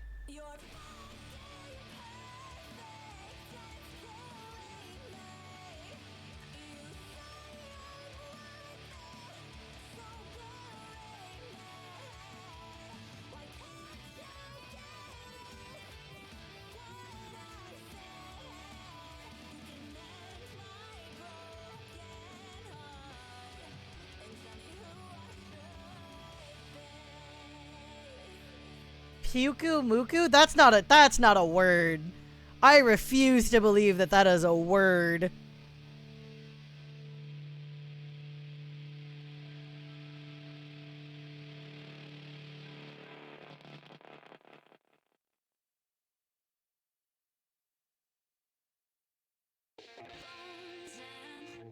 Puku Muku. Okay. Let me get that definition so I can at least see what kind of trouble I might be getting into.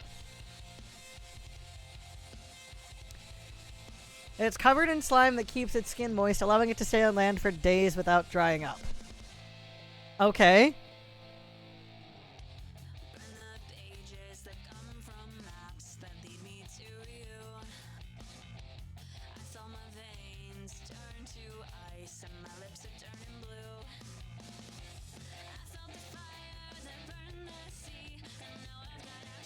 Moist. Moist.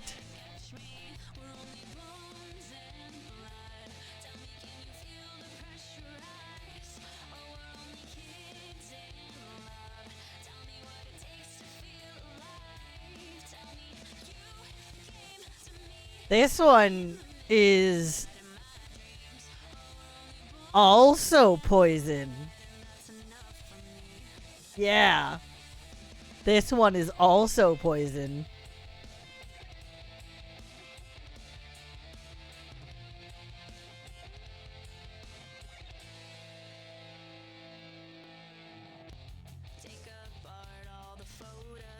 Don't forget to vote in the Two Truths and a Lie poll.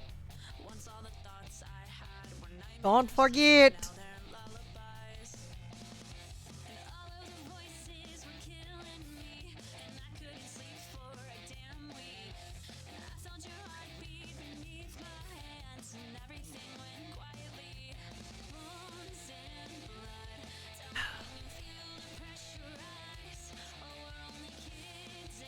Draw like some slime all over it.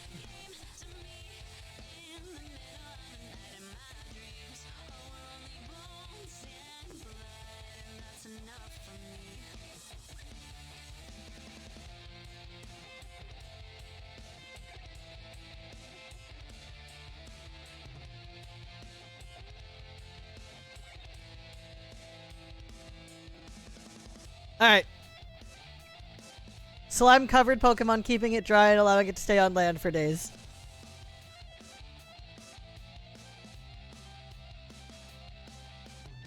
One more.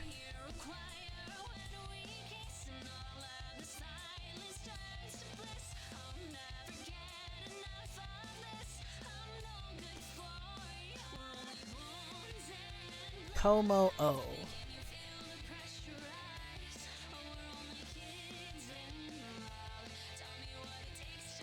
All right.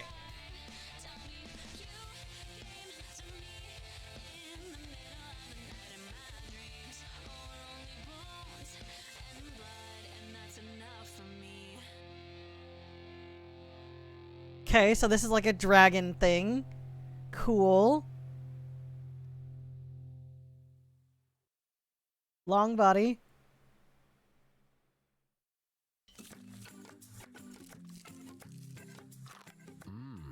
This Fulfill bar is a delicious candy bar that, nope, look at that. It's a protein. Dragon and Don't let its creamy, chocolatey goodness fire. Protein. Fulfill is a candy protein bar. Protein. Fulfill. It may look like a candy bar, but we swear it's a protein bar. There are more identity threats than you realize. Even if you monitor your credit, only a little personal info needs to leak out, like your social security number or password. Hell yeah. LifeLock alerts you to threats you could miss. If your identity is stolen, a dedicated US-based restoration specialist will work to fix it. No one can prevent all identity theft or monitor all transactions, but everyone can save up to 25% off their first year. Go to lifelock.com/Spotify.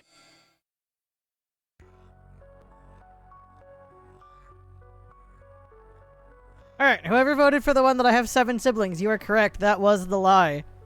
I have 2. Technically I have 8 siblings if you count my 6 half-siblings. But if you don't count them, I have 2 siblings. An older brother and a younger brother.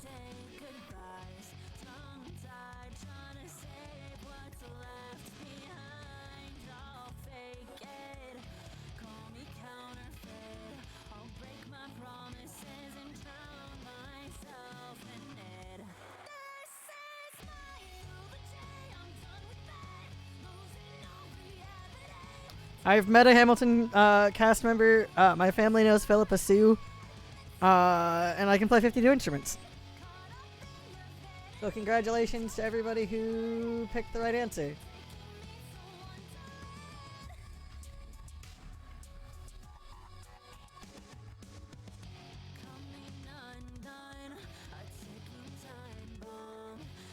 Alright.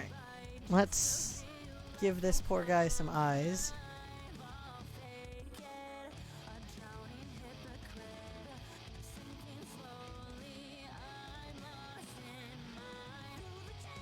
And scales.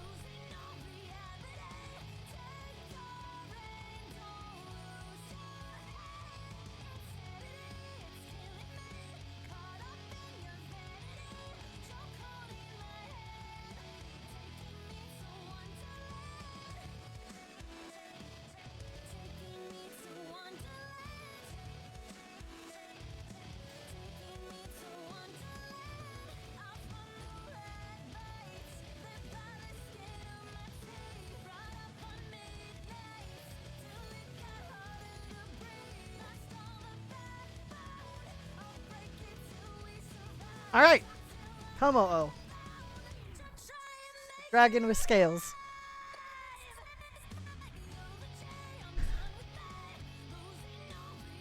Overall, how did I do?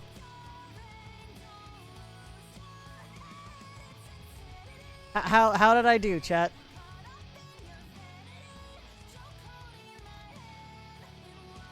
I think I did pretty good. I think I did pretty good. I mean, you did. I think I did great.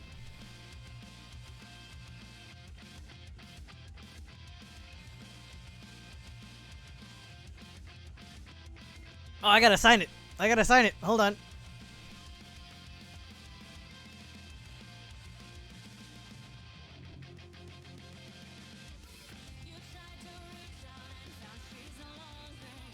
Nope. There we go. Now it's been signed. It's official art.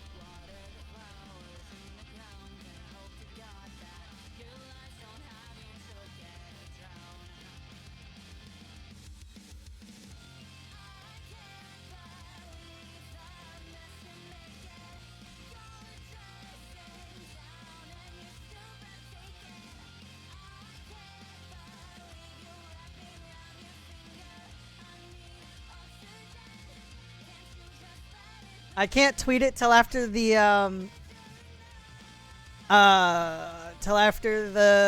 VTuber hour is up because I need my phone, which is the camera for the VTuber.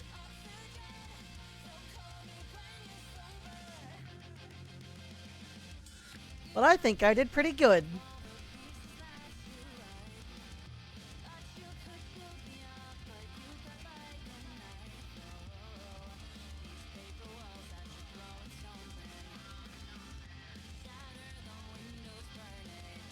Isn't it technically 2 hours of VTuber since it's now 300? Yes.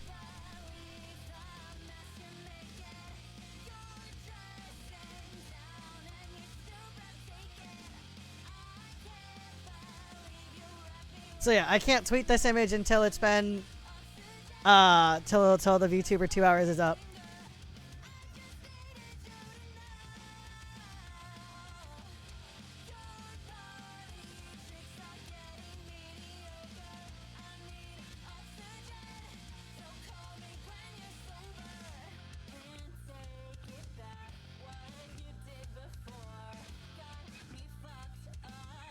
Okay. That's not what I want. I want to export it. Export. Export as. Make it a PNG. We're going to name this Pokemans.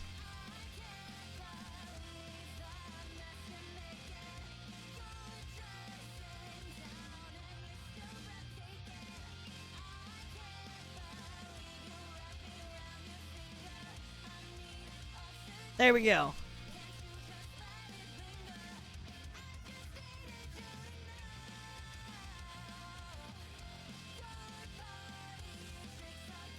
Hoping your tweet is funny. Let me see what you have for me to tweet. Actually, I can tweet it from my PC. Hold on.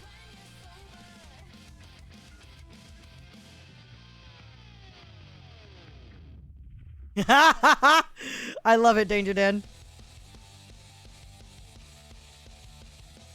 Alright, let me...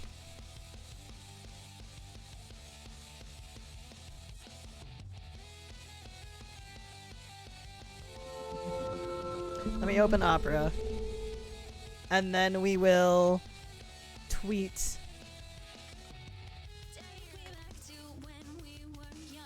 We'll tweet the image that we're gonna give away at the end of this tipathon, and I'll tweet Danger Dan's tweet. Alright.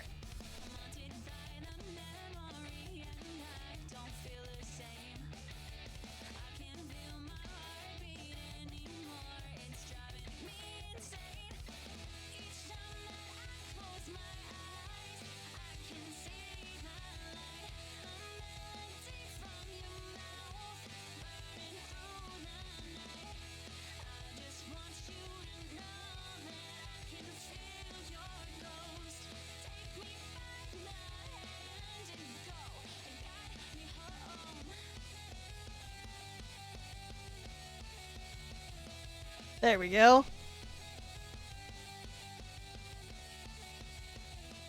And go to the Discord, and I grab Danger Dan's tweet, and I tweet it. I cackle laughing after having had tweeted that because I think it's hilarious. Then we delete Danger Dan's message so I remember that I've done it. Alright.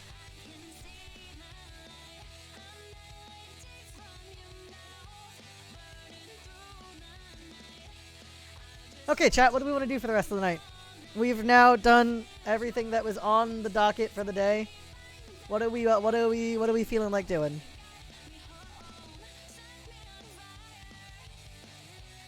We could do Palia. Oh, thank you, Strike. I appreciate it.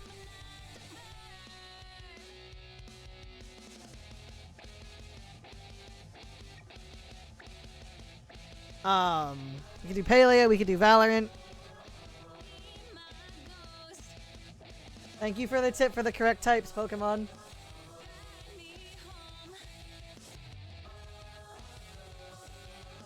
Thank you.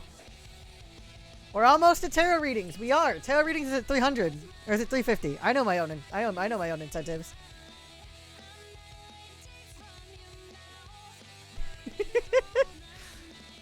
We're almost at tarot. Palia? Alright, I'm thinking Palia is a good way to wind down the night. I'm thinking Palia is a good way to wind down the night. I have to look at this again. I have to look at this masterpiece again. I'm absolutely a genius.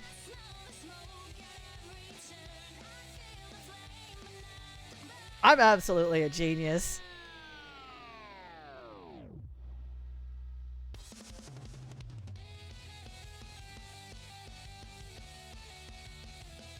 Okay. Oh god, what are you gonna make? Oh god, Strike, please. Be kind to me, Strike. I want to say you also get a tweet, Strike, because you were over $15. Just drop it in the tweet for me inbox, Strike.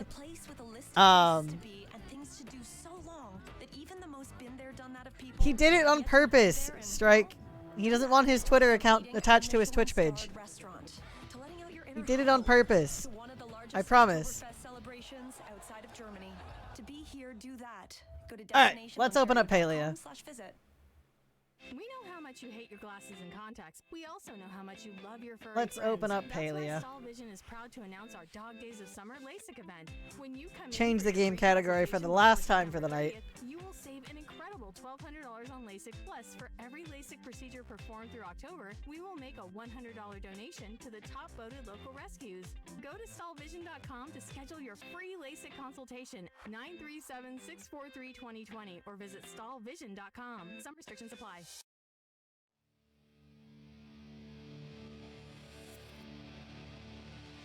Alrighty, Palia's game is set.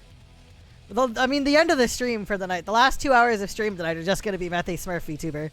So, like, enjoy this unhinged look for the rest of stream tonight. As always, if you want to join in on the Palia, hop in the Discord call. Send me a join request. Or I will send out invites when I see you online. And I will send you said join request. No, you, Kaylee. And thank you for the tip while I was offline last night, by the way, Kaylee. I did get that added to the timer. We did make sure that you were properly compensated for your tip and whatnot. My game audio completely off. Hello? Listen to Halsey right now.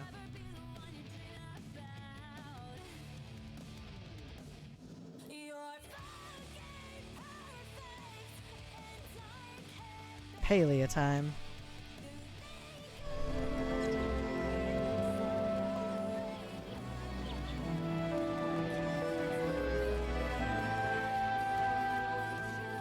You guys want an extra added little gift for Palia time today? I'll give you guys a little gift.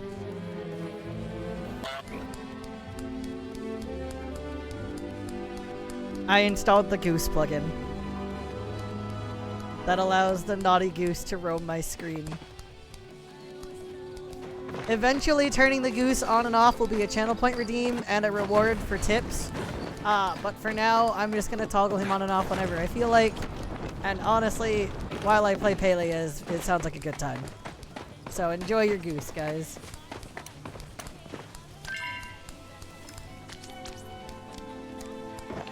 Friends? Friends?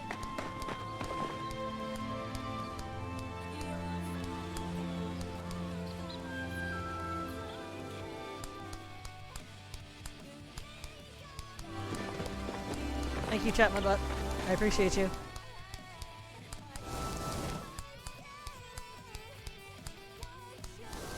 Hold on. I think the goose is fucking with Palia. Go away, goose.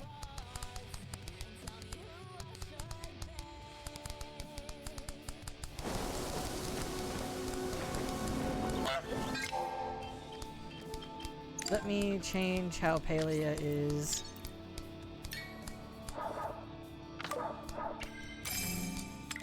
And hope that this fixes the problem. There we go, it should. Now the goose should work just fine.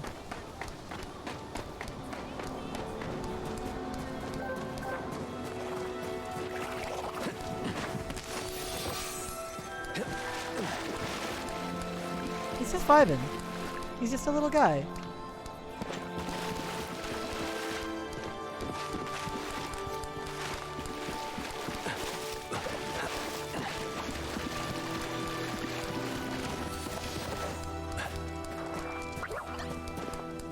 I'm gonna go back to my house quickly.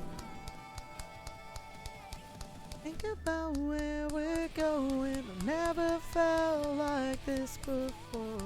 I apologize if I'm moving too slow. Can we just talk? Think about where we're going. Oh no. If I remember it correctly, I was turning Palia's music down because it was a little too loud. So let's do that.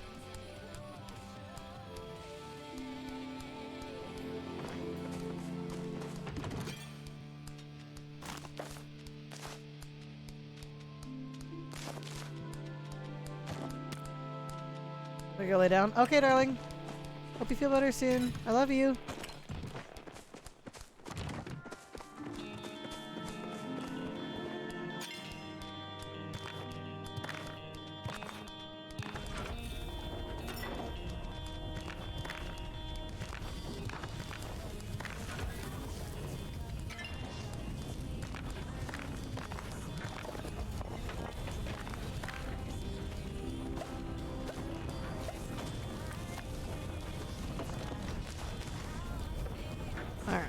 Then we sell the flint.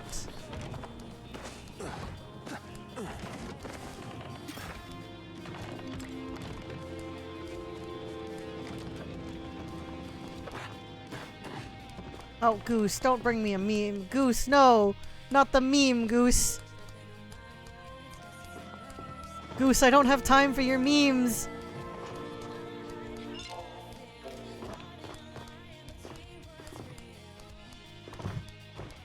Hello. Hello, sir. Do you enjoy the Pokemons? I sure did. The goose has brought you all a meme, but it is behind me. Let me move the meme where you guys can see it. The goose has brought you all a meme. Goose would like to share his meme with friends.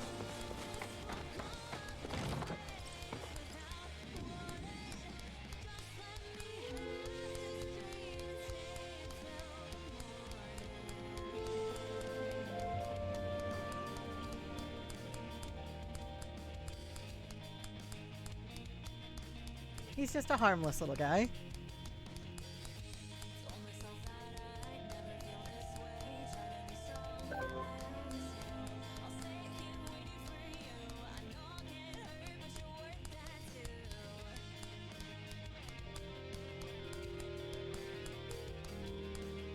Just waddling around.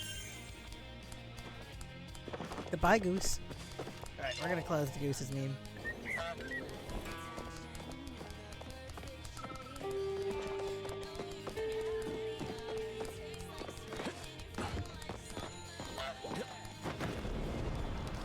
Sorry for closing your meme, Goose.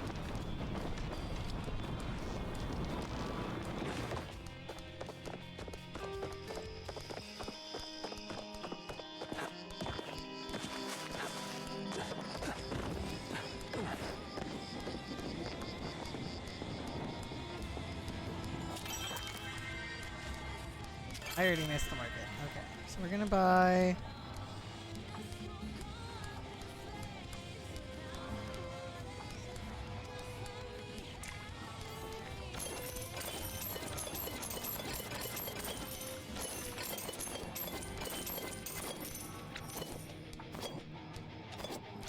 Gonna buy some smoke bombs.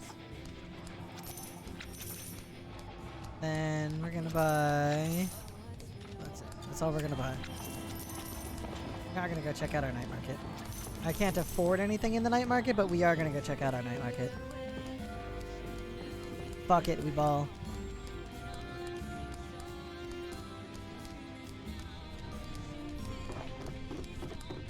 Turlet! I don't have enough money for toilet. Damn.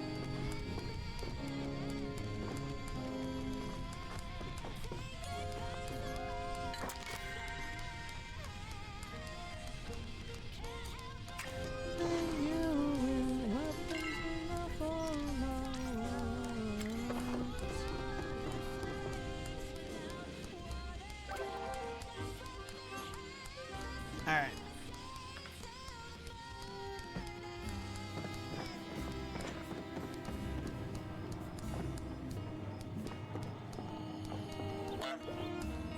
Thank you, Goose.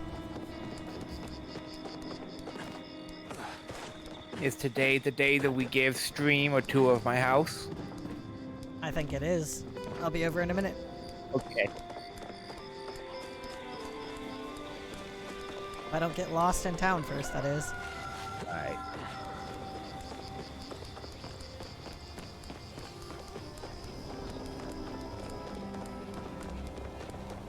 Goose is just a lovely little guy. Oh, goodbye, Goose.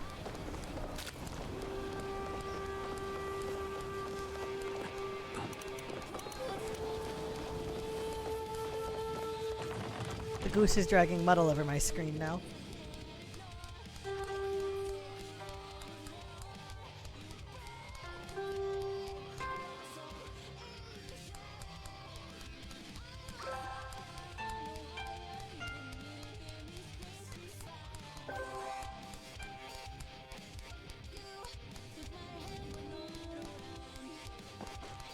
If my thing ever loads in. There we go. Are you home now? Yep. Alright, I'm on my way over.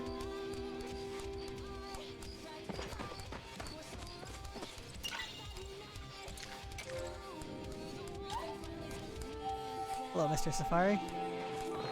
Oh. You've added more deer since I was here last. I have.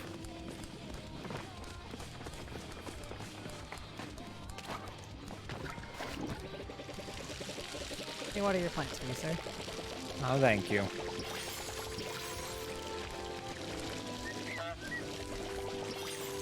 Thank you, Goose.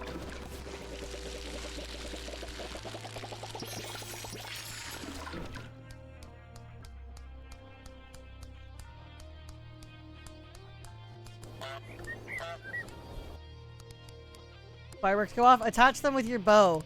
The same way you change, like, arrow types, Danny.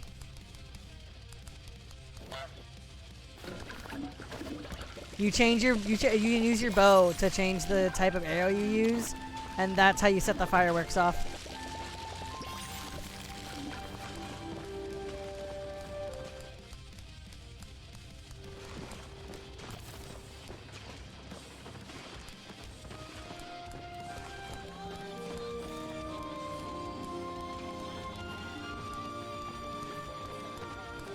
Right. Hauling this yard's going to take a while. Let's just do the tour. I help. I have a very nice hoe. It goes very quickly.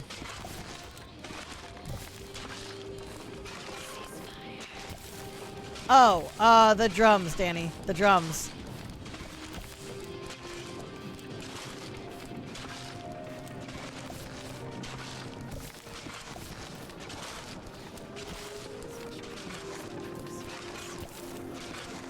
See?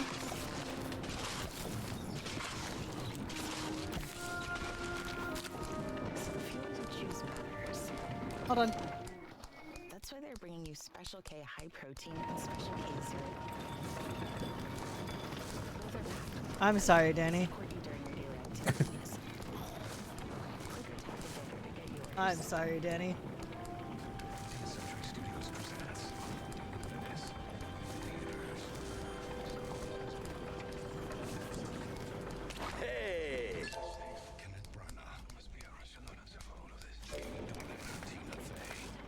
Thank you for clapping.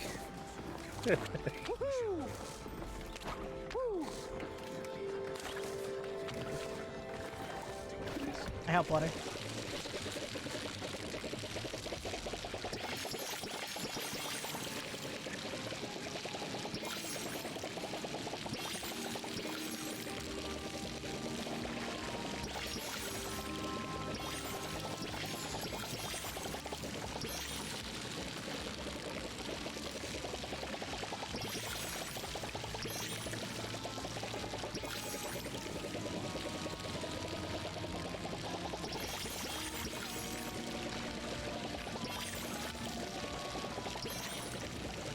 I'm being helpful. Yes, you are.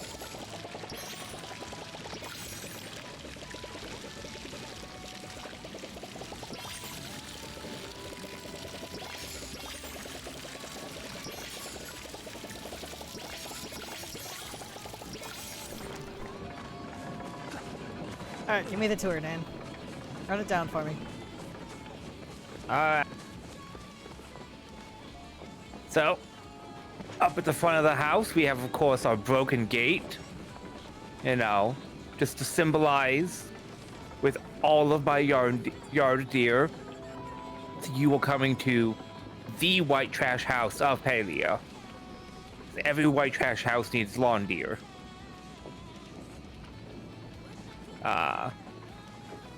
Then we'll go inside the bachelor pad. Since last time Mickey was here, I added a bench at the dining room table that we share with one of the fish that I caught.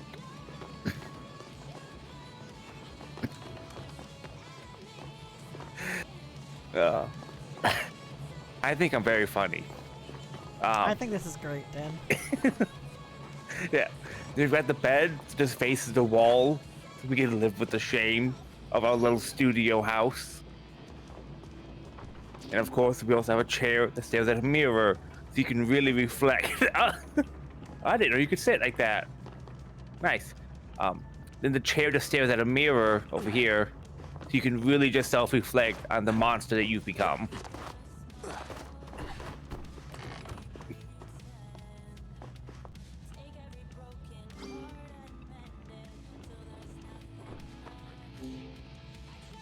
It says I'm turning something on and off, and nothing's happening. So I don't know. It's a candle or something outside. Oh, gotcha. And we do have a torch on the other table, so that we have lights in here, because I do not respect electricity and do not recognize its authority in my household.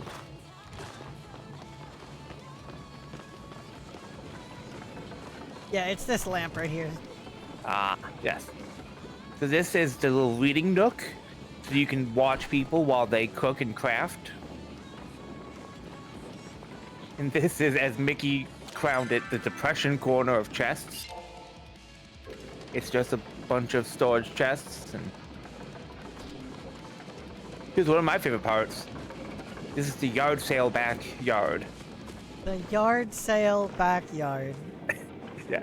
I keep crafting things that I don't want to put in my house, so I just pile them up sort of decoratively in the backyard. You know, if you put them in your inventory, they don't take up inventory space, right?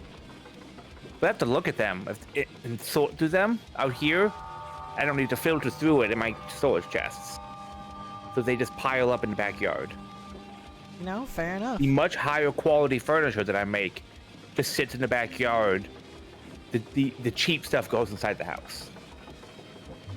Obviously, that's the way that you're supposed to do it, man. Yes. Then the very last thing, way back here, this is the guest bedroom. I dig it. Yes, because I have never once seen it rain in Palia, so you don't need a roof. You just need a bed. This is the guest bedroom. It's much nicer than my bedroom. Yeah, a little desk lamp and a side table and a bookcase. Amazing. Yes. This is my wonderful estate.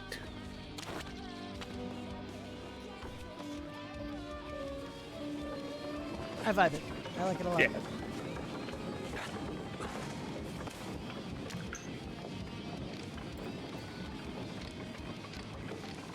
Come here, let's grip cook.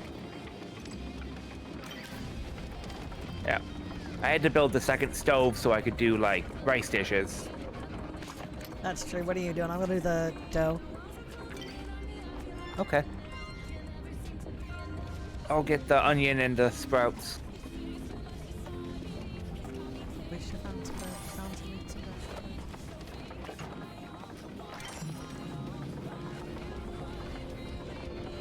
I didn't have to rhyme every time I sang. Alrighty.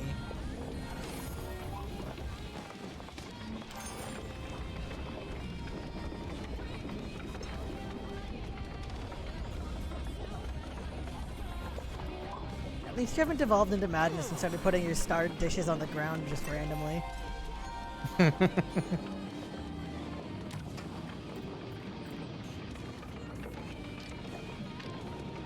I feel like that's something you would do. I sell the star dishes.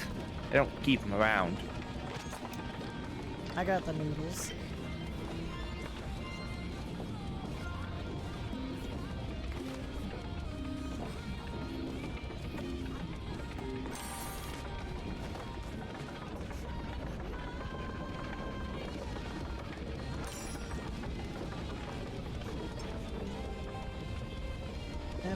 Never so out of it. I probably only saw one.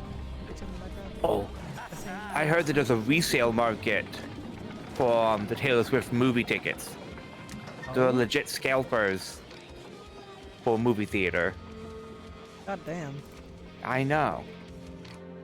I don't know if they're gonna get the money, but they're selling stuff for like $200. God damn. $20 ticket.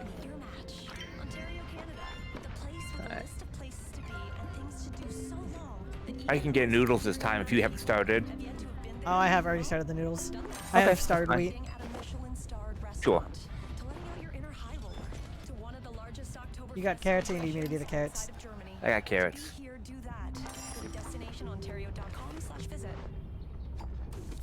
the time you're finished listening to this Pepsi Zero Sugar, you'll be 15 seconds closer to kickoff. Stock up now, because the Bengals game day is so close, you can almost Alrighty, we get this done. And then we oogie boogie woogie.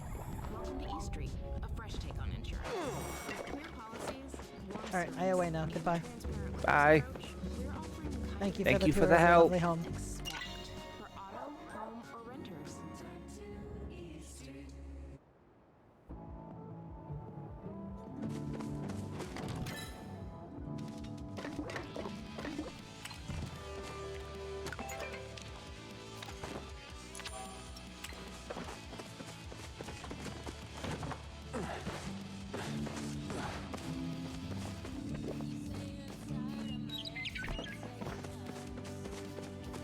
Alright, check on the farm real quick and then go into town for the day.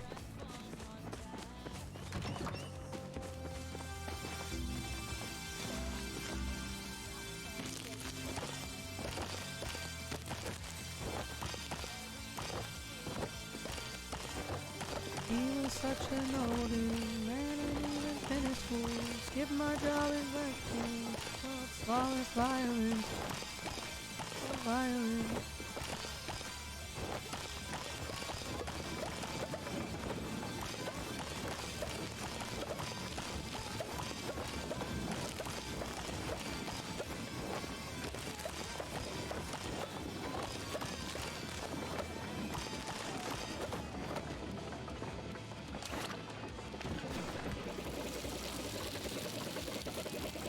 Alright.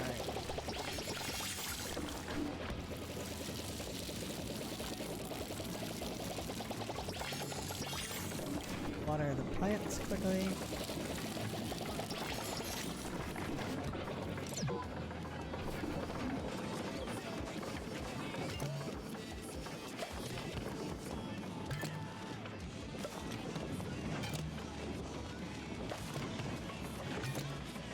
I fought in World War II, he was such an oldie.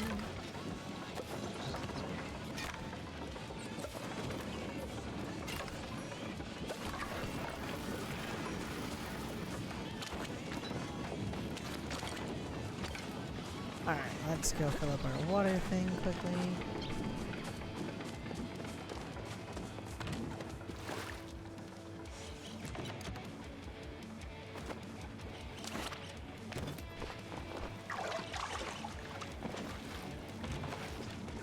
It's really terrifying to see beneath the earth and like what's considered what hitbox.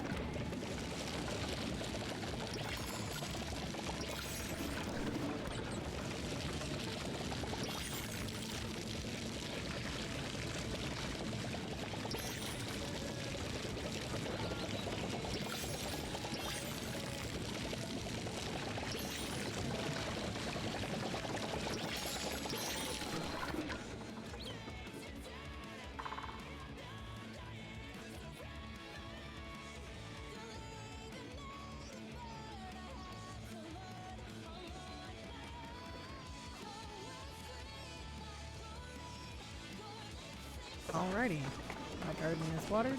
Let's go sell our crops. I'm heading to town for the day.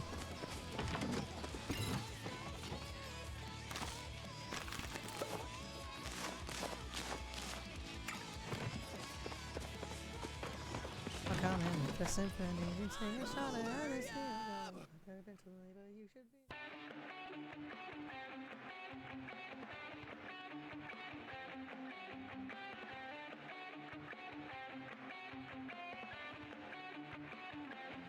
Alrighty.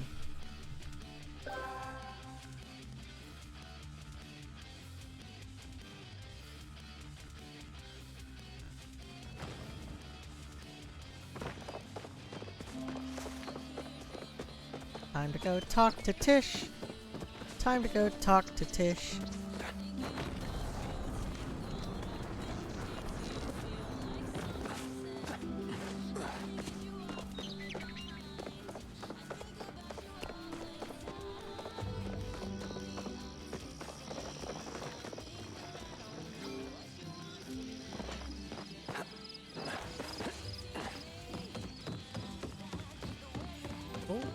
Tish?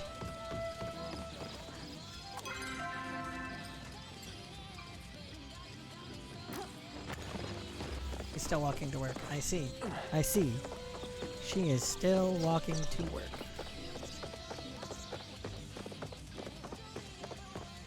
That's fine. I'll always make time for you.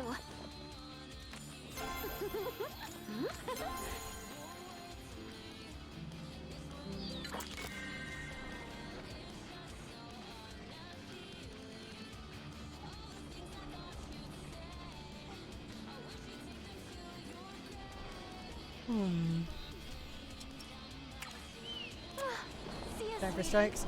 No worries. Get some good rest, Strike. I'm probably gonna call it in like an hour or so anyway. Pause the timer and go to bed. Get some food. I just realized I haven't eaten yet today. So today's stream is gonna be a little on the shorter side so I can get some food in me and stuff.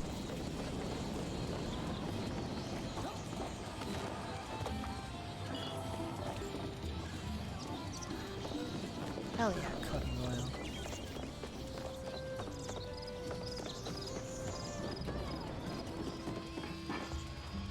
Talking to me, I'll give you a bad rap. Ah.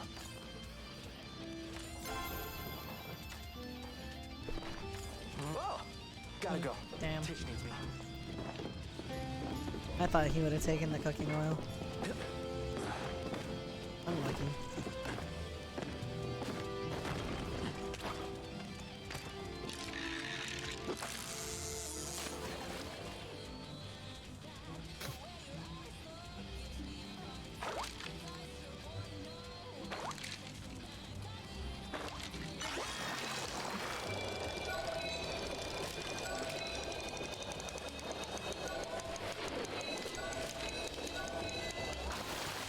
Thank you, chat, my buddy. I appreciate you.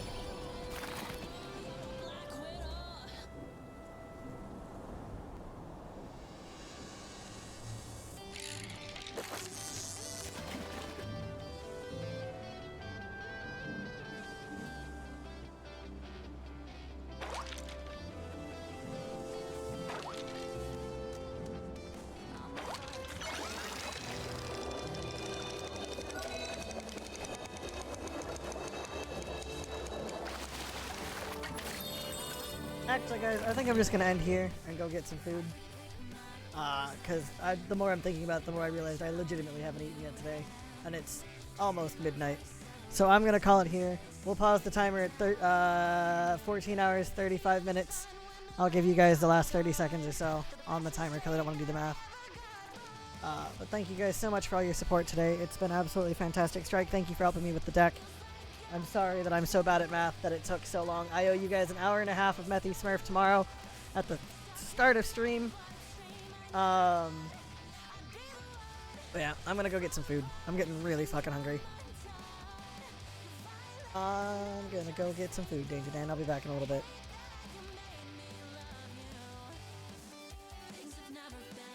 I'm gonna go get some food. I'm gonna take care of Della for a little bit. We're gonna eat. And then I will see all of you tomorrow, probably earlier, like 6:30, 6:30, for Valorant, Palia, maybe some Destiny, because I've been getting back into Destiny too. But yeah, thank you guys so much for hanging out today. Like 6:30. Honestly, it means the world to me that all of you guys are hanging out every day and stuff like that. So I will see you all tomorrow. Let's see who I have to raid. I don't even know if I have anybody on to raid right now. I've got a lot of people on the raid. Hold on. This is gonna sound kind of crazy, but I can't stop thinking about you. You can just delete this. Oh, right. I should raid B. Duh, obviously. We're gonna raid B because, obviously. I didn't know they were still alive. This is B, my best friend. My mod. One of the closest people in my life.